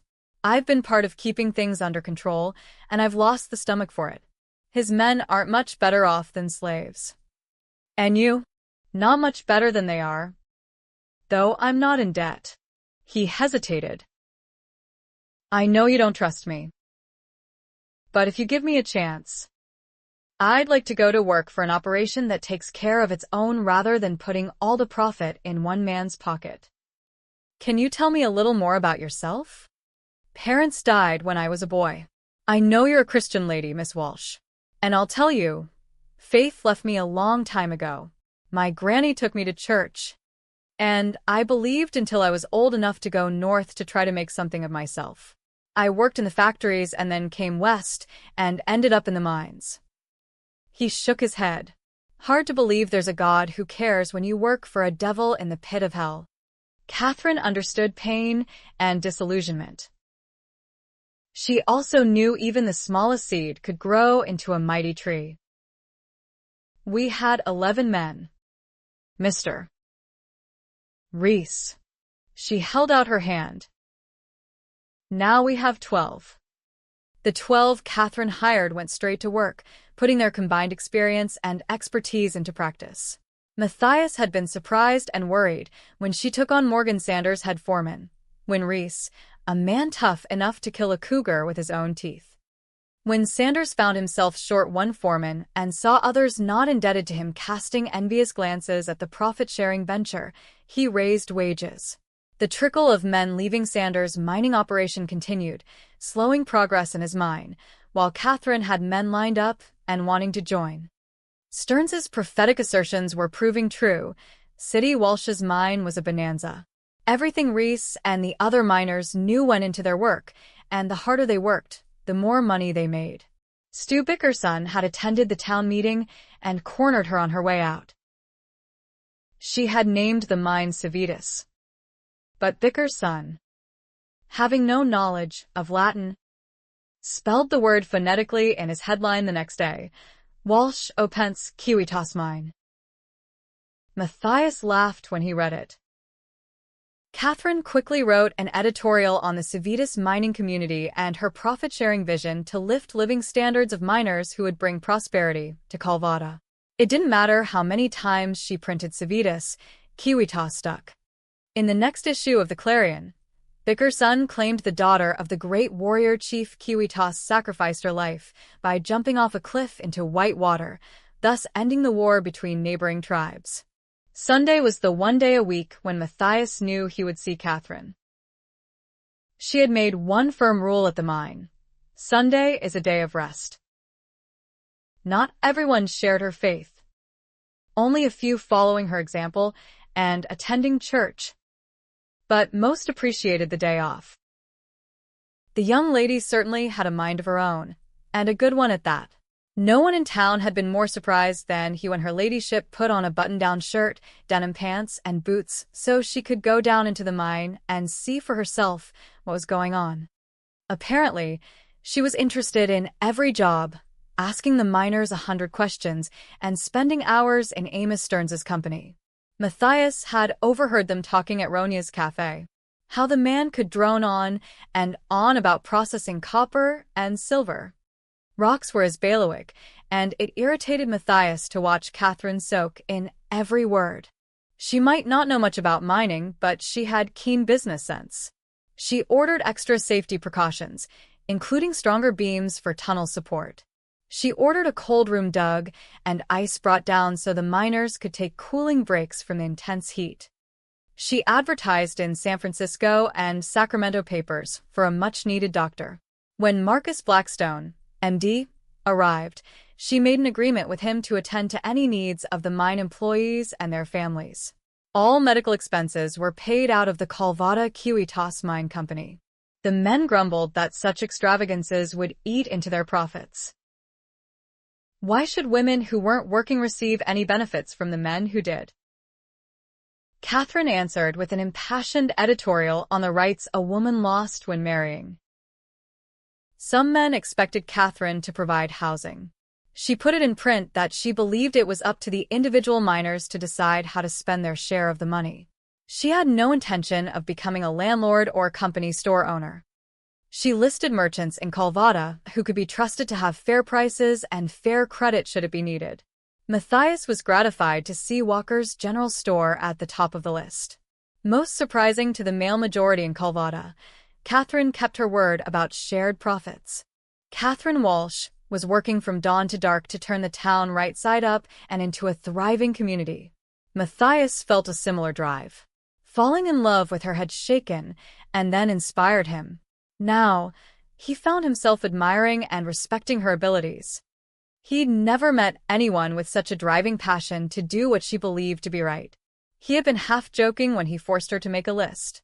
Now that he was near the end of fulfilling it, he felt cornered by it. He didn't want to win the bet. He wanted to win Kathryn Walsh's heart. She'd given him hope when she sat by him in church and allowed him to take her hand. For that one Sunday morning, whatever had happened between her and Morgan Sanders, she'd welcomed his protection. It was a move in the right direction. Patience was proving to be a lengthy season fraught with frustration. He kept an eye on the lady, but his responsibilities mounted. The more Matthias worked, the more he saw other things that needed to be done to make the town safe and prosperous. God willing, he would be able to accomplish more than half a dozen projects before his term as mayor was up. Then he'd have to decide whether to move to Sacramento or stay in Calvada. Everything depended on the one project he had yet to complete. Matthias intended to warm up Kathryn's cold feet. 22. Kathryn gave thanks when she awakened and remembered it was Sunday morning. It had been a long, hard week of unending work between putting out an issue of The Voice and staying informed as to what was happening at the Kiwitas mine.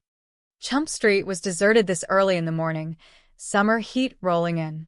Last night, the Fandango Hall had been packed with merrymakers until well past midnight, but Kathryn had become so accustomed to the noise, she slept through the music, then awakened to the silence. She walked past Ronia's cafe, where the door stood open, a few patrons sitting by the windows, having breakfast. Bandit darted to the back door, and Ina B set out a pan of leftovers for him. Another block up, and Kathryn stopped in pleased surprise. The new schoolhouse was finished and quite charming with red walls and white trim, complete with belfry and white picket fence around the yard, the gate now closed and latched. I thought you'd come into Ronia's for breakfast. And we'd walk up here together. Her heart did a fillip at the sound of Matthias's voice. He looked handsome in his Sunday best. I fix my own breakfast most mornings. You can cook. He raised his brows. She laughed. Well enough to survive. Matthias nodded toward the schoolhouse. So? What do you think? Your ladyship? Does it meet your approval? It's marvelous. You're to be congratulated. Mayor Beck. It was only framed last Sunday. How did you manage to get it all done this week? Motivation. His smile and the look in his eyes sent her pulse racing. He chuckled. And I had a good crew. The bell is on order. Henry will bring it up when it arrives in Sacramento. And bring Charlotte with him. I hope. I'm sure he will. We should have a grand opening. She admired the building again. What about a teacher? Already hired Brian Hubbard to start in the fall. He was a schoolmaster in Connecticut before he got gold fever. He's had enough of mining. Matthias opened the gate. Want to take a look inside? Yes. Please. When the gate clicked shut behind her and Matthias fell into step with her, she felt warmth stirring. Anticipation that had nothing to do with the schoolhouse.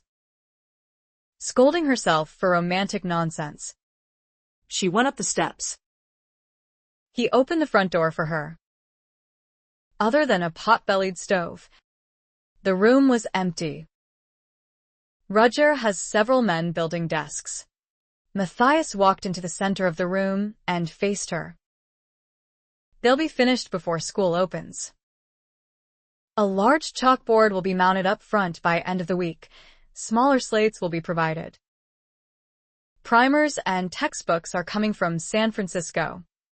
His attention on her was so intent, Kathryn found it difficult to breathe normally.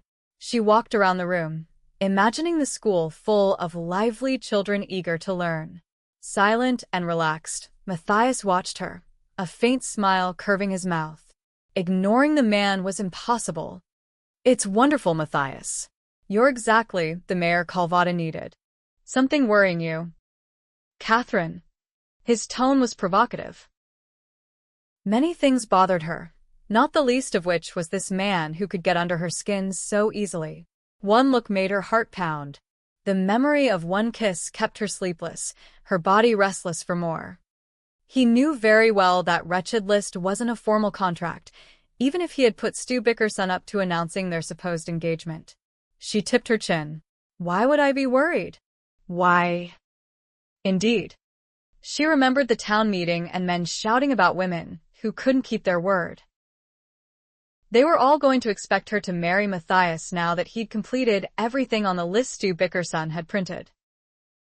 She fumbled her watch fob, looking at the time.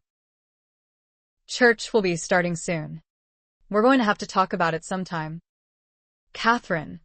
Matthias closed the door behind them. You do know everyone in town is going to be watching us now. Waiting to see if you'll keep your word. Kathryn stopped and faced him. About that. I have no intention of pressing you, Kate, but that doesn't mean Calvadans don't have certain expectations about what happens next. We should talk about it. After all, your reputation is at stake. He gave a casual shrug. I could tell Gus Blather that all I feel for you now is brotherly affection. Kathryn was unnerved by how much that statement hurt. Brotherly affection? She looked away. Well, thank you for that. It would solve the problem. She wished she only had sisterly feelings for him. Several parishioners passed by, glancing at them with far too much interest. Matthias put his hand lightly at her elbow. She had been the one telling everyone she had no intention of marrying Matthias Beck, or anyone for that matter. And she meant it. even if, on occasion, she had wondered what it would be like to be Matthias's wife. His kisses had left her breathless, her heart racing, her body hot and trembling. He had only to glance at her, as he was doing now, to stir her emotions into a confused mess. Good grief. No wonder her mother had warned her against passion. Logic seemed to fly right out of her head where this man was concerned. I have a buggy reserved and Ronya has made us a picnic lunch. We'll talk about all this later this afternoon. A flush of excited pleasure came at the idea of spending a sunny Sunday afternoon with him, before common sense stepped in. Alone with Matthias? On a picnic? One kiss could be her Waterloo. She was about to make an excuse, when someone called his name. A flicker of irritation crossed his face. You should go, Kathryn told him, before stepping around him and moving through the gathering congregants. She went up the steps and into the church. She didn't breathe easily until she was seated. Mind if I sit with you again, Miss Walsh? Wyn Reese stood hat in hand at the end of the row. She smiled a welcome. Other Kiwitas minors came in, joining them until the row was filled. She felt bolstered and protected by their presence. When Matthias entered, people looked at him and then back at her. Reverend Thacker moved to the middle of the dais, led the opening hymn as Sally played the piano, and dove into his sermon. Kathryn tried to concentrate, but her mind kept circling back to Matthias. They didn't need to talk over the situation, but how many tongues would wag if they saw her going off in a buggy with him? And why should she care if gossip did follow? No matter what she did, it always raised a ruckus. Her head ached as she went back and forth. She'd already made up her mind to keep a distance from the man. Hadn't she? She rubbed her temple. Reese gave her a questioning look.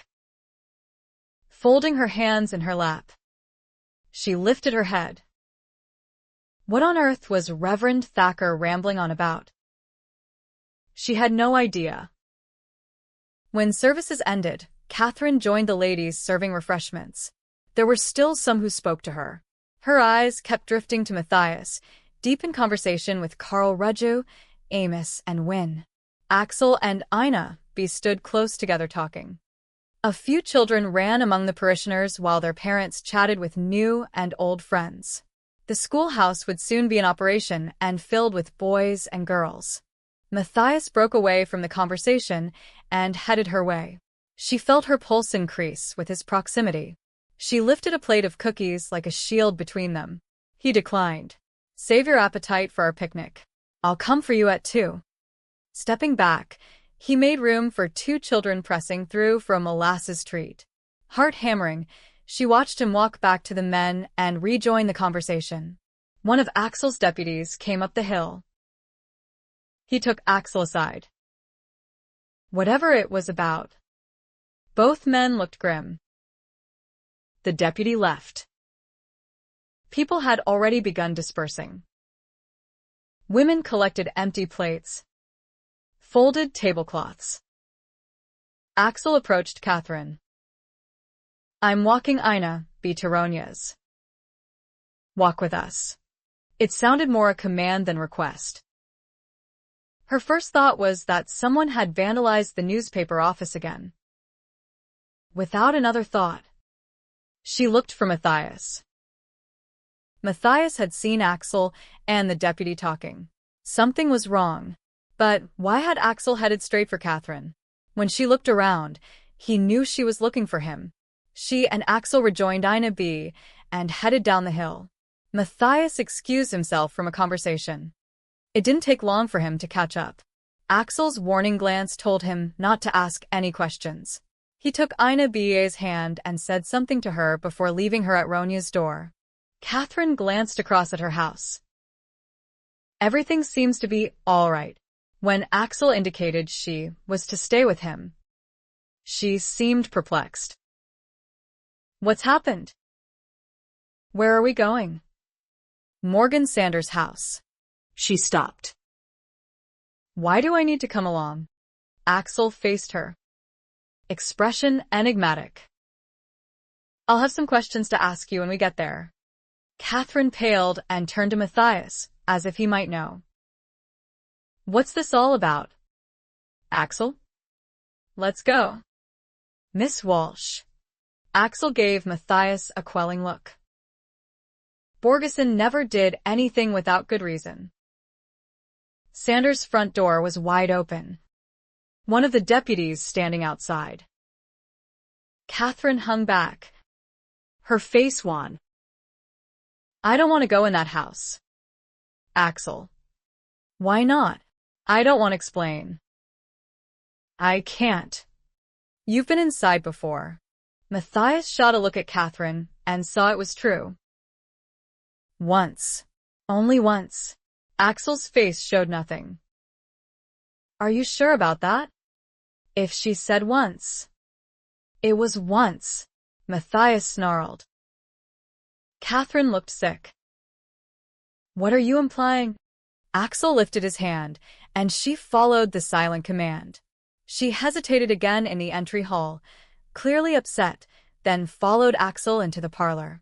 She hadn't gone more than a few feet when she drew in a shocked breath. Morgan Sanders lay on the floor near a settee, his face unrecognizable, blood staining the carpet. Matthias caught Kathryn up in his arms as she crumpled. Furious, he glared at Axel. What were you thinking? Witnesses said a woman who looked like Kathryn was seen running from the house last night. You think she murdered him? If his hands had been free, he would have grabbed Axel and throttled him. Easy. Friend.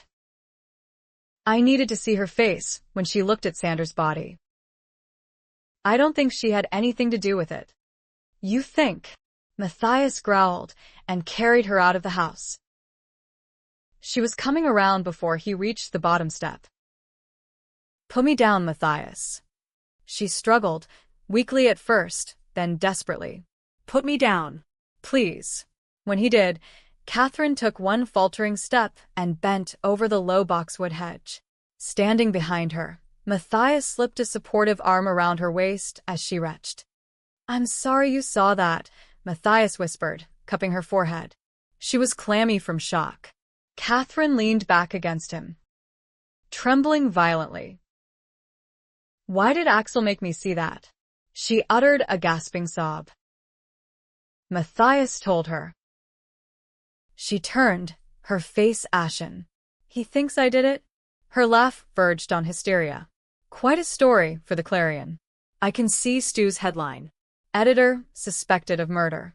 She put the back of her hand against her mouth, her eyes filling with tears. Morgan wasn't a very nice man, but I wouldn't wish a violent death on anyone. Matthias could see the jumble of emotions, her mind whirring. Is that how Scribe found my uncle? She sounded horrified. Matthias wasn't going to answer that question. And it wasn't time for him to start asking his own. Let's get you out of here. Kate. Word spread fast in Calvada. And it wouldn't be long before a crowd showed up. When he took her hand, it was cold, and she didn't pull away. Seeing Sanders lying there had made him think of City Walsh. His murder had shocked the town. Men had grieved City's loss. Far too many would see Morgan Sanders' death as cause for celebration. Word spread quickly through Calvada that Morgan Sanders had been brutally murdered. Some men did celebrate, especially those who could barely afford to pay rent on his shacks and had tabs at the company store they'd never be able to pay off. But any hope of gain died when signs were posted that the mine was closed. On Reese's recommendation, Kathryn and Amos hired a few of Sanders' miners, but most of the unemployed packed up and left town before new management could arrive, if it ever did. Matthias couldn't help but wonder if the murderer was among those who left. One of Axel's deputies collected all of Sanders' files. No one turned up in the initial search, nor any information linking Sanders to any relatives who would benefit from his considerable assets. It would take months to read through all the papers and documents. In the meantime, Axel questioned the carriage driver and the servant whose daughter had done the housekeeping and delivered laundry to Jian Lin Gong. Matthias only heard rumors about Axel's inquiries over the first 2 days. He stayed clear of the mess until he saw the sheriff sitting at a table in Brady's bar, having a beer after doing his rounds. Matthias joined him. "How's the investigation going? Sanders had a lot of enemies," he scoffed. "The deeper I dig, the more I wonder why I'm working so hard to solve his murder. It takes a hard man to run a mine." Axel gave him a wry look. "The lady seems to be doing very well without brute force and debt bondage." He gave a slight laugh. "But then that's probably because half the men in town are in love with her." Matthias didn't find that funny. Men hated Sanders, but I don't know how many would go so far as to murder him in cold blood. Not cold blood. And I think it was a woman. He sipped his beer. The killer didn't stop with a blow to the head. Matthias hadn't noticed. His concern had been fixed on Kathryn. "I did hear you talk to Monique Bleu. Wondered about that. It was pretty well known that she was Sanders' mistress. He wanted the best, and she is the most beautiful soiled dove in town. Whenever he sent the carriage, she got in it." She said things cooled after Kathryn arrived. Matthias leaned forward. "Now, wait a minute." He didn't want any misconceptions about Kathryn's strong moral fiber. "You hold on and hear what I'm saying." Monique admitted she strayed a few times. A girl in her profession has to look out for herself. She was with Win Reese the night Sanders was killed. Reese confirmed it. He said she was still in bed when he left for the kiwi toss at 6 in the morning.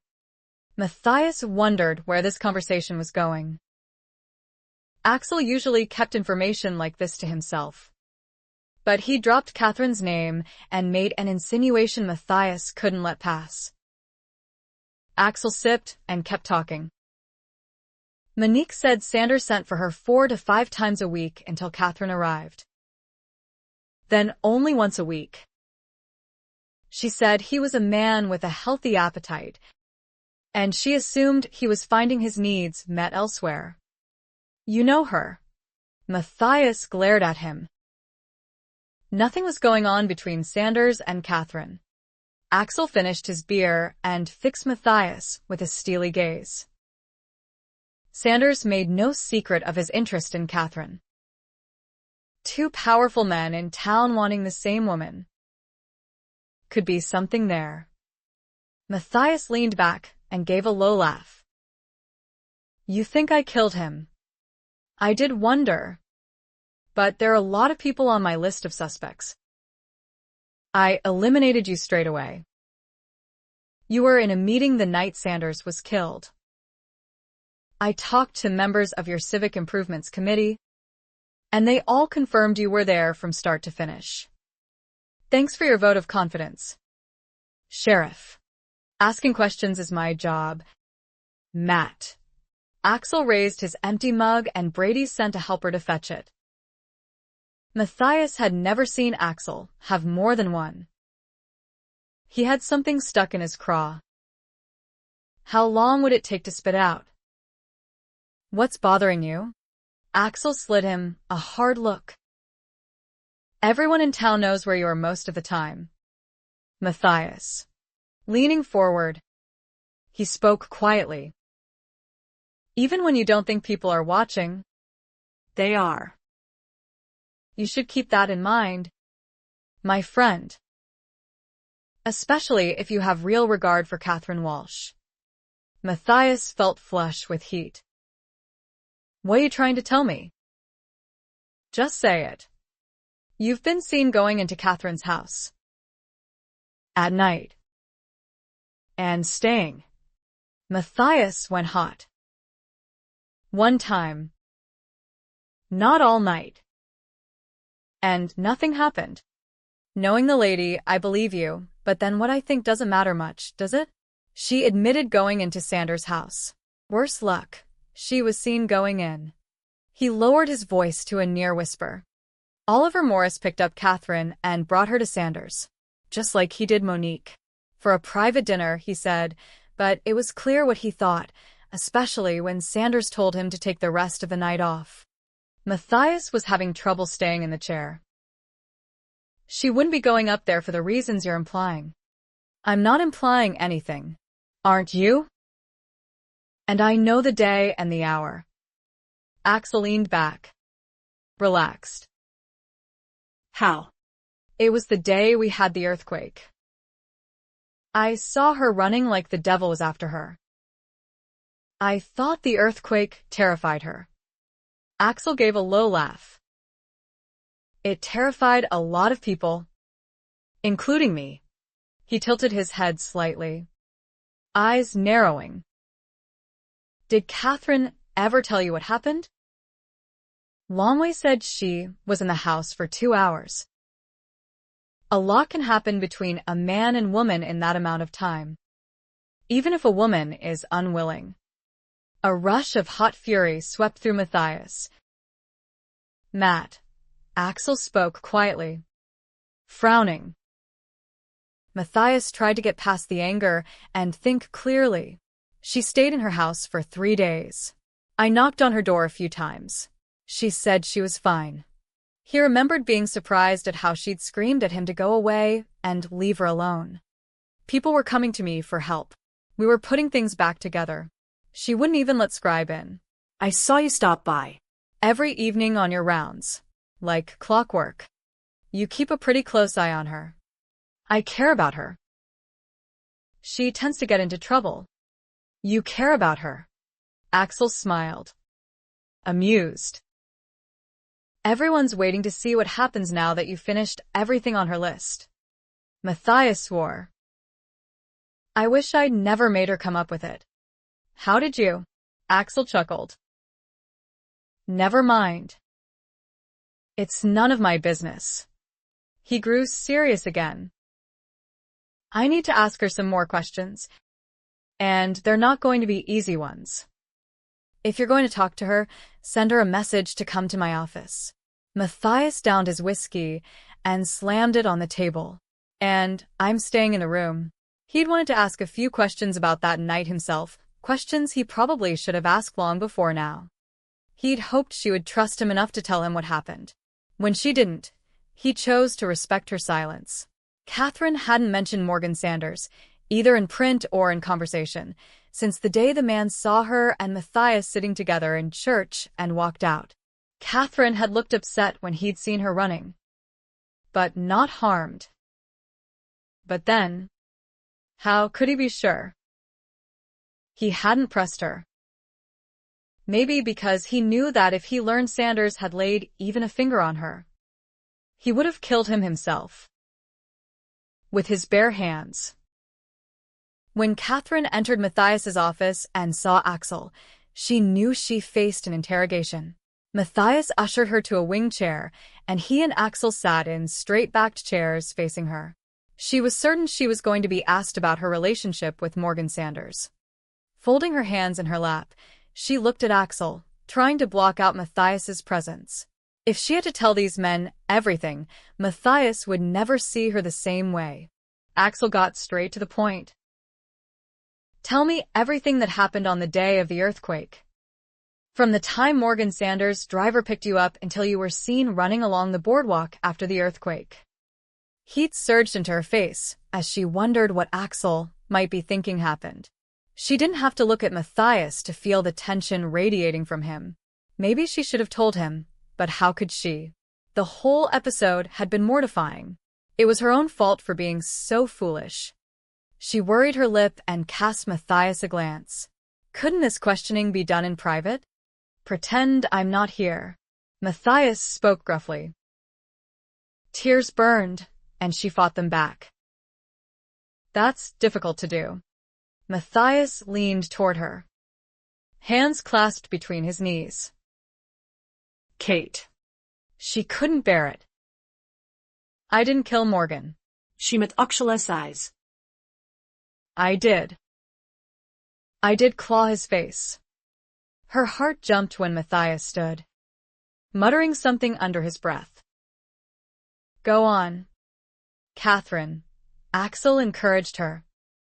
But she was too intensely aware of Matthias moving restlessly around the room. She looked at Axel, eyes pleading. He turned his head. Matt, sit down or leave.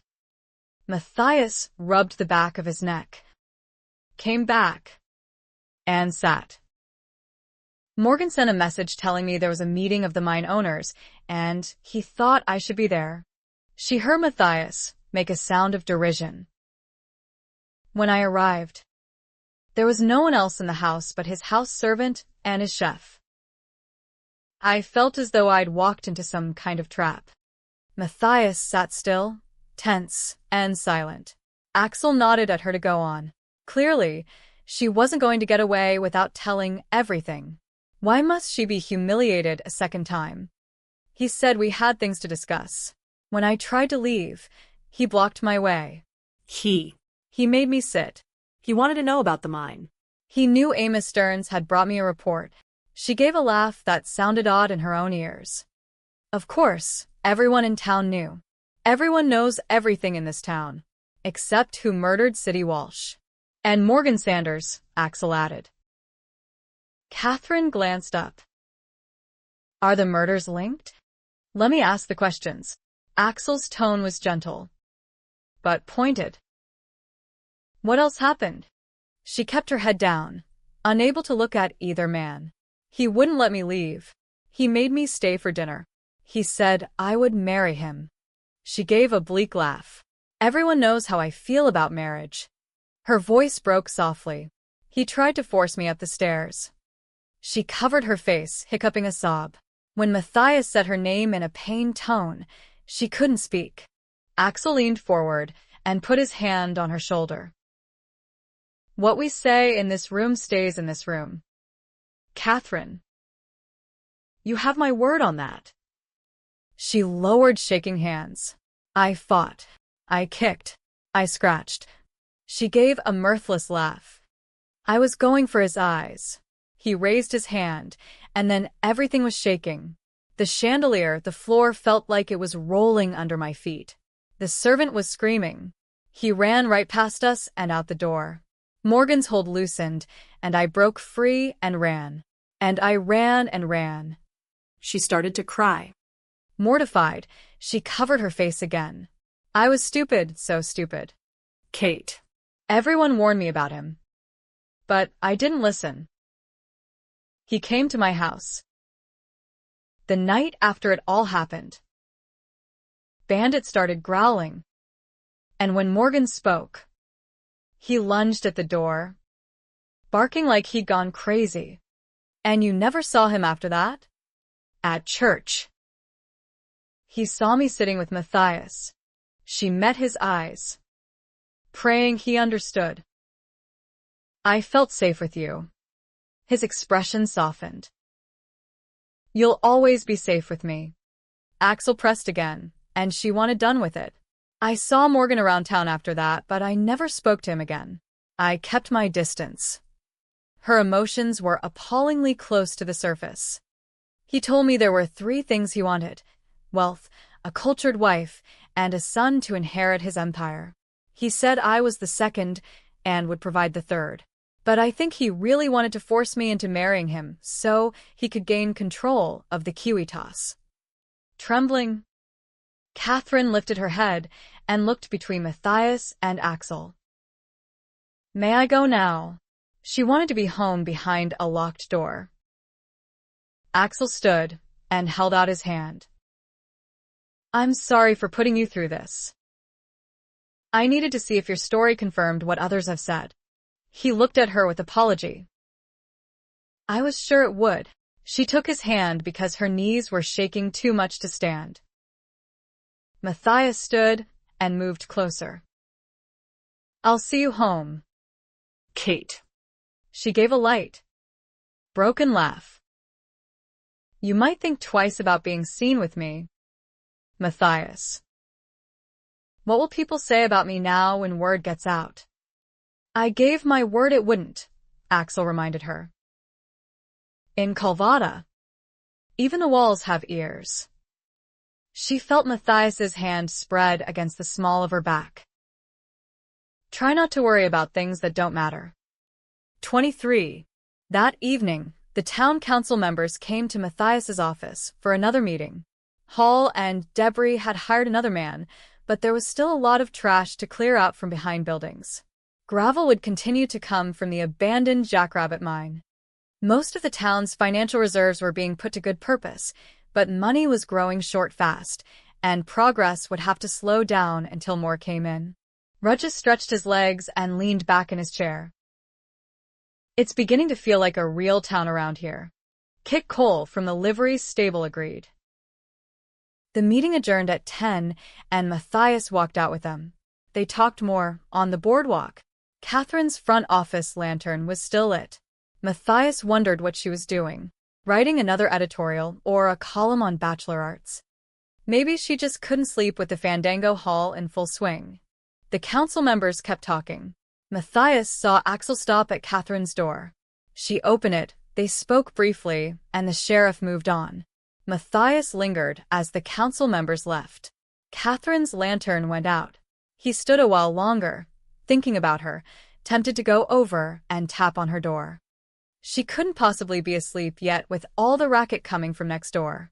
Her door opened, and she slipped out wearing her cloak.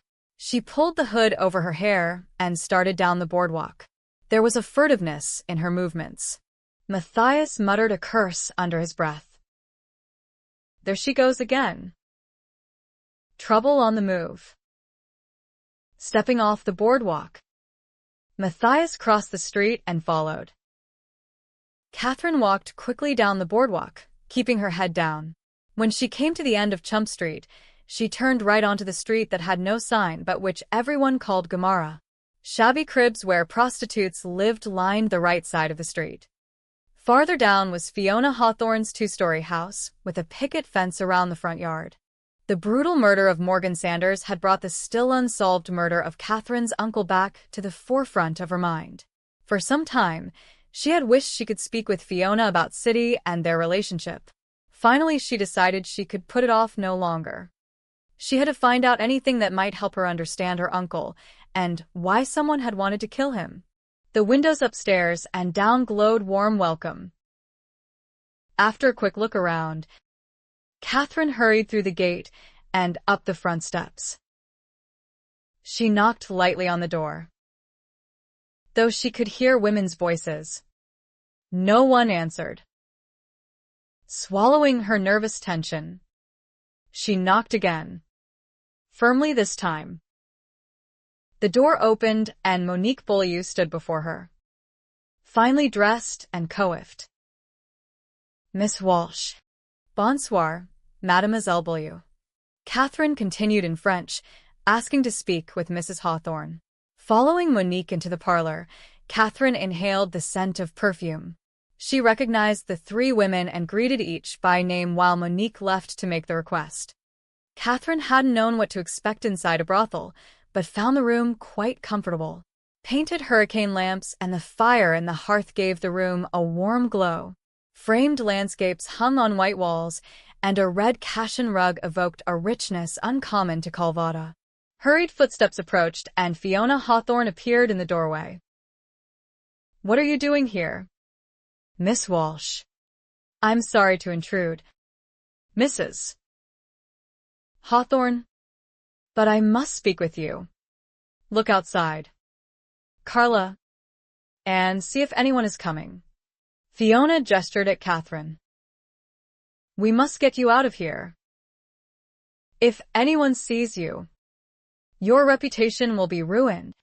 Kathryn gave a soft laugh. My reputation is hardly as glowing as you seem to think. I'm not going anywhere. She removed her cloak and hung it on the hat tree.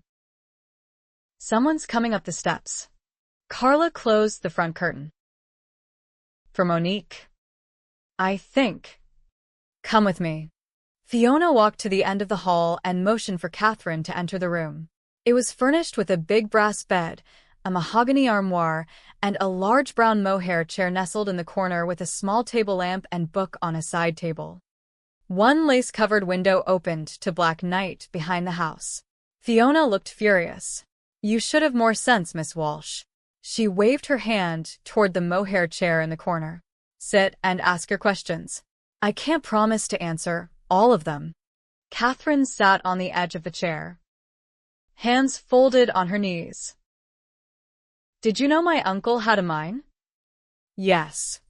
Hoping for more, Kathryn waited, but Fiona sat silent. "Do you know if he knew how valuable it was?" "He knew. It came too late to matter." She looked away. "He called it the bitter reminder." "Reminder of what?" "You should leave some things alone." "I can't." "I won't. He's the only blood relative I have besides my mother and half-brother. I want to know everything about him. I've read his journals. He mentioned you often. I think he loved you. Perhaps." Fiona's eyes filled with sorrow and pain. "Be that as it may, I don't know if City would want you to know his story. I won't leave until I do." Fiona searched her face, and her expression softened. "I knew who you were the minute I saw you. You have his ginger hair and green eyes. I wonder what he would have said to you if he'd had the chance to meet you face to face. Scribe and Matthias said you were closer to my uncle than anyone. Sally Thacker said you cried the day my uncle was buried. And I've seen wild red roses on his grave several times. You loved him, didn't you?" Yes. "I did. We talked of marriage once." Shaking her head, she looked away. "He told me he'd marry me if it weren't for." She closed her eyes. "For what?" Fiona looked at her. "An impediment." Impediment. When Fiona said nothing, Kathryn decided to change course. "How did you meet him?" Fiona laughed bleakly. "I own a brothel, Miss Walsh. One evening, Monique made City wait. She plays that game with men sometimes, believing she means more to them than she does. He and I talked and found we had a great deal in common." She smiled slightly. "Hard beginnings, tragic ends, getting by the best we could." He never asked for Monique again. Fiona met Kathryn's quizzical gaze. Contrary to what most good women believe, men don't always come to a brothel for sex. Oh. Fiona grimaced. "I'm sorry, Miss Walsh. I see I've embarrassed you with plain talk. Not enough to make me leave. I could tell you to mind your own business. My uncle is my business. And considering your relationship with him, you're as close to an aunt as I shall ever have." Fiona blanched. "Don't ever say that again. You're a lady. My relationship with City hardly makes me part of your family." She stood, agitated. Kathryn felt quick tears at Fiona's harshness. "Had he done right by you, it would have." Fiona flashed her an angry look. City always did what he felt was right. She pushed the curtain aside and stared out into the darkness. No matter the cost, she came back and sat facing Kathryn. "All right. I'll tell you what I know." Her tone warned Kathryn of coming revelations she might find difficult to hear. "City and I both arrived in California in '49. I'd lost a husband. He lost a brother. Life on the streams is hard. City gave up prospecting and found work in the mining camps. When he came up here, he bought the press. He won the claim in a poker game. City used the mine as a hiding place whenever he wrote something that stirred up trouble." "How often did that happen?" Fiona smiled slightly. "More often than I liked." She sat silent for a moment. Wiley Bear came through town looking for work. They had come across on the same wagon train. Wiley pulled him out of a river and saved his life once. City took him up to the mine and let him work it. He never took much. She shook her head, just enough to make people wonder. Wiley's secret mine. What was my uncle like? Compassionate and hard. Volatile occasionally. Quiet more often. A truth teller. Loyal. Kathryn leaned forward. Can you tell me why he left everything to my mother? Was he paying penance for talking my father into leaving her for the gold fields? Penance. Fiona lifted her chin. Is that what you were told? That he abandoned her? Yes. My mother defied her father when she ran away to marry him. She'd lived a pampered life. She didn't know anything about cooking or laundry or bartering, things the wife of a poor man needs to do. When word of a gold rush spread, his brother talked him into leaving for California. My mother was afraid to go. He sent her home, told her to make up her mind about what mattered most. She wrote to him a few days later, pleading. Your mother wrote to him? Several times. But she never heard from him again. The first word she had was from my uncle, informing her that her husband had drowned while crossing the Missouri River. Kathryn hesitated. Wiley Bear. Did she grieve? Fiona asked, a hint of derision in her tone.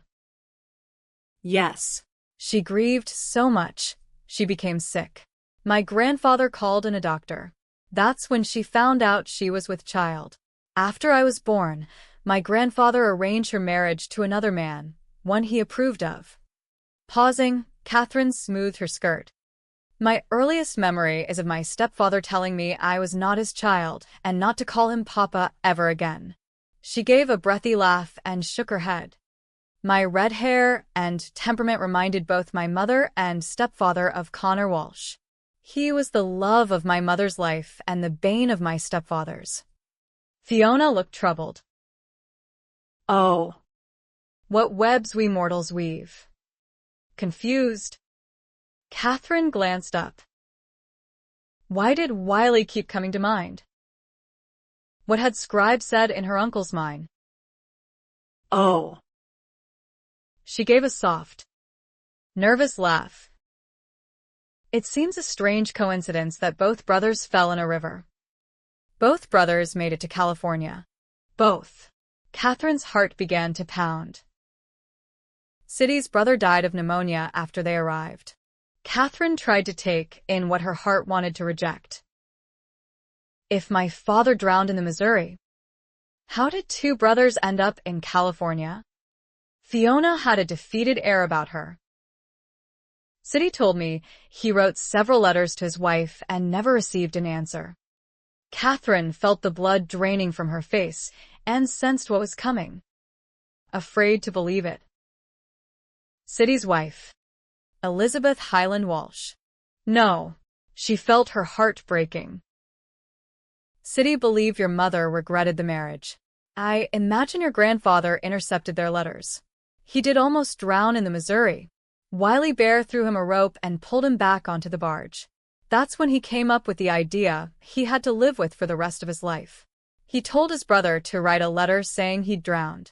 As a widow, Elizabeth could marry again, someone from her own class, someone who could make her happy and give her the life to which she was accustomed. But in his mind, he still had a wife. Kathryn let the words sink in. Understanding. And feeling a depth of loss she'd never known before. City was Connor Walsh. My father. Agitated. Kathryn stood. I should write to my mother. Why? She believes he abandoned her. She should know how much he loved her. What good would that do now? If she's content with your stepfather, what purpose would it serve? Fiona spoke gently. It was right for the inheritance to go to family. Miss Walsh. Kathryn turned. Then everything should have gone to you and Scribe. You were his family. You meant so much to him. Fiona. Oh, my dear. I've been making my own way for years. I didn't need an inheritance. Fiona stood and stopped Kathryn from pacing. As for Scribe, City saw to his education, provided him with a skill, treated him like a son. From what I've heard, you treat him like a brother. Heavy footsteps crossed the floor upstairs, the door opening. As soon as it closed, Kathryn heard weeping. She looked at Fiona in question and concern. Elvira, she shrugged. Few women choose this life. Kathryn's throat closed tight and hot. Have I answered all your questions? She nodded, unable to speak. Fiona had answered questions she didn't even know she had. I wish I'd known him. Her voice broke. I see him in you. Kathryn. Fiona held up a hand.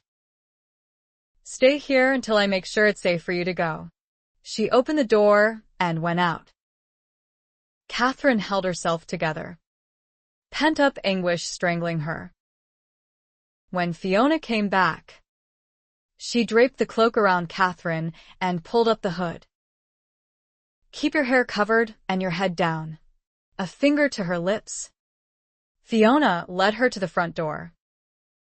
Kathryn embraced her. I want us to be friends, she clung. You knew him. Fiona held her tightly for a moment and then withdrew. She touched Kathryn's cheek tenderly, eyes moist. Go on now, back to where you belong. She pressed Kathryn forward. Get away from this place as quickly as you can and don't ever come here again. Fiona closed the door firmly. Kathryn heard the bolt set. Shaking, Kathryn went down the front steps. Her legs felt weak. Head down. She crossed the street and hurried toward Chum Street. She'd almost reached the corner when she bumped into a man. Oh, she stepped back, startled. What in blazes are you doing in this part of town? Matthias. With a sob, Kathryn went into his arms as though that were the most natural place to be when her world had been turned upside down and inside out. Matthias held Kathryn close, her body shaking with sobs, her fingers grasping the front of his shirt, holding on to him as though she couldn't stand without his support. He cupped the back of her head and whispered comfort, all too aware they couldn't remain here on Gamara where someone might see them. His own heart broke listening to her. Let me get you home, darling. The endearment escaped, and he expected her to pull away, but she stayed nestled tightly against him. Withdrawing, he slipped his arm around her waist. We need to get away from here, Kathryn. She stumbled once, but he kept her up as they went around the corner to Chum Street. A block down, Matthias spotted Axel checking the doors of a day's general store. He looked their way. The man didn't miss anything. Opening the door of her small house, he let her slip by him and followed her in. She went straight to the settee and sank. Covering her face, she went on weeping. Matthias lit the lantern. He wanted to ask what happened to put her in this state, but knew she didn't need an interrogation right now. Seeing Kathryn in tears shook him. He wanted to do something, anything, to fix whatever was wrong. The lady would probably want tea. Matthias went into her apartment, added wood to her pot-bellied stove, and put the kettle on. She kept everything clean and tidy, books in neat rows, bed made, the tin tub set back in a corner. He picked up a dish towel and took it into the front office, dropping it in her lap. Murmuring a watery thank you, she blew her nose. He sat beside her, putting his hand on her back. He felt the wrenching sobs, the gasping breath, the hard beating of her heart. Gradually, her shoulders stopped jerking and she wilted, exhausted. Pushing the hood back, Kathryn looked over at him with reddened, grieving eyes. Siddy Walsh was my father. She started to cry again, and then hiccuped. Excuse me. She hiccuped again. Was the thought of City so appalling? Was she ashamed of him? He was a good man. Kathryn. Everything I've ever heard about him since coming to Calvada made me wish I'd met him. And now? It hurts even more that I never had the chance. My father was alive. All these years. Her mouth trembled. What would you have done if you'd known? Come to California. She tried to stand and sank back. He never even knew he had a daughter. Fiona said she knew who I was the first time she saw me. She shrugged and started to cry again. I understand why I was such a thorn in the judge's side. Tell me what Fiona said. Oh. Matthias. It's a long story. I'm not going anywhere. Kathryn talked, and Matthias soaked in more about her life than he'd been able to glean over the months she'd been in Calvada. He learned about her mother's scandalous marriage to an Irish rebel and why he'd sent her home. Her mother had told her about Connor Thomas Walsh, the Irishman who'd captured her heart. She'd been so in love with him, she'd cast aside family, friends, social position, a life of luxury to be with him. She said I was like my father, rebellious, passionate, wanting to change the world. She said her life would be much easier without me, and I knew it was true. Matthias felt a rush of anger and empathy. She was like City. She didn't make life easy on those who loved her. But she was worth it. Kathryn went on, telling him about Wiley saving City. City seeing a way to free his wife so she could marry again. His love for Fiona. And why he never married her. Wiping tears from her cheeks, She sighed. Spent. Well, I've certainly talked your ear off. I'm honored. Matthias got up. She straightened, her expressive eyes melting his insides. Are you leaving? Just making tea. She giggled. Matthias Beck making tea. That should be a headline. He grinned back at her. No one would believe it. Matthias brought her a mug and sat on the edge of the settee, leaving some space between them. She looked up through her lashes as she sipped. I think I've told you everything about my life. Well, almost. I was expelled from 3 boarding schools, the first because I punched a girl in the face for calling me a Mick, and the second because I argued with a teacher. The last one accused me of unladylike behavior. Matthias stifled a grin. Oh. And I went to a rally with several other suffragettes. That was the final rebellious act that earned me a one-way ticket across the country. The judge said he wished Casey had made it to the Sandwich Islands. Matthias laughed. Well, I'm glad City didn't go any farther than Calvada. He brushed a tear from her cheek. Everything you've said stays with me. Kathryn, I believe you. She still seemed troubled. What is it? She gave him a probing look, her cheeks gaining color. Why were you there? On Gamara.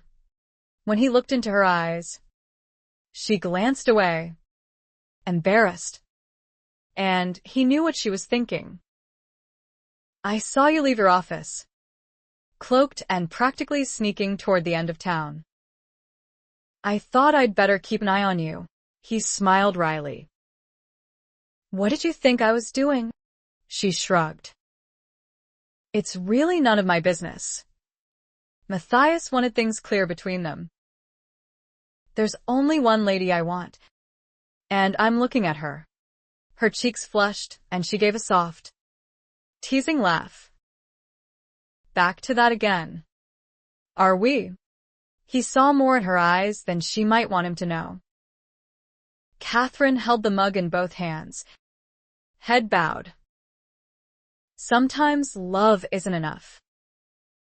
and passion clouds the mind. He frowned. You sound like you're quoting someone. My mother. Did she realize she'd just told him she loved him? His pulse quickened. You're not your mother, Kathryn, and I'm not City Walsh. She took another sip of tea, eyes lowered. He could see her mustering her defenses. He knew he could breach her walls right now. Tempted.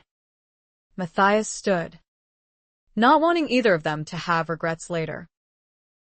She was vulnerable tonight, too vulnerable to touch. Did City know how valuable the mine was? Kathryn glanced up, bemused. The mine?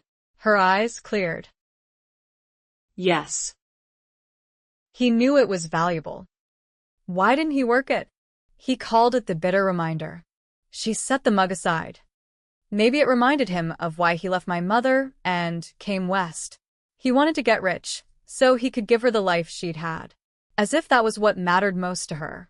He never knew how much she loved him, or that she couldn't follow because she was ill and carrying his child. She grew distant for a moment, thinking, my father stopped looking for gold when his brother died. He won the claim in a card game. He went up and worked when one of his editorials stirred up trouble. Matthias chuckled. He did disappear a few times that I remember. She smiled. I've felt like hiding out occasionally myself. I'll bet you have. He wanted to tuck a stray tendril of curling red hair behind her ear. Kathryn met his eyes and looked away. When City realized what he had, it must have been a cruel reminder of the dream that brought him to California. What good was gold when he was already dead to the woman he loved? He couldn't resurrect himself and reclaim her. And her father would have long since arranged a marriage he deemed suitable. Matthias understood. No amount of gold could undo the decision he made.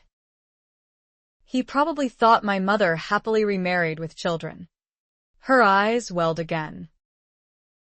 What a tangled mess men make when they try to play God. He did what he thought best for your mother. Kate. If he'd only gone back for her. If he'd been willing to wait a year, I would have been born. We all would have come to California together. You're sure of that? Your mother would have been willing to undergo the hardship of a 3,000-mile journey across country in a wagon with a baby? A frown flickered. She might have. Matthias knew she doubted it. Kathryn was silent for a moment.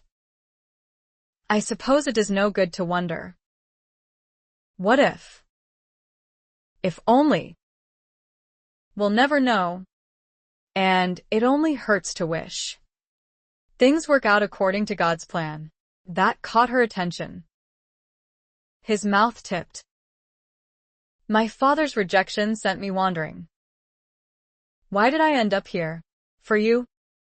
He wanted to say. So, I'd be here when you arrived. She closed her eyes. Even if my father and mother abandon me, the Lord will hold me close. Psalm 27. He knew the verse. Opening her eyes, she looked up at him and laughed. Look at us. Quoting scripture. Matthias loved the warmth in her eyes. My father was a preacher, but it was my mother who taught me the Bible. He tucked the strand of hair behind her ear. Never underestimate the importance of the woman who rocks the cradle. 24. The next morning, after asking Ronya to prepare a picnic basket, Matthias knocked on Kathryn's door. Do you want to get out of town for a few hours? I've got a buggy outside. Oh, she paused. Yes. I think I'd like that. Thank you. I'll get my shawl. Surprised, Matthias waited in the front office. I thought you'd say no. Kathryn came back with a hat that didn't match her dress. A sure sign trouble was on the horizon. Jamming the hat on her head, she tied the silk ribbons under her chin. Bandit barely managed to dart out the door before she closed it. I want to drive. Sorry. No deal. Mutinous. She glared at him. Why not? Because I'm a woman? Because you look like you're about to explode. You can handle the reins on the way back when you've calmed down. She surveyed him and then let out a sharp breath. You're right. That's a first. She climbed into the buggy before he could assist. Matthias came around and sat beside her. Bad news. He took up the reins. A letter from home. Eyes snapping, cheeks flushed, she sat rigid, every muscle in her body tense with rage he knew wasn't aimed at him. Her mind was elsewhere. He decided to keep quiet while she boiled. Relaxing, he enjoyed her company, despite her mood and wandering mind. The ride out of town gave him plenty of time to daydream about future possibilities. The only sounds that broke the silence were the clop of the horse, whispers of wind, and birdsong. Matthias turned off the road. Axel's interrogation. Everything she'd learned from Fiona. And now the cursed letter made him certain his personal quest would have to wait. But at least she was sitting beside him. Stopping the buggy near some pines, he came around to lift her down. Where are we? Her hands rested on his shoulders. A couple of miles outside town. He set her on her feet, but didn't let go. When her eyes met his, she drew in a soft breath and stepped back. Matthias watched her as he removed the harness and hobbled the horse. Taking the basket from beneath the seat, he approached. This way to paradise. Your ladyship. He led the way down a deer path to a bower overlooking the rapids. It's beautiful here. How did you find this place? It's so tucked away. He'd searched for a private nest where they could talk without prying eyes watching. There are places like this all around these mountains. Closing her eyes, Kathryn inhaled. It smells like heaven. A whole lot different than Calvada. You mean? Most assuredly. She smiled at him as she took the cloth from the basket. Opening it, she spread it on the grass while Matthias stood by watching. His second surprise of the day. Instead of telling him it was improper for her to be alone with him, she took charge. As his gaze drifted over her, he spotted a wadded paper on the grass. What's this?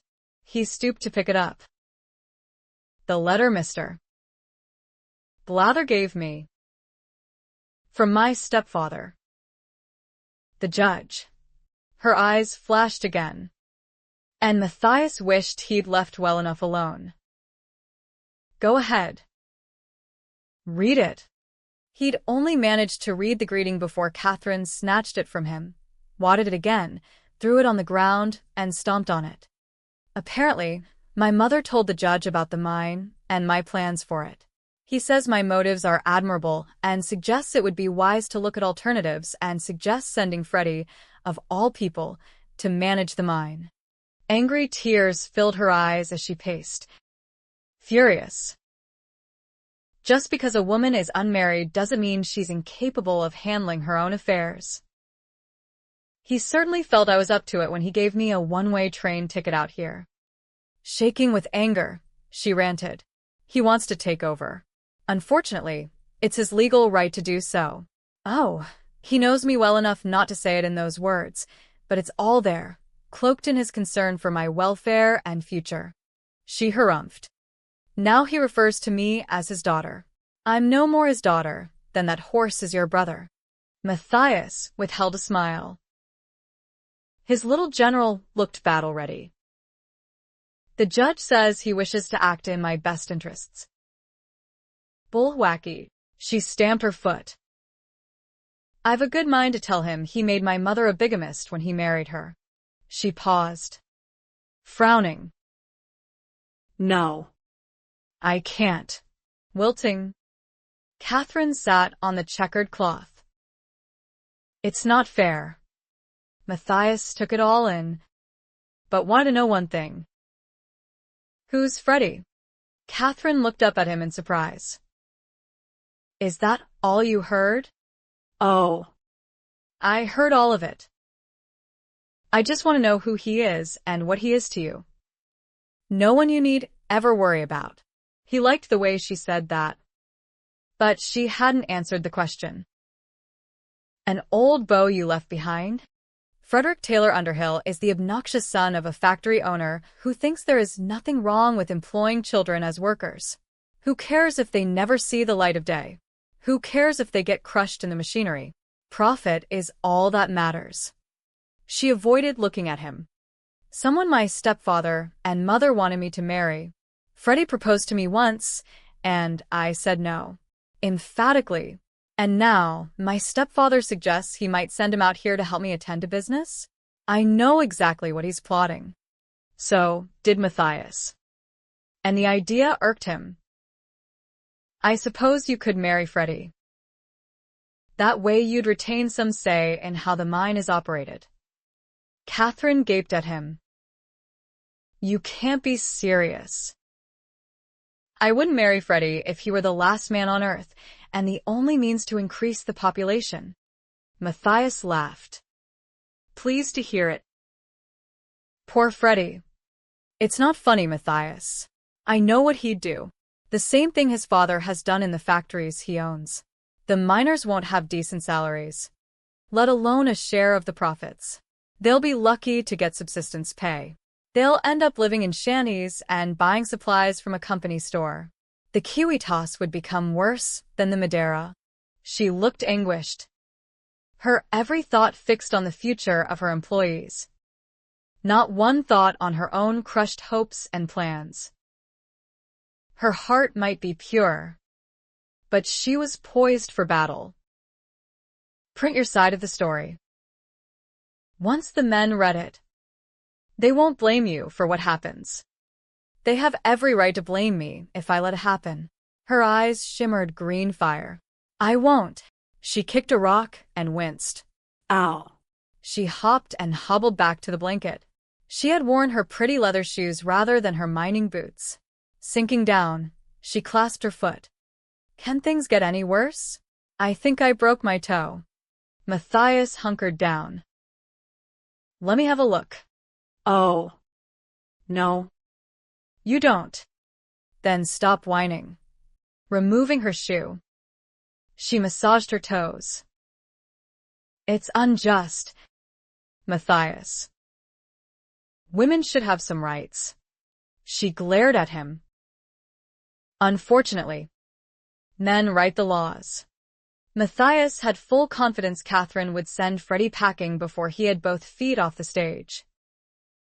Women like you will eventually convince us to do what's right. Kathryn laughed.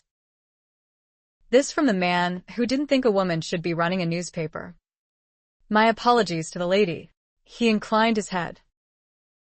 I stand corrected. You never cease to amaze me, Matthias. Untying the ribbons, she removed her hat and tossed it aside. Bright-eyed and glowing, she smiled up at him, a soft breeze stirring the tendrils of red hair.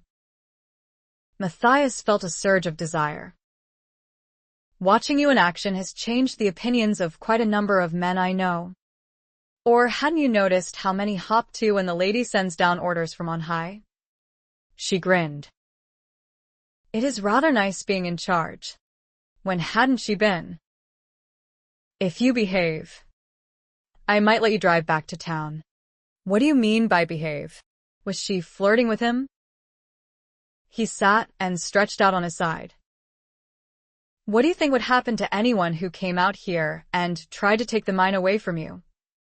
Her gaze drifted over his body as she sat quiet for a moment. When she met his eyes, He saw something in hers that set his pulse racing. She blinked, looked faintly disturbed, and then frowned. What did you say? The afternoon might have possibilities. After all, we were talking about Freddie and the mine. Oh, Your 12 won't let anyone take it from you. No, I don't suppose they would. She gave him a quick glance and busied herself. I'm starving, aren't you? We should see what kind of feast Ronya prepared for us. She set out fresh baked bread, sliced ham wrapped in cheesecloth, a small jar of butter, another of pickles, and squares of sugared shortbread. She held up a bottle. Apple juice. Ronya even packed plates, cups, and a knife. Good old Ronya. Ever the matchmaker. Kathryn didn't seem to have a thought for what else her friend must have in mind for today. Matthias watched Kathryn prepare their sandwiches. She put one in front of him like an offering and filled their cups. He took one sip and knew it wasn't juice. This is delicious. Kathryn had already taken a sip. The girl had been far too sheltered. You might want to go easy on that. It's hard cider. They ate in companionable silence. Matthias could see her mind working again. Something serious. He hoped it wasn't the mine or Freddie. She finished her sandwich and swept the few crumbs from her skirt. Taking a breath, she folded her hands and looked at him. I owe you an apology, Matthias. I've misjudged you. Not that you haven't been a thorn in my side. I think you take pleasure in provoking me at times. And you don't. He mentioned several editorials. She looked unrepentant and distracted. What's on your mind? Your ladyship, besides the mine and Freddie. And everything she'd just learned from Fiona. It's been a surprise to find out we have so many common goals. Why not get to the point? You mean our lists? It was time to put his cards on the table. I counted Calvada a lost cause and was ready to sell out and move on. And then you got off the stage. oh, There was that look again, melting his insides and making his heart quicken. I didn't play fair the night I got you to make your list. But I'm not sorry. You were rather overwhelming. She glanced away as though the intensity of his feelings unnerved her. You certainly gave me something to think about that night. Did I? He drawled, noticing the heightened color in her cheeks, the darkness of her eyes. I never intended to marry. Because I've never met a man I could trust. She raised her head slowly. I trust you. Matthias. Stunned, Matthias felt like he'd been playing high-stakes poker and just won the biggest pot of his life. Then their earlier conversation came back with a punch. His eyes narrowed. Hold on. He sat up, annoyed. Does this sudden change of heart have anything to do with the judge, Freddie, and your mine? what? No.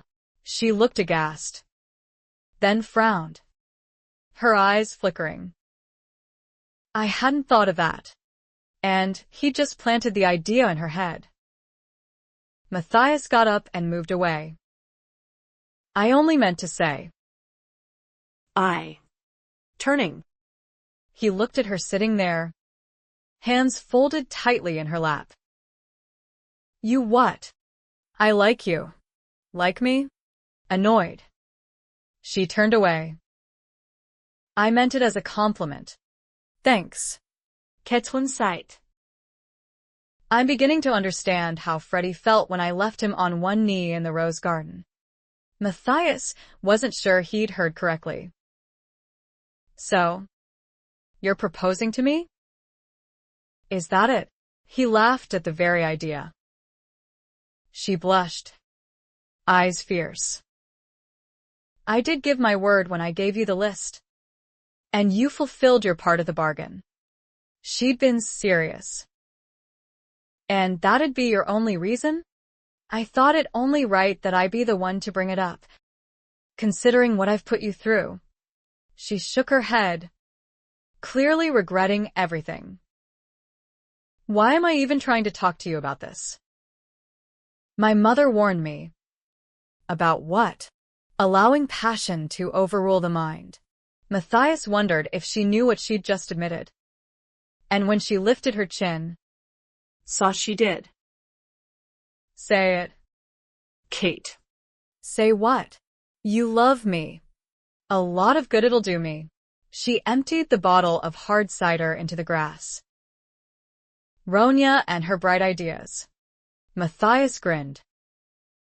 Ah. Your ladyship. You've given me cause to celebrate. Go ahead.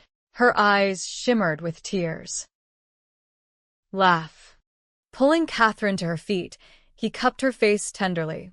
We will laugh, darlin', right up until we're both old and gray and have a dozen grandchildren. He kissed her firmly. The answer is yes. I'll marry you. He grinned and kissed her again.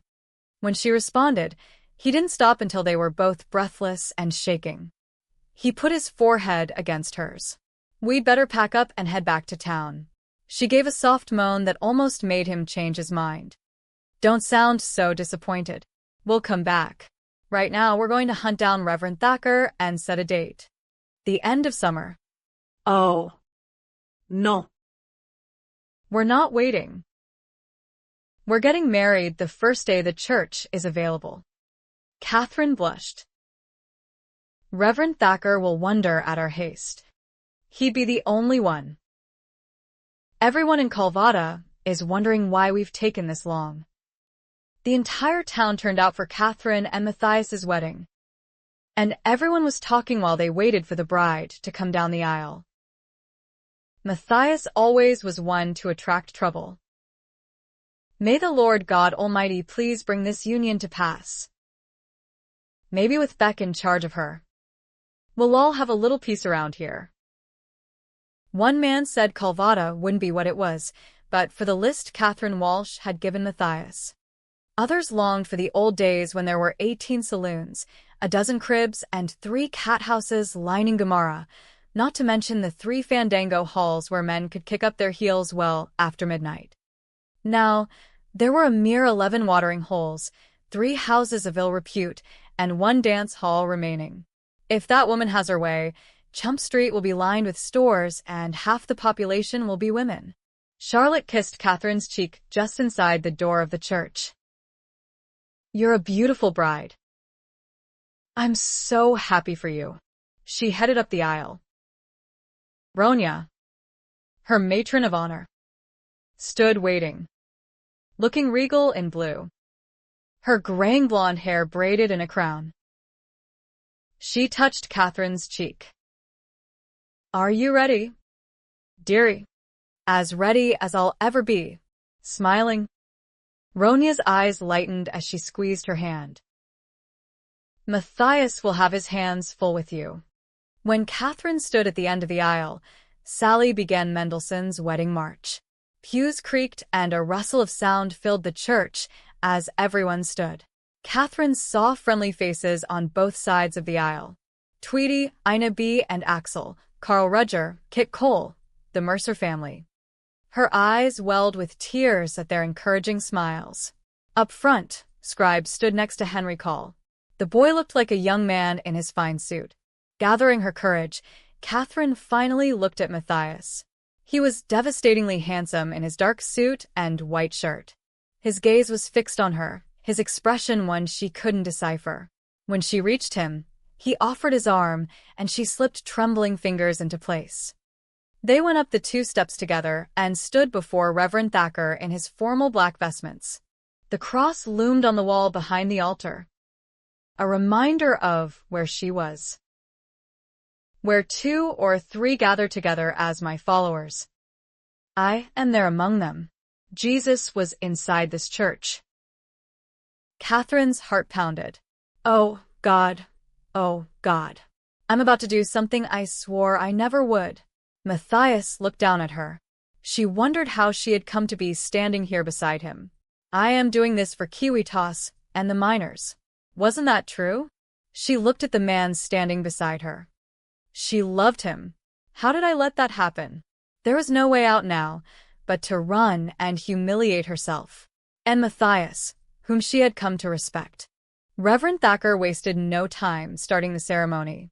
Every word he spoke describing God's plan for marriage sounded wonderfully romantic until she remembered her mother's warning. Guard your heart, Kathryn. She feared it was already captured. Every little girl dreamed of marrying her Prince Charming. Kathryn had, too, until she was old enough to learn how much women gave up when they said I do, and how easily a prince today could become a tyrant tomorrow. Doubts attacked, but what could she do now that she was standing before the altar? The entire town watching? Matthias's attention was fixed on Reverend Thacker, and she found herself praying frantically. Oh, God, please let Matthias be the man I hope he is. In another half-hour, she wouldn't be Kathryn Walsh anymore. She would be Kathryn Beck, and Matthias would have legal rights over everything that belonged to her, and to her person as well. When Reverend Thacker came to the vows, Matthias turned to her. Trembling, she faced him, thankful for the gauzy veil. Matthias took her left hand gently in his. He didn't wait for Reverend Thacker's prompting, but recited the vows. I, Matthias Josiah Beck, take thee, Kathryn Lenore Walsh, to be my wedded wife. He slipped a gold band on her finger. To have and to hold from this day forward, for better, for worse, for richer, for poorer, in sickness and in health, to love and cherish till death do us part. He looked at her then, eyes aglow, and her heart raced. According to God's holy ordinance, and thereto I pledge thee my troth. He lifted her hand and kissed it. The magnitude of the vows shook her. Matthias's expression softened. Ah, Kate. He spoke so softly no one would hear. Don't turn coward now. Kathryn's back stiffened at those words. Reverend Thacker had turned to her and begun prompting her to say her vows. Swallowing hard, Kathryn spoke in a soft, shaky voice. I, Kathryn Lenore Walsh, take thee, Matthias Josiah Beck, to be my husband, to have and to hold, from this day forward, for better, for worse, for richer, for poorer, in sickness and in health. 2. She stumbled along, knowing she would have to keep these vows for the rest of her life. She could barely breathe past the pounding of her heart. Love, cherish, and she fell silent, casting Matthias a wary look. He stood steady, a faint smile touching his lips. And obey, Reverend Thacker repeated. She hesitated, then shook her head. I can't say that. A rustle of whispers spread through the congregation. Told you. Didn't I? One man spoke up. You owe me $10. His companion muttered loudly. It ain't over yet. People shushed the men. Shocked, Reverend Thacker stared at Kathryn. He uttered a nervous cough. You must say it. Kathryn. I won't say it. She leaned close, whispering firmly. I cannot make a promise before God and all these witnesses that I know I will be unable to keep.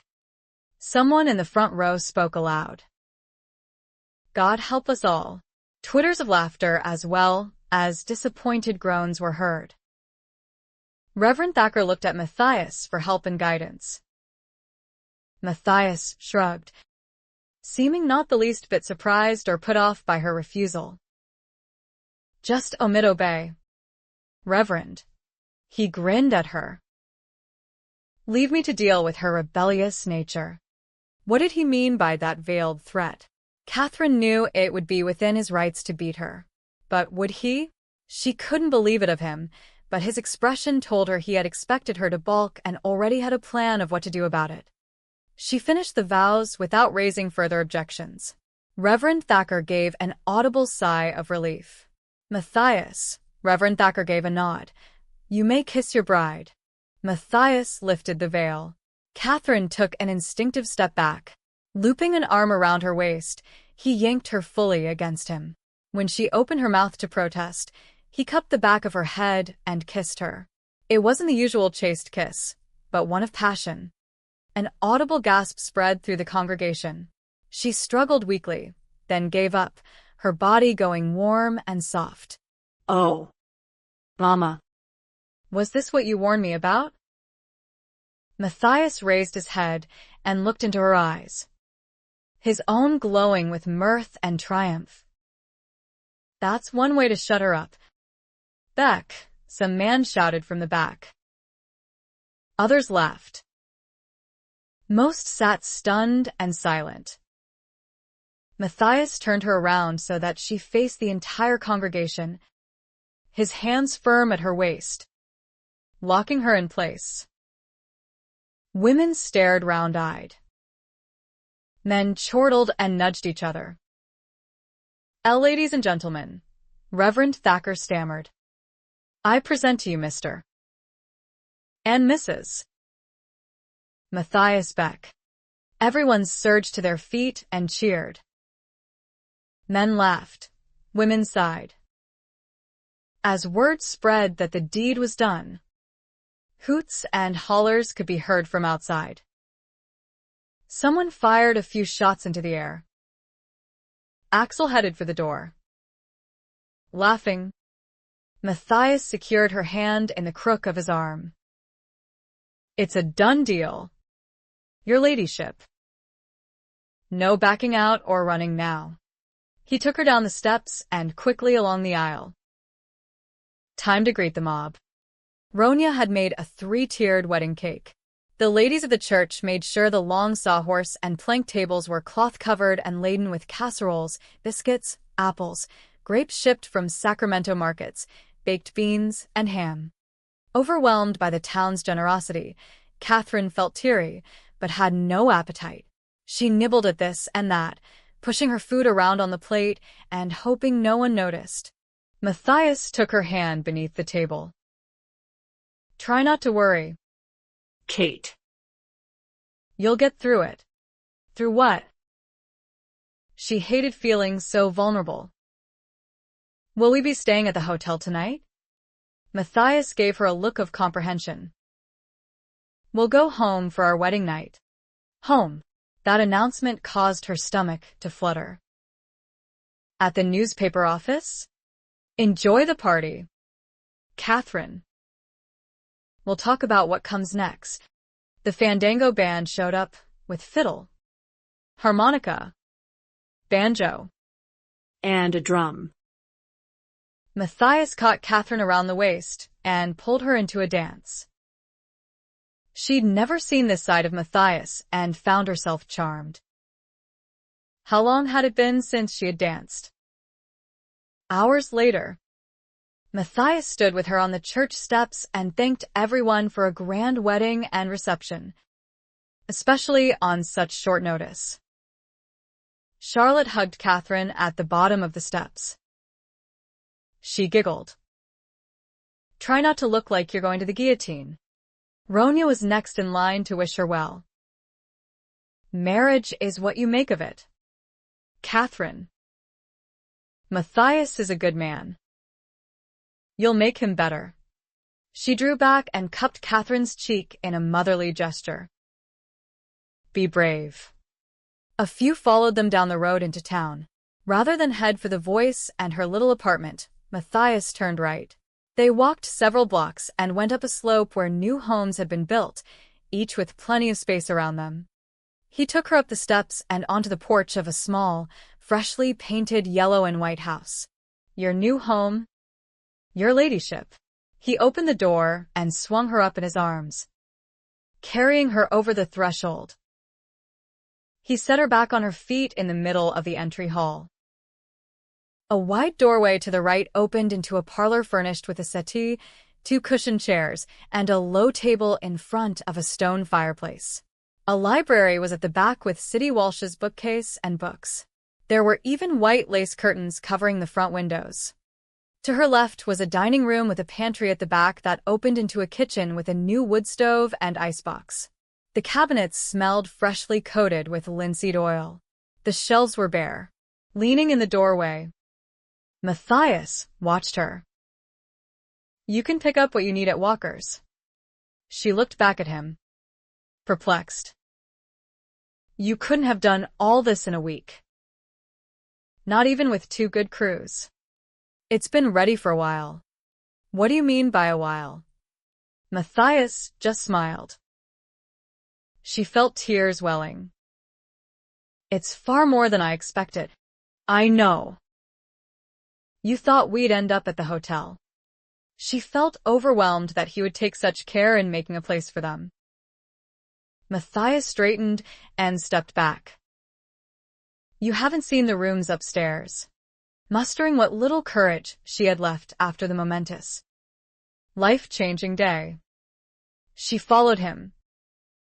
There were 2 small, unfurnished bedrooms and another large enough to hold a double bed with carved head and footboards, a dresser with a large mirror, her father's armoire, and her Saratoga trunk.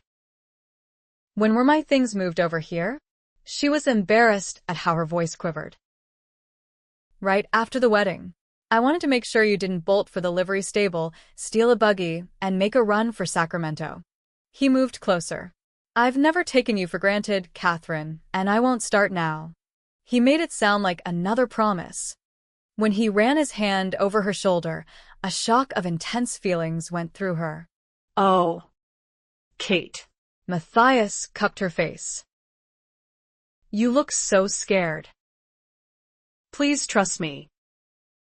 "It won't be as bad as you may have heard." That was the problem. I haven't heard anything. No one had told her a thing about what happened from here forward. Matthias frowned. "Nothing. Some subjects are never discussed." "My mother said." "Forget what your mother said." Searching her face, his expression softened. "Remember, God created Adam and Eve, and what comes next is all part of his plan, not just for procreation, but also for our pleasure." He kissed her again and took his time. When he raised his head, she found it difficult to breathe. His eyes were so dark and sultry as he removed pins from her hair. She could feel her hair loosen and slip down over her back. He took a step back and unbuttoned her high collar. What do you suppose Adam thought the first time he saw Eve in all her glory? Matthias smiled wryly. Of course, he didn't have to deal with all these buttons.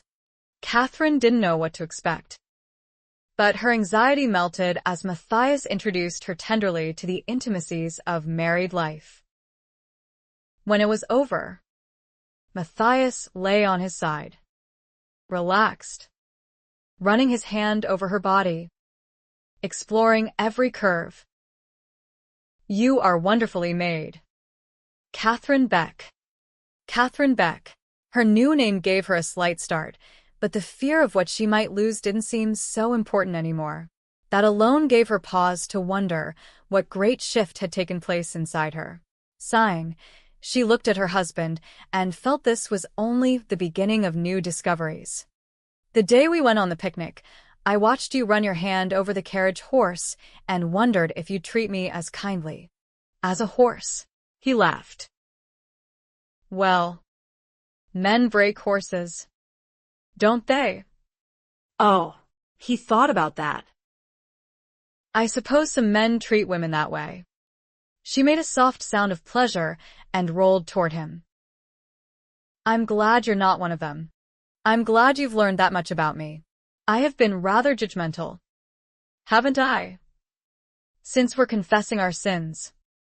I thought you were a spoiled rich girl who assumed she was better than everyone else. Even then I knew we'd end up together." "Did you?"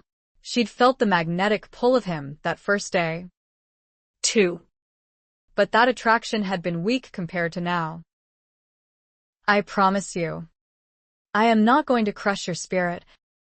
"Kate." "Why would I? When that's what I love most about you." He kissed her forehead as though she were a child. "Oh." Yes. She loved him. She had loved him even when he was an irritating rogue taunting and tormenting her. She'd avoided him because she knew she was losing her heart to him. Well, so be it. Losing her heart didn't mean she'd lost her mind. Did it? Don't look so downcast. Matthias propped his head up on his hand, gently wiping the tears from her cheeks. You have no idea the power a good woman has over a man. You made me think about the faith I thought I'd lost. He gave a low laugh. You got me back inside a church. And if all that isn't enough. He took her hand, kissed the palm, and pressed it flat against his bare chest. She could feel the hard pounding of his heart. Does that make you feel safer? She spread her fingers against the full, hard muscles. A little. She loved the feel of his skin. As she ran her hand over him, he caught his breath. Women did have a certain power. But she couldn't help but wonder how long this kind of hunger and wanting lasted after the wedding vows. Matthias gave her a hard kiss. I love you, Kathryn. You have your press. You have your mine.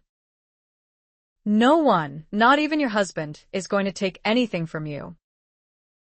But I hope those aren't the only reasons you married me. She softened at the look in his eyes. A strong man could be vulnerable, too. He had maneuvered her, but then, he hadn't succeeded without her cooperation. Other reasons?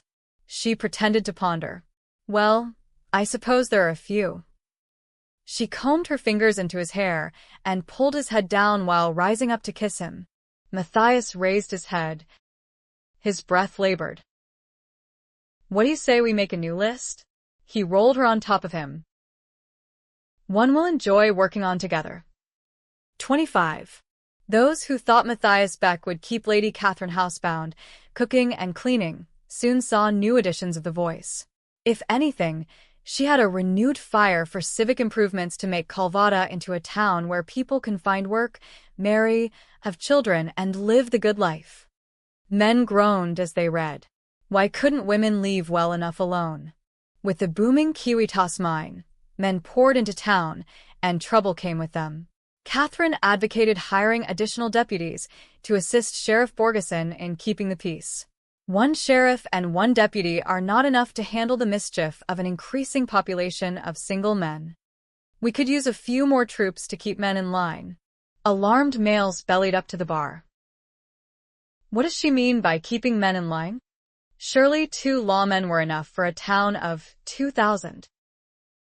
Most like the odds.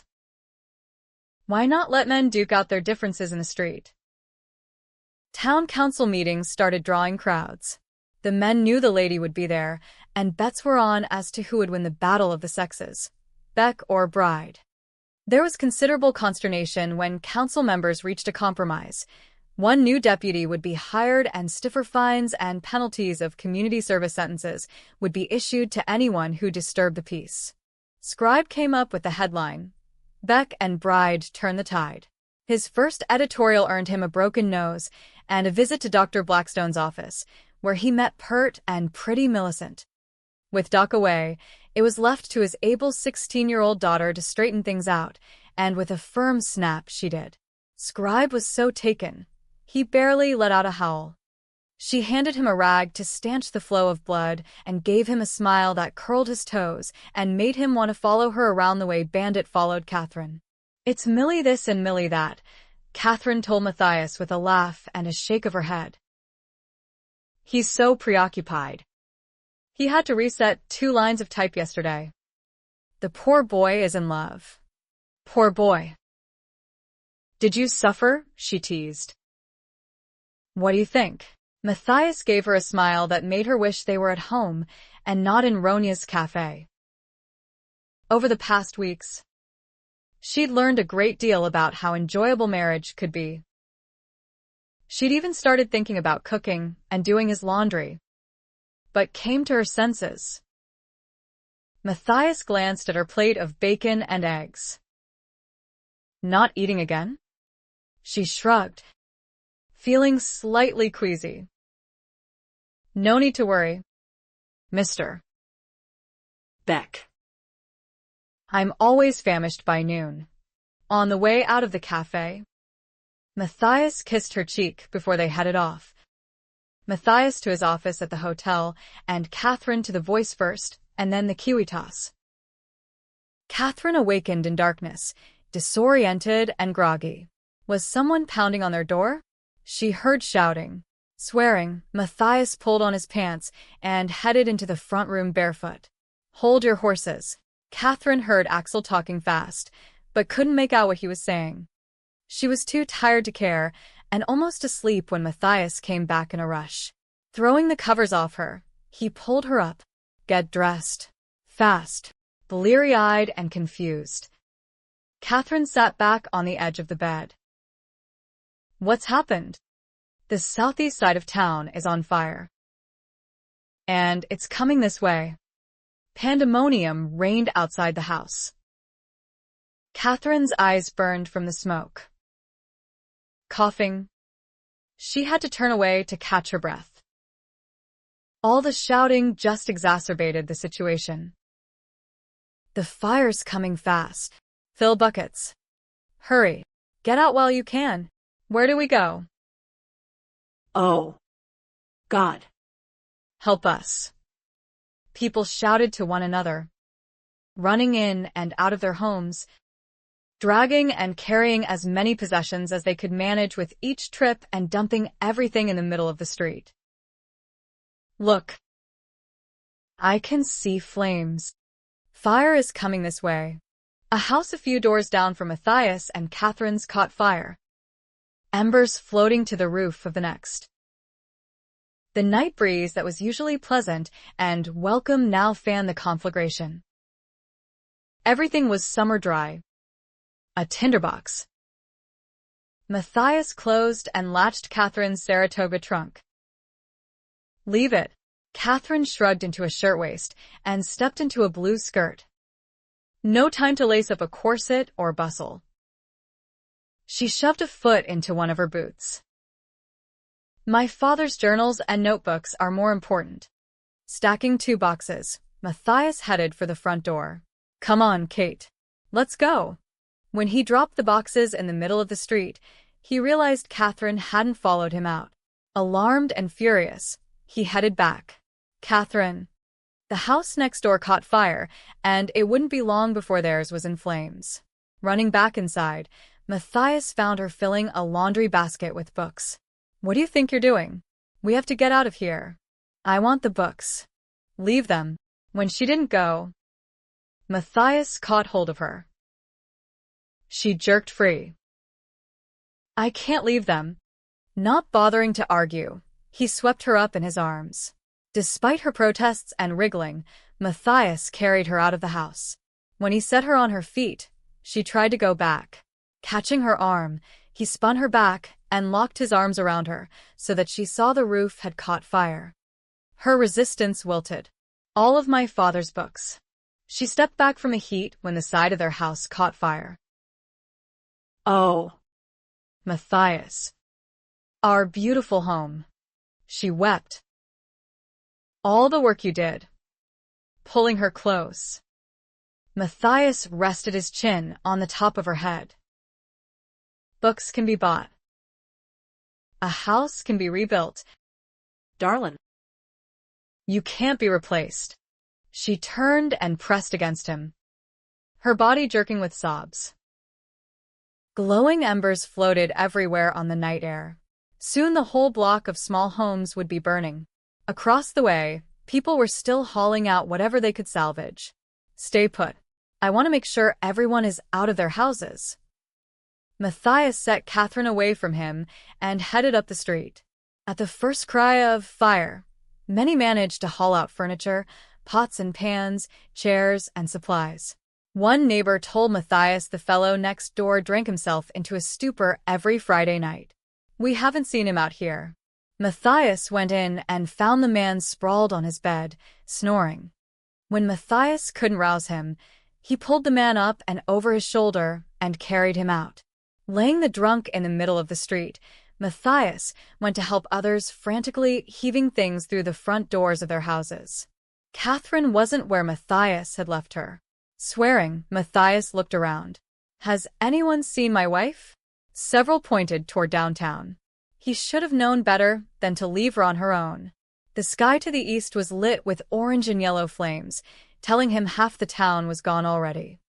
Wherever the fire had started, Calvada would soon be in ashes. A fire of this size couldn't be doused with buckets. It would take God sending a rainstorm. Matthias knew the first place Kathryn would go and ran down the hill toward Chump Street. He was out of breath by the time he arrived, but there she was.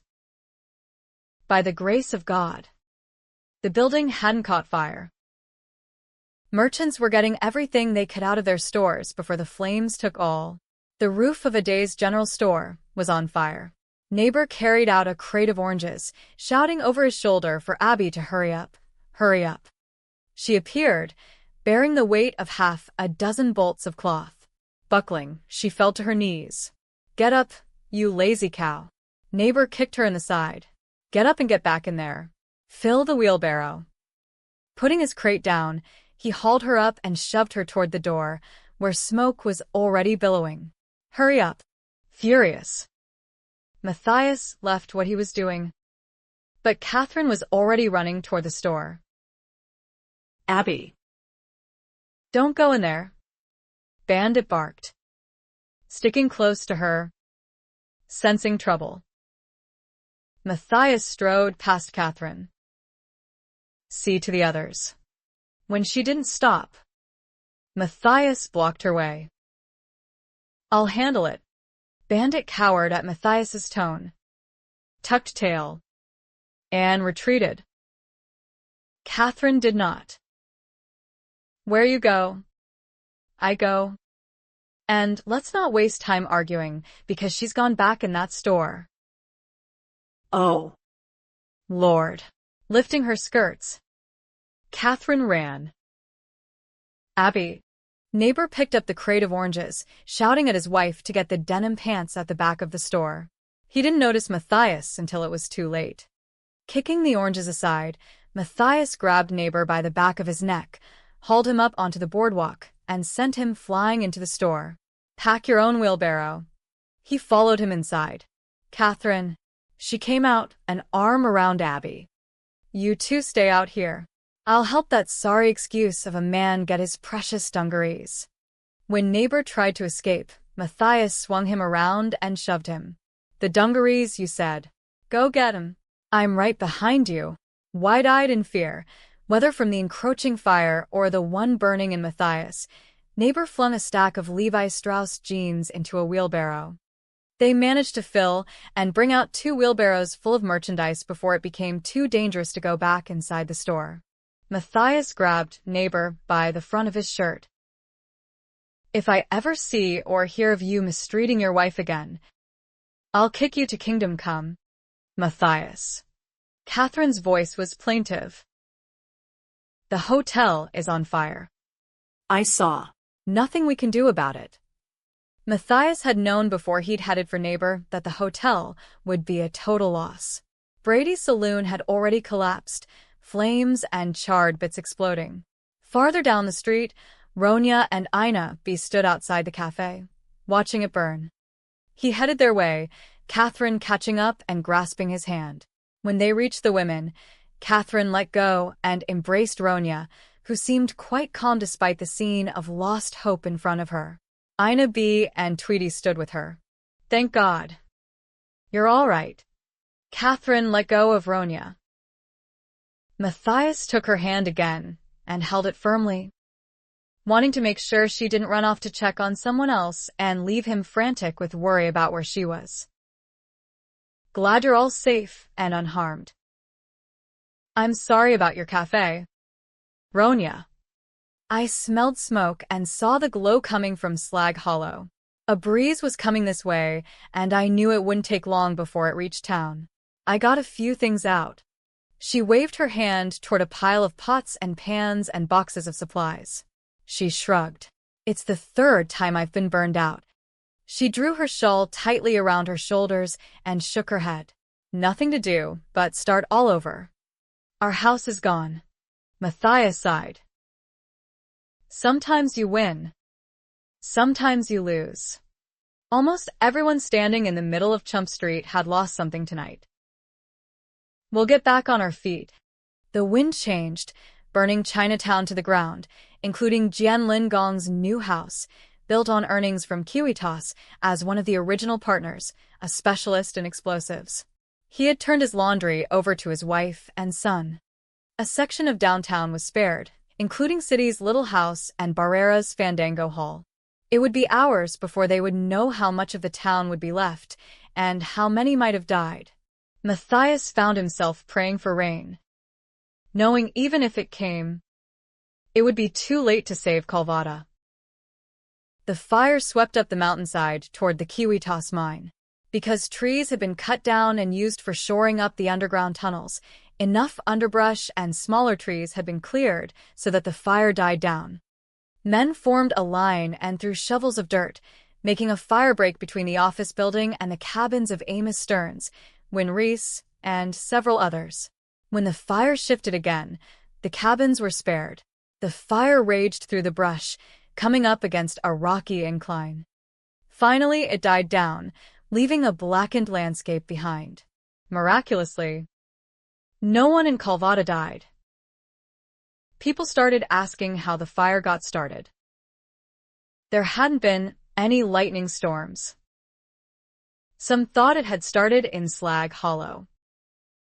Barrera's Fandango Hall, Fiona Hawthorne's dollhouse, and Walker's General Store survived, along with 2 saloons and most of the big houses on Riverview, including Morgan Sanders' house, which was quickly turned into a shelter for the dispossessed. Though Matthias and Kathryn were offered the master suite, an honor felt due the mayor, she refused to go inside. I'd rather live in a saloon than be inside that house ever again. How about the Fandango Hall? Matthias told her Jose Barrera had offered to shelter as many as the place could hold. Just you and me and 50 men on the wood floor, or 60, depending on how many of us can squeeze in together. Matthias laughed at her horrified expression. I thanked him for the kind offer and told him we already have accommodations. We do? Where? Scribe offered City's house. Bandit would also be welcome. Unless the canine preferred the outdoors where he could search for tasty barbecued raccoon or opossum. Courtesy of the Calvada fire. The back apartment was spotless. Everything in its place. The sheets and blankets clean. The bed remade. Kathryn grinned. Either you've changed your habits, Scribe, or Millicent Blackstone took charge. He smiled slightly. It was Millie. Matthias chuckled. You should marry that girl before someone else sees her worth. Scribe blushed. It seemed the idea had already occurred to him. Yeah. Well, We're talking about this winter. She'll be 17 in December. And she thinks that's a good month for a wedding. Kathryn looked surprised. She's so young. She has a mind of her own. That's for sure. Scribe shrugged. Matthias grinned at Kathryn. Sounds like someone else I know. He extended his hand to Scribe. Congratulations. It's a good thing. Kid. The best decision a man can make is to marry a smart woman. He winked at Kathryn. Axel Borgeson came into the voice office the next day. Kathryn? I need to speak with you. She followed him outside. Fiona sent word to me that one of her girls is sick and asking for you. Kathryn was confused. Why didn't she just send a messenger? She asked me to come too. Did she say why? She said Monique keeps asking for you. She's raving in French. And she said something about a murder in San Francisco. He shrugged. Kathryn went back inside to tell Matthias she'd been called away and didn't know how long she'd be gone. Then she and Axel headed for Fiona Hawthorne's dollhouse. Elvira Haynes opened the door. She kept her head down as she stepped back, allowing them into the house. Kathryn felt regret that she hadn't found a way to spare Elvira from this life. Elvira seemed weighed down by shame. Fiona is with Monique. They're upstairs. Second door on the left. She turned away without raising her head. I'll be in the kitchen. Monique looked awful. Eyes sunken. Lips dry and cracked. A half-empty bottle of laudanum was on the side table. Fiona glanced up at Kathryn, stricken with grief. She shook her head. Doc Blackstone said it's a malignancy. There's nothing that can be done but give her laudanum. Monique moaned and moved restlessly. The once beautiful young woman appeared wizened and old.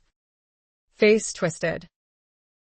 She looked up at Kathryn, her eyes fierce. She spoke in French, and Kathryn drew back, understanding. Axel looked at her. Do you understand French? What did she say? I killed him. I smashed in his head. And I'd do it again. Monique raised her head, eyes crazed, spewing French at Kathryn. I'd kill them all if I could. Kathryn translated, as Fiona tried to offer her a drink of water. Sinking back, Monique shook her head, crying now like a broken child. I thought he loved me. Her chest heaved with sobs. He did. Angry again, she glared at Fiona. He would have married me if you hadn't interfered. She called Fiona a name that Kathryn couldn't translate, but which sounded vile. Fiona straightened, staring down at the dying girl. Axel stepped closer, looking intently at Fiona. Is she talking about you and Morgan Sanders? I don't think so. Fiona leaned over Monique for a moment and then drew back, comprehending. Oh. No. Monique. Oh. You didn't. He always wanted me.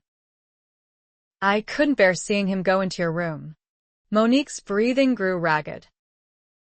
She cried like a child again. I only went with Morgan to make him jealous. I went to him and told him that. I promised never to do it again. Confused, Kathryn looked at Fiona. Who is Monique talking about? She felt a sick premonition. Monique's shoulders heaved as she cried. He said it was all right. He said he had no claim on me. Glaring at Fiona with glazed eyes, she kept on. I did it. I hit him. Axel stepped forward, but Fiona pressed between him and the dying woman. You killed City.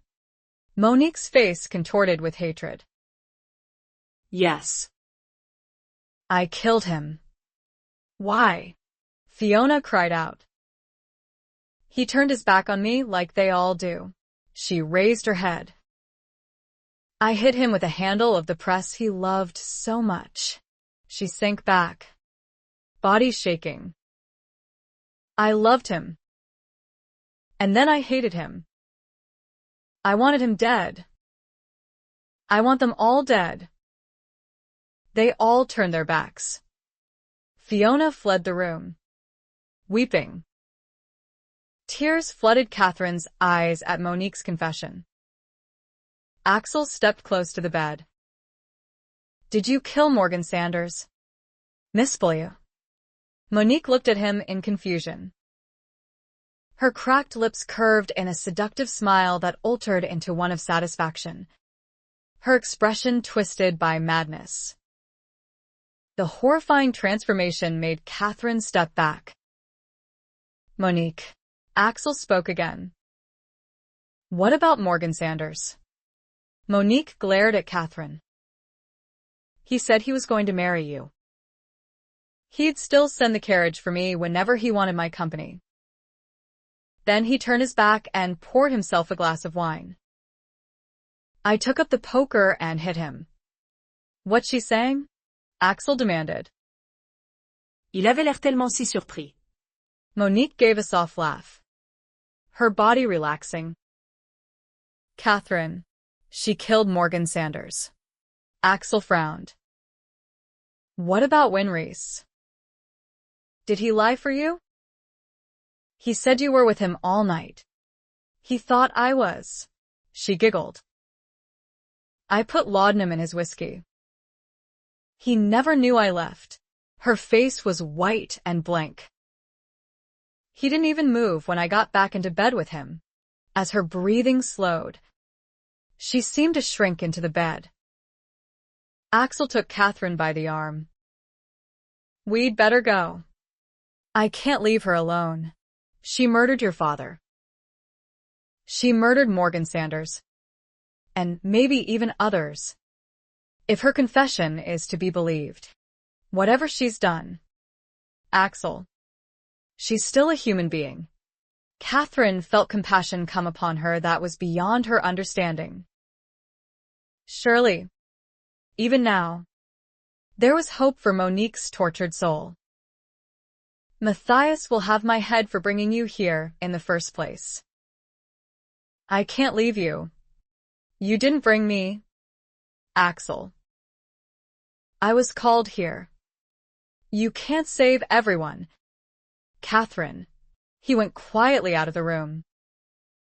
Neither Fiona nor Elvira returned. Monique turned her head and looked at Kathryn. Everyone leaves me. I won't leave. Wringing out a cloth, she took the chair Fiona had occupied and wiped Monique's brow. The laudanum had taken effect. Could Monique be reached in such a state? Whatever happened, Kathryn knew what she must do. Leaning forward, she spoke truth tenderly into Monique's ear and prayed the hope and saving grace it offered would reach the dying girl in time. Kathryn prayed softly in French until Monique growled bitterly that she hated God and couldn't stand to hear another word. It was a long, difficult night as Monique mumbled incoherently, cried in pain, and battled for life. In her last moments, a look of terror came into her eyes. She uttered a soft cry before she died, shrinking as her lungs expelled air. Filled with pity, Kathryn closed her eyes, covered her with a sheet, and blew out the lamp. Matthias rounded the corner of Gamara and saw Kathryn coming out of Fiona Hawthorne's house. Kate. He ran toward her, pulling her into his arms when he reached her. Axel told me about Monique. She's gone. God's mercy. He let out his breath, relieved that he had his wife in his arms. If she'd lived, she would have stood trial for 2 murders and been hanged. He felt Kathryn trembling, no doubt the aftermath of what Monique had confessed about City Walsh. He held her at arm's distance, studying her. You look wrung out and hung to dry. She gave a soft laugh. Thank you very much. She felt dead on her feet. She was so lost. Matthias. I couldn't leave her. He tucked a tendril of hair behind her ear. Axel said you were speaking to her when he left. I don't know if she heard anything I said to her. You did what you could. Darling. 26. City's bed wasn't built for 2. Matthias lay on his side. Head propped up. One arm around Kathryn's waist. She wiggled over onto her back. Pensive. I wonder what made Monique the way she was. He moved his hand to her hip, keeping her secure. If they weren't careful, they could end up rolling onto the floor. Some people are bent on evil, Kate. He gave a heavy sigh. I saw it in the war. Some men loved the battle. You'd see it in their eyes. Something's missing. Or corrupted almost beyond redemption. Like Morgan Sanders. Her last moments. Kathryn shuddered. She hated God. Blamed him. Probably. He's often the scapegoat for people who mess up their lives. Hadn't he himself turned his back on the Lord? Kathryn looked at him. But did she have a wounded soul or a seared conscience? It was one of the many things Matthias loved about Kathryn. She cared deeply about people, even those who were twisted and relished evil. Only God knows. Sighing, she stared up at the ceiling. When she closed her eyes, he thought she'd gone to sleep. Then she spoke again. I think 100 people packed up and headed out of town today. You can't blame them. It just means rebuilding will be harder. She didn't sound happy about it. Rebuilding would be a monumental job. Some would rather start fresh somewhere else. Kathryn turned her head toward him. I'm so sorry about your hotel, Matthias. Her eyes were like a spring meadow, her skin like silk. Our hotel, he corrected her. Walker's is still standing. And I own half of a thriving drayage company. He didn't want to count his losses. Not when he had his greatest blessing lying beside him. You aren't thinking of moving to Sacramento, are you? I still have time to serve as mayor. You make it sound like a sentence rather than a privilege. Matthias chuckled. Depends on how you look at it. He loved the feel of his wife tucked against him. She'd be better off in a big town. Safer, too. With good men running the kiwi toss, the operation would continue smoothly even without her here. Amos Stearns and Wynne Reese had proven themselves fully capable and trustworthy. The town would have to be rebuilt from the ground up. It would take time to reframe businesses and homes. More than likely, Calvada would go right back to what it was before Kathryn arrived. Axel said he'd stay, but his 2 deputies had left town among the caravan of others, and one man might not be able to prevent the place from descending into the rough-and-tumble wild town it had been. But right now, Matthias had other things on his mind than what it would take to recover from the fire. Kathryn caught hold of his wandering hand. You are mayor, Matthias, and you can do a lot of good. The sooner we get started, the better. Matthias groaned inwardly. Knowing his wife, he could expect big ideas. There's not much of a town left to manage. And even a mayor gets a night off. He nibbled her earlobe. Shivering, Kathryn pulled away enough to look at him. There's more to do now than there ever has been. A town isn't buildings. It's people. Nudging her chin up, he went for her throat. Darlin', I know, but Rome wasn't built in a day. We're not talking about Rome. She edged away again. We're talking about a mining town that will be tense until houses can be built. You're the man to see that Calvada comes out of this crisis better than before. Kathryn was on a straight and narrow road. Matthias put a fork ahead and knew which prong he wanted to take. You were singing a different song a few months ago about my abilities. He ran his hand up her thigh. When she exhaled a soft sound, his pulse shot up. Success was close at hand. Matthias. Kathryn put her hand on his bare chest. That's before I saw what you're capable of accomplishing. Her mouth was at his jugular. When you had motivation. Groaning, he laughed. Woman. He encircled her waist. He pulled her tight against him. I appreciate the confidence you have in me, but... When she drew her head back and looked at him again, he knew her mind wasn't following the same path as his. The wheels inside that fertile brain of hers were spinning again. She probably already had a plan of what the future could hold, God willing. And the river didn't rise. A flood. That's all they would need to add to recent disasters, and it wasn't beyond the realm of possibility. Sliding his hand over her hip, he tried one last time. Are you going to deny your husband his rights if I don't organize the town's rebuilding? She batted her eyelashes at him. I suppose I could make that sacrifice if I knew it was for the good of our neighbors. You don't play fair, testing her resolve. He kissed her. I could win this battle. Couldn't I? Breathless, Kathryn put her hand firmly against his chest. Do behave. Matthias. I am behaving. She laughed and drew in a sharp breath. Stop it. Now listen. I'm all ears. The kiwi toss is still in operation. We'll need more men.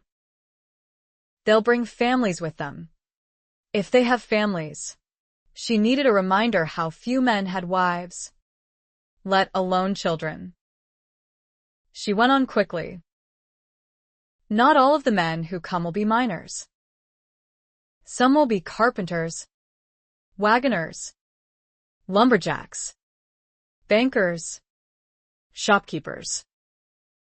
We'll put out advertisements. Matthias made a sound of acquiescence, only half listening. She threw off the covers and got up. You have a one-track mind, Mr. Beck, scowling down at him. She wrapped a blanket around herself. There should be rules, propping his head up again. Matthias grinned, unrepentant. She looked flushed and beautiful. Oh, no, darling. No rules in love or war. You can stop looking at me like that. What's wrong with the way I look at my wife? He patted the empty space beside him. We can talk in the morning. Kathryn moved to Siddy's old chair near the pot-bellied stove. A bookcase used to be against the wall behind her, the one he'd moved into their new house. He remembered how desperate Kathryn had been trying to save those books and almost felt sorry he hadn't gone back inside to rescue them from the flames. At least Siddy's journals and notebooks were safe. Kathryn sat, knees pressed together, hugging the blanket around her shoulders, expression serious. We need a plan, Matthias. The fire was a terrible disaster, but it could also provide our greatest opportunity. The mountains are so beautiful up here, and all that fresh river water coming off the mountain. We only have a couple of months before winter hits. We could lay out a new Calvada. A new Calvada? We could present a plan to everyone. Think of it. A town square, a grid of roads with drainage ditches on each side to direct rainwater and snowmelt. We could design a water system so there wouldn't be any chance of contamination from outhouses. The mine will draw people. Lots of people. When they come, we want them to look around and decide this is a good place to sink roots, start families. She was a dreamer. It was one of the things Matthias loved about his wife, her optimistic spirit. But she needed to face the facts. When the copper and silver play out, those same people will leave. Calvada is at the end of the road, Kate. The Madeira was playing out and is now shut down for lack of leadership. The Jackrabbit is finished. Twin Peaks mine shut down. Calvada will go from boom to bust in the next few years. You can't know that. It's the nature of a boomtown. People will leave. People who had little to begin with don't want to start over, and have even less. They want to go to Truckee or Reno or Placerville or Sacramento, where they can find work. Even more would head home if they had the money to get there. When this town dies, the buildings will be razed, reusable materials loaded onto wagons and taken somewhere else. You're forgetting the kiwi toss. Amos said there's enough copper to last for years. One man's opinion. And a young and inexperienced one at that. He's a geologist. And he's talking about the quality of copper they've been bringing out over the last months. And they could run into a wall of granite tomorrow. Mines are bonanzas one week and a bust the next. Kathryn just looked at him with those confident green eyes. Granite is good. 2. It's used to build structures that last. Like tombstones. Oh.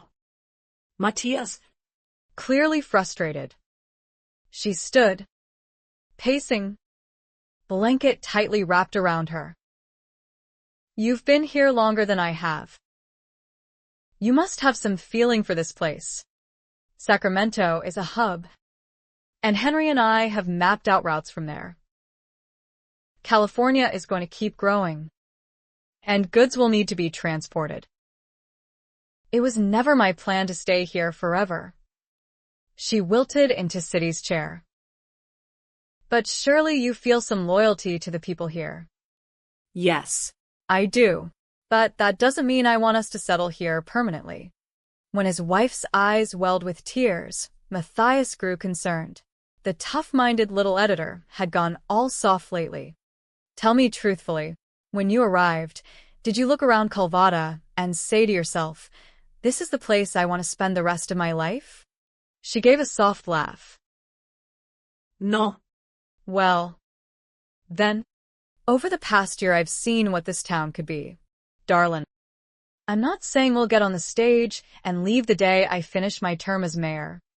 Kathryn gave a shuddering breath and wiped a tear away. She had that faraway look on her face again. It's the people I've come to love. Matthias. I can't bear the thought of leaving Ronya. She's the best friend I've ever had. And Ina B will marry Axel in the next few months. Scribe is as close to me as a brother. He'll marry Millicent by Christmas and probably have a baby on the way by January. I want to see their children grow up. And then there's Wiley and Carl and Kit. Her and Reverend and Mrs. Thacker and a dozen others who are friends. And Fiona. She looked at him with tears flooding her eyes. And there's Win and Elvira. Matthias could see her winding down. Yawning, she sagged slightly. She looked pale, shadows under her eyes, and she seemed to have talked herself out for the evening. Sighing, she rose and came back to bed without prompting. Slipping under the covers, she remained facing him.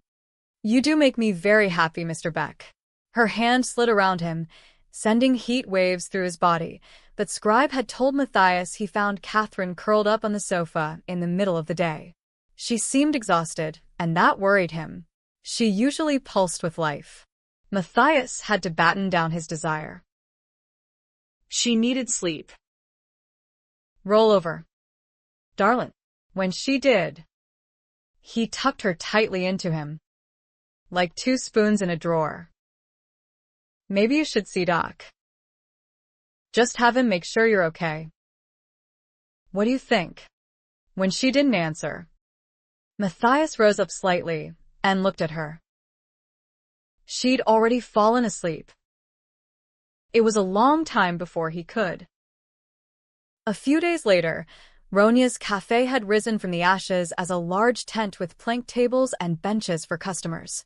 Kathryn and Matthias joined others who had lost their homes. She was worried about Fiona. I haven't seen her since the day Monique Beaulieu died. I want to make sure she's all right. She knew Matthias valued loyalty as much as she did. And Elvira, too, of course. He frowned at her untouched plate. Why aren't you eating? I'm not hungry. In fact, she felt queasy looking at the food on his plate. Are you feeling sick? Have you seen Doc Blackstone yet? No. I'm fine. I'm sure it's just that I'm worn out. And no wonder. His eyes lightened. You were feeling good last night. He grinned. I'm pretty tired myself this morning. Blushing. She gave him a stern look. Do be quiet, Mr. Beck, she whispered. But he just chuckled. Kathryn folded her napkin and put it on the table and got up to leave. Matthias caught her wrist. A kiss before you go. Not in public. For heaven's sake. The place is empty. And I'm not letting you go until you obey me. He gave her a roguish grin. Very well. She leaned toward him. When he closed his eyes, she planted a kiss on his forehead and hurried off with a laughing glance over her shoulder. When Kathryn came around the corner, she saw Win Reese at Fiona's front door. When? What are you doing in town? He swung around, his face going red.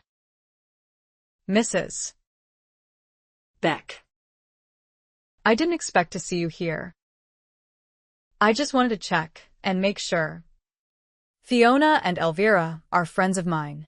They are. His brows rose slightly. Well, that's good. I'm sorry for your loss. When? He looked bemused. And she went on, uncertain now. I know you and Monique were friends. She blushed, feeling she'd blundered.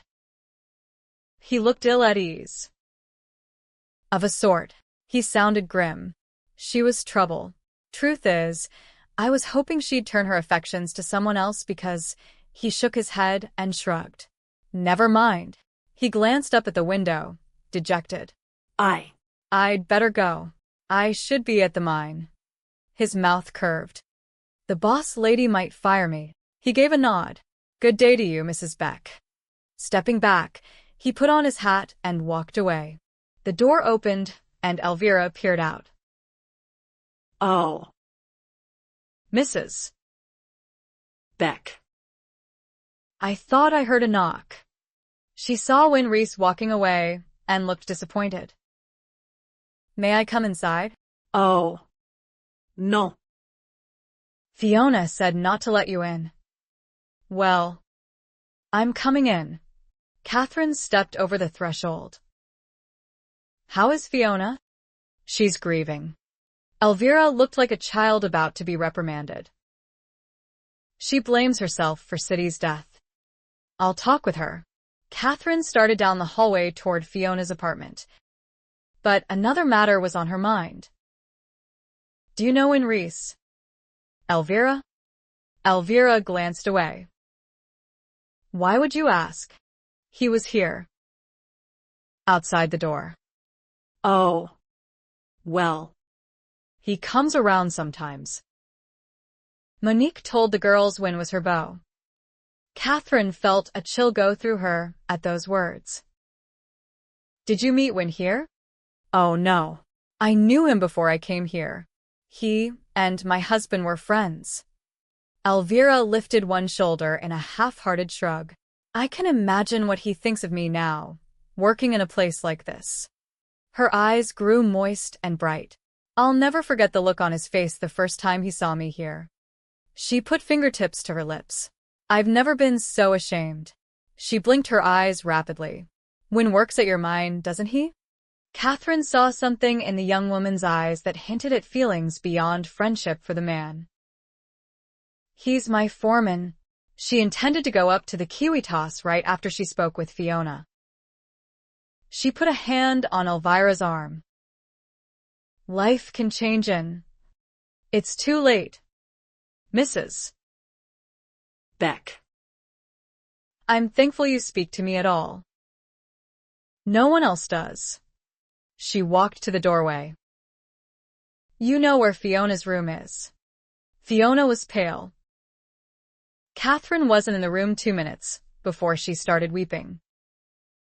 It's my fault your father is dead. Kathryn. Kathryn sat and took her hand. You couldn't have known. I knew she was trouble when she first came.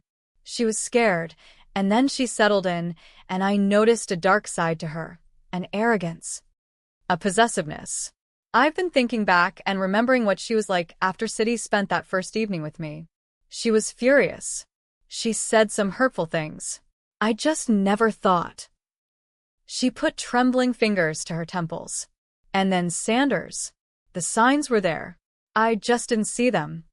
She leaned back, looking worn down and depressed. I've had enough. I'm selling the house and leaving Calvada. There are too many memories here. Where will you go? Fiona? Another mining town. She smiled bleakly. And who knows? I might even try another trade. I hope you do. And that you find happiness in it.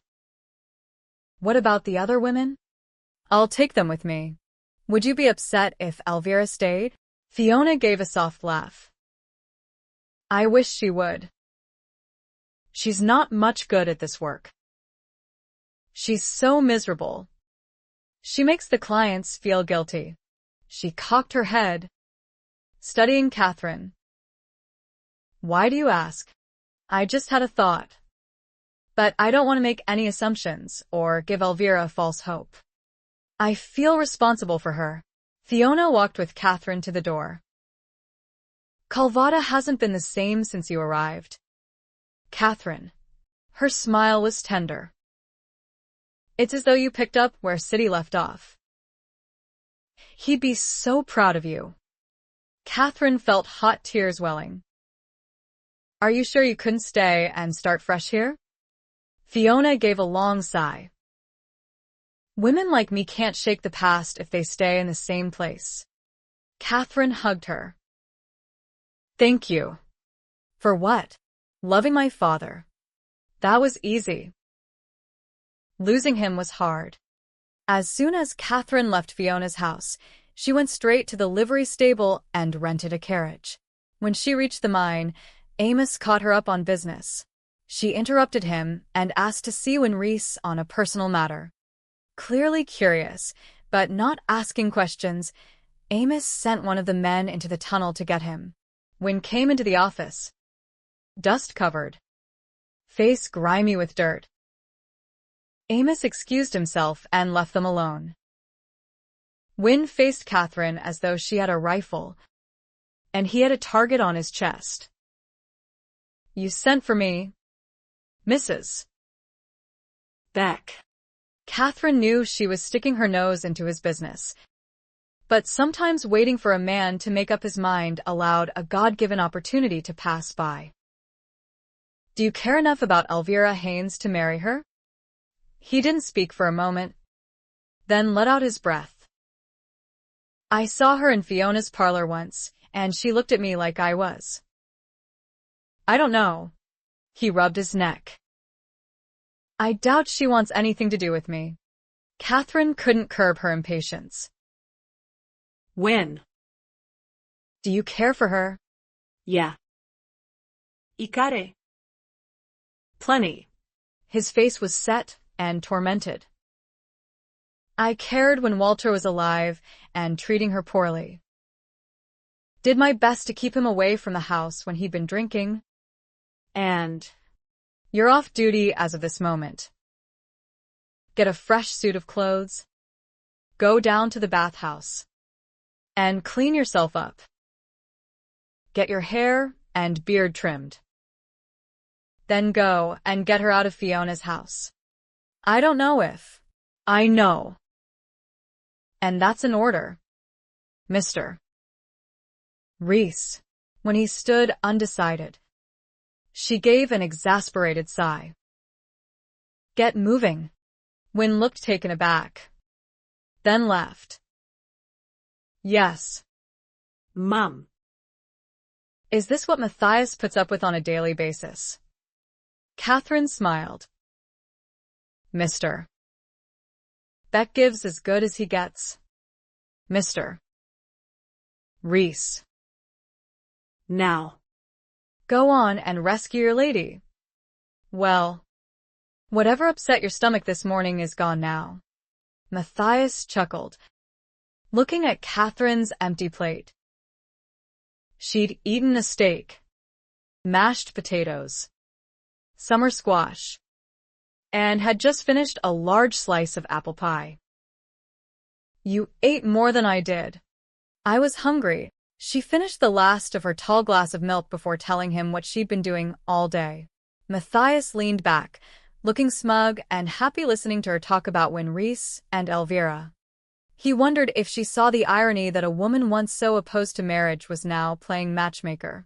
Winding down, she told him about Fiona Hawthorne's plans to leave Calvada. You like her, don't you? Yes, I do. When I first arrived, she wouldn't speak to me because she was worried my reputation might be damaged. As if I didn't manage that on my own. She's kind and generous. Had she skills like Ronya's? her life would have been much different. You look as if you're about to cry. Well, I don't want her to leave, but I understand why she must. Kathryn swallowed the lump in her throat, wondering why her emotions were so close to the surface lately. All the losses from the fire, of course. She's grieving over my father, Matthias, blaming herself for something that wasn't her fault. Matthias put his hand over hers. They were good friends. Oh. They were so much more than friends. She managed to fight back tears. I wouldn't know anything about my father if not for her. One tear escaped. She wiped it quickly away. I don't know what's wrong with me lately. It's been a rough spell. Kate. You've been working from early morning until evening. So have you. And I don't see you getting teary-eyed. I have my moments. But I'm a man. And not allowed to show it. He'd been told he was the right man for the job of mayor. But it had been a crisis that opened his eyes to how much he cared about the people of Calvada. Talk yourself out, darlin'. His tone was teasing. But he looked serious. I'm so tired. You might have to carry me. She was only half teasing. I want you to see Doc first thing tomorrow morning. Kathryn mm'd agreement. I mean it. Kate. Tomorrow morning. He took her hand as they walked home, letting her set the pace. Doc Blackstone spoke briefly with Kathryn and then called on his daughter, explaining that though she wasn't going to medical school due to distance and expense, she knew a great deal already, and what she'd learned in Sacramento would be useful to Kathryn. Perplexed, Kathryn greeted Millie as the girl took the other chair in front of Doc's desk. Kathryn already knew that Millie was bright and passionate. Like Kathryn, the girl read everything she could get her hands on. And Doc had a sizable library of medical textbooks. Millie looked at her father. What are her symptoms? He read the notes he'd taken on Kathryn's symptoms. Nausea for the past couple of weeks. Frequently exhausted and taking naps when she never had before. And unfamiliar tenderness. Where? He blushed. She didn't say. And I didn't ask. Well, I think I know already. Millicent touched her bodice and smiled at Kathryn. Oh, you've no need to look so worried, Mrs. Beck. There's nothing at all wrong with you that time won't solve. Her father cleared his throat, but her attention was fixed on Kathryn. You're pregnant. Isn't that wonderful? Doc Blackstone scowled. Millie, that's not a word we use. Why on earth not? Does a farmer say his cow is in a family way? Kathryn opened her mouth and then closed it. You needn't be embarrassed. Kathryn. It's not as if you and Matthias have transgressed the commandments. You are married and healthy. It's not surprising you'll make babies together. Kathryn's face heated even more as she sat stunned, trying to take in the information, while Millie harumphed at her father's hushed reprimand to have a care in saying too much too soon. Rolling her eyes, Millicent leaned closer to Kathryn. It's one of the subjects medical schools neglect out of a ridiculous sense of moral delicacy. Good heavens. I ask you, what is more natural than a woman having a baby? It's the most blessed occurrence in her life. I hope scribe, and I will have a dozen. Coughing. Doc Blackstone stood. I'm going to leave my daughter to speak with you. Kathryn. She may be young, but she knows a great deal more about your condition than most men in the field of medicine. She helped me deliver several babies while I practiced medicine in Sacramento. Which is one of the reasons we came up here, Millicent remarked dryly. The new mothers didn't object. But there were people who didn't think I should know anything about how babies are made, let alone be a midwife at my age. I was something of a scandal. You and I have much in common. Millie, Kathryn learned more about the facts of life in the next hour of conversation with Millicent than Matthias had taught her since they'd married. By the time Millicent finished explaining what she knew about how a baby grew, Kathryn sat speechless. In awe. Isn't God's plan marvelous? Millicent took Kathryn's hand and squeezed it. Women have the privilege of bringing life into the world. She giggled. Of course. Men play their small part. So we must be thankful. They take on more responsibility as the child grows up. Or one can hope. Why not from the beginning? Kathryn wondered aloud. Can you imagine a man volunteering to change diapers? Millicent laughed at the very idea. And they lack the equipment for feeding a baby, don't they? She patted Kathryn's hand the way an older woman would do to a much younger one. Try not to worry. Millicent might be full of confidence, but being told not to worry only made Kathryn worry more. Just pray you don't have twins the first time around. That remark shot cold dread through Kathryn's heart. She was still adjusting to the news that she carried a child. What would people say about this? When she had been so public about her intention to stay single. Her mouth twitched. On the walk back to the voice office, Kathryn swung between euphoria and terror. Despite Millicent's enthusiasm, Kathryn knew women died in childbirth, and she felt ill-equipped to be a good mother. What would Matthias say? Would he want to hide her away the same way Lawrence Pershing had hidden her mother until Kathryn's baby brother was born? She had too much work to do, and she had to be out and around town to do it. Matthias and 3 other men were in the front office of the Voice, looking over rough drawings. Her husband glanced up and winked. Want to take a look at what you started? Distracted, she shrugged. I think I need to lie down. Bandit got off the sofa and followed her into the apartment. She closed the door and sank onto the bed. Bandit jumped up beside her and put his head in her lap, rolling his eyes so he could look up at her with canine sympathy. Could the dog sense she was in a family way? She stroked Bandit's head. Can you? He lifted his head, ears perked, questioning. The men talked in lowered voices. The front door opened and closed. Matthias came into the apartment. What did Doc say? You'd better sit down. He went white, and she saw the fear in his eyes. She wanted to allay his fears. I'm not sick. Then what's wrong with you? Nothing. She blushed. I'm with child. Matthias froze, staring at her. Then he let out his breath in relief. Thank God.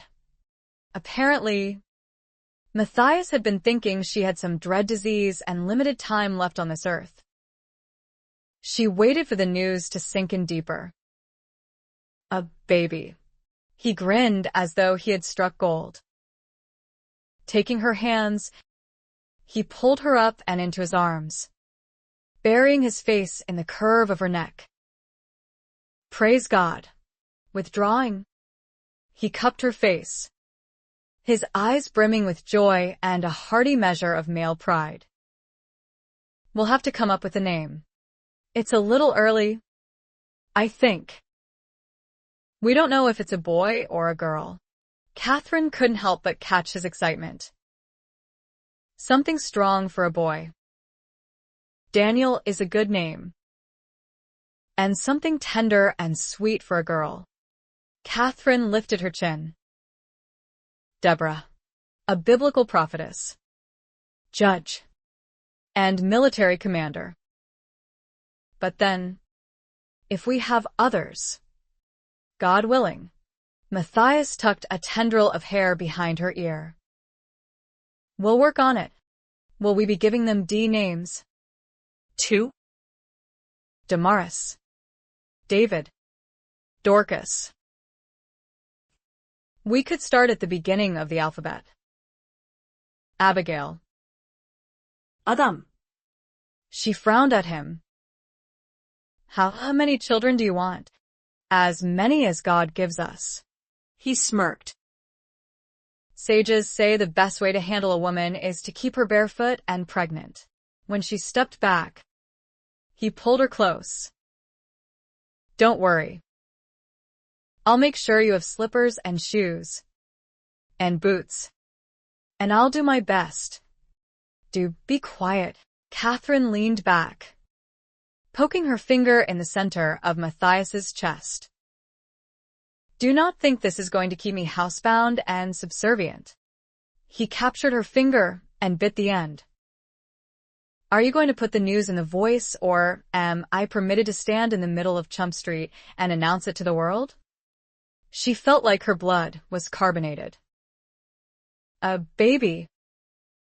I suppose we could do both. At first, the bets had been whether the baby would be a boy or girl. Now, with her increasing size, men were betting whether she'd have twins. Even the miners had picked dates and started building a pot for the winner. Carrying a baby didn't stop Kathryn from going up to the Kiwitas mine once a week to meet with Amos Stearns, Win Reese, Jian Lingong, and several other heads of operations. This morning, Kathryn had spotted a man climbing the steep slope beyond the mine offices. When Win came out to help her up the stairs, she asked about the visitor. That's crazy Klaus Johansson. Jumped ship in San Francisco and came up here to work. Says our mountains remind him of Sweden. He started working night shifts, so he'd have days free. Takes him 2 hours to climb up there, and less than 10 minutes to come back down. I've seen men do some crazy things for fun, but watching him come down that mountain looks like a mad rush to death to me. I'd like to see what he does. Kathryn had just adjourned the meeting when one of the workers came in. The Swede had made the summit. I have a chair and blanket ready for you, Mrs. Beck, so you can be comfortable and warm while you watch. She didn't remain seated long. Drawing in a breath, she stood at the railing as Crazy Klaus wove back and forth across the white slope, sending up fans of snow with each sharp turn. Midway, he doubled over, tucked the poles under his arms, and came shooting down the steepest part, aiming for a mound at breakneck speed. He soared up and over with an echoing whoop of pure joy, did a backward somersault, and landed on his feet to the cheer of a dozen men watching the show. Turning his body sideways, he skidded down the last 100 feet and stopped. Removing the boards fastened to his feet, he shouldered them and headed back up. Time for one more run, Win told her. He calls those things skis. Kathryn's heart still raced. I'm surprised there aren't men lining up to learn how to do that. She would be if she wasn't expecting a baby. There are. Half a dozen fools are carving and smoothing boards. On the way home, Kathryn had time to think about the future of the Kiwitas and Calvada and Crazy Klaus coming down the mountain on skis. Matthias was conducting a meeting in the parlor of their newly rebuilt house. The men all stood as Kathryn came in. Matthias's brows rose slightly as he looked her over. Good news. Oh. Yes, she laughed, pulling off her gloves as she headed for the kitchen, where she kept some writing materials. Throwing her coat over a chair, she went to work jotting down lists of things that would have to be done to put a plan in motion.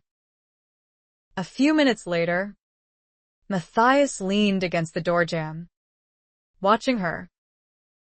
You looked ready to burst when you came in the door. I feel ready to burst. But Millie says it will be a few more weeks. Men have a lot of money riding on dates. So I heard.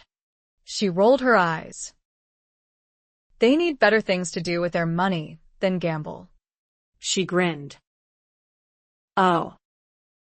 What sort of wild hair plan are you getting us into this time? Just an idea. She chuckled. An alternate future for Calvada.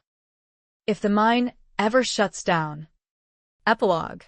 Matthias and Kathryn Beck continued to live and work happily for the betterment of Calvada, though they made frequent visits to Sacramento. The Becks eventually had 8 children, 5 boys and 3 girls. Matthias and Henry Call continued as partners in Beck and Call Drayage. The company delivered goods up and down the state of California, eventually building refrigerated boxcars that sent California produce east by train. Matthias was re-elected as mayor for a second term, but declined to run again after that. Wynne Reese married Elvira Haynes, and they had 4 children. Scribe and Millie had 7 children, 4 sons and 3 daughters.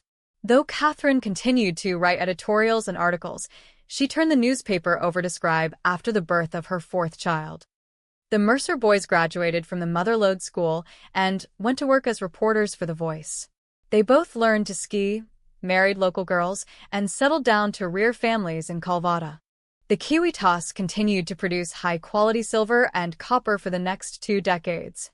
The 12 who first joined Kathryn's business experiment became wealthy men. Some stayed on with the mine. Others used their profit-shared earnings to start other businesses. Jian Lin Gong became a banker in the Chinese community. Determined that Calvada would not die like so many other mining towns when the mine did eventually play out, Kathryn worked with crazy Klaus Johansson to develop an alternative source of income for the town. By the time the Kiwitas mine closed, the Kiwitas Mountain Ski Resort was drawing hundreds of tourists each winter. Kathryn donated the money to build a town square. She laid out the plan, a cross of walkways to the center, where a large gazebo stood. Pine trees were planted to offer shade to families who would gather for concerts and outdoor plays during the hot summer evenings. The gazebo was decorated for Easter, 4th of July, Thanksgiving, and Christmas. The square became a gathering place for Calvadans. Businesses surrounded the square. Ronja Vanderstrom's cafe and boarding house took a sizable space in the middle of one block. A day's general store took up the center of another block on the square. Neighbor slipped on an orange peel and broke his neck when he fell on a barrel full of kidney beans. Few mourned his passing, other than Sweet Abby, who then hired 2 men and continued to run the store successfully. She bought herself a piano, something she had missed from her days as a girl back east. When the 19th Amendment passed and the presidential election came in November 1920, Kathryn Walsh Beck gave a speech from the Calvada gazebo. When the polls opened, she and her 3 daughters were ushered to the front of the line, casting the first votes by women in Calvada. After Matthias and their sons voted, Kathryn and Matthias lingered on a park bench in the town square, listening to the band play patriotic songs. It's a good life, isn't it? Kathryn watched people wandering in the square. Children laughing and running along walkways. A boy had climbed a pine tree, his mother pleading for him to come down. Families sat on blankets, enjoying picnic dinners. Yes, it is. Matthias slid his arm around her. She leaned her head against his shoulder.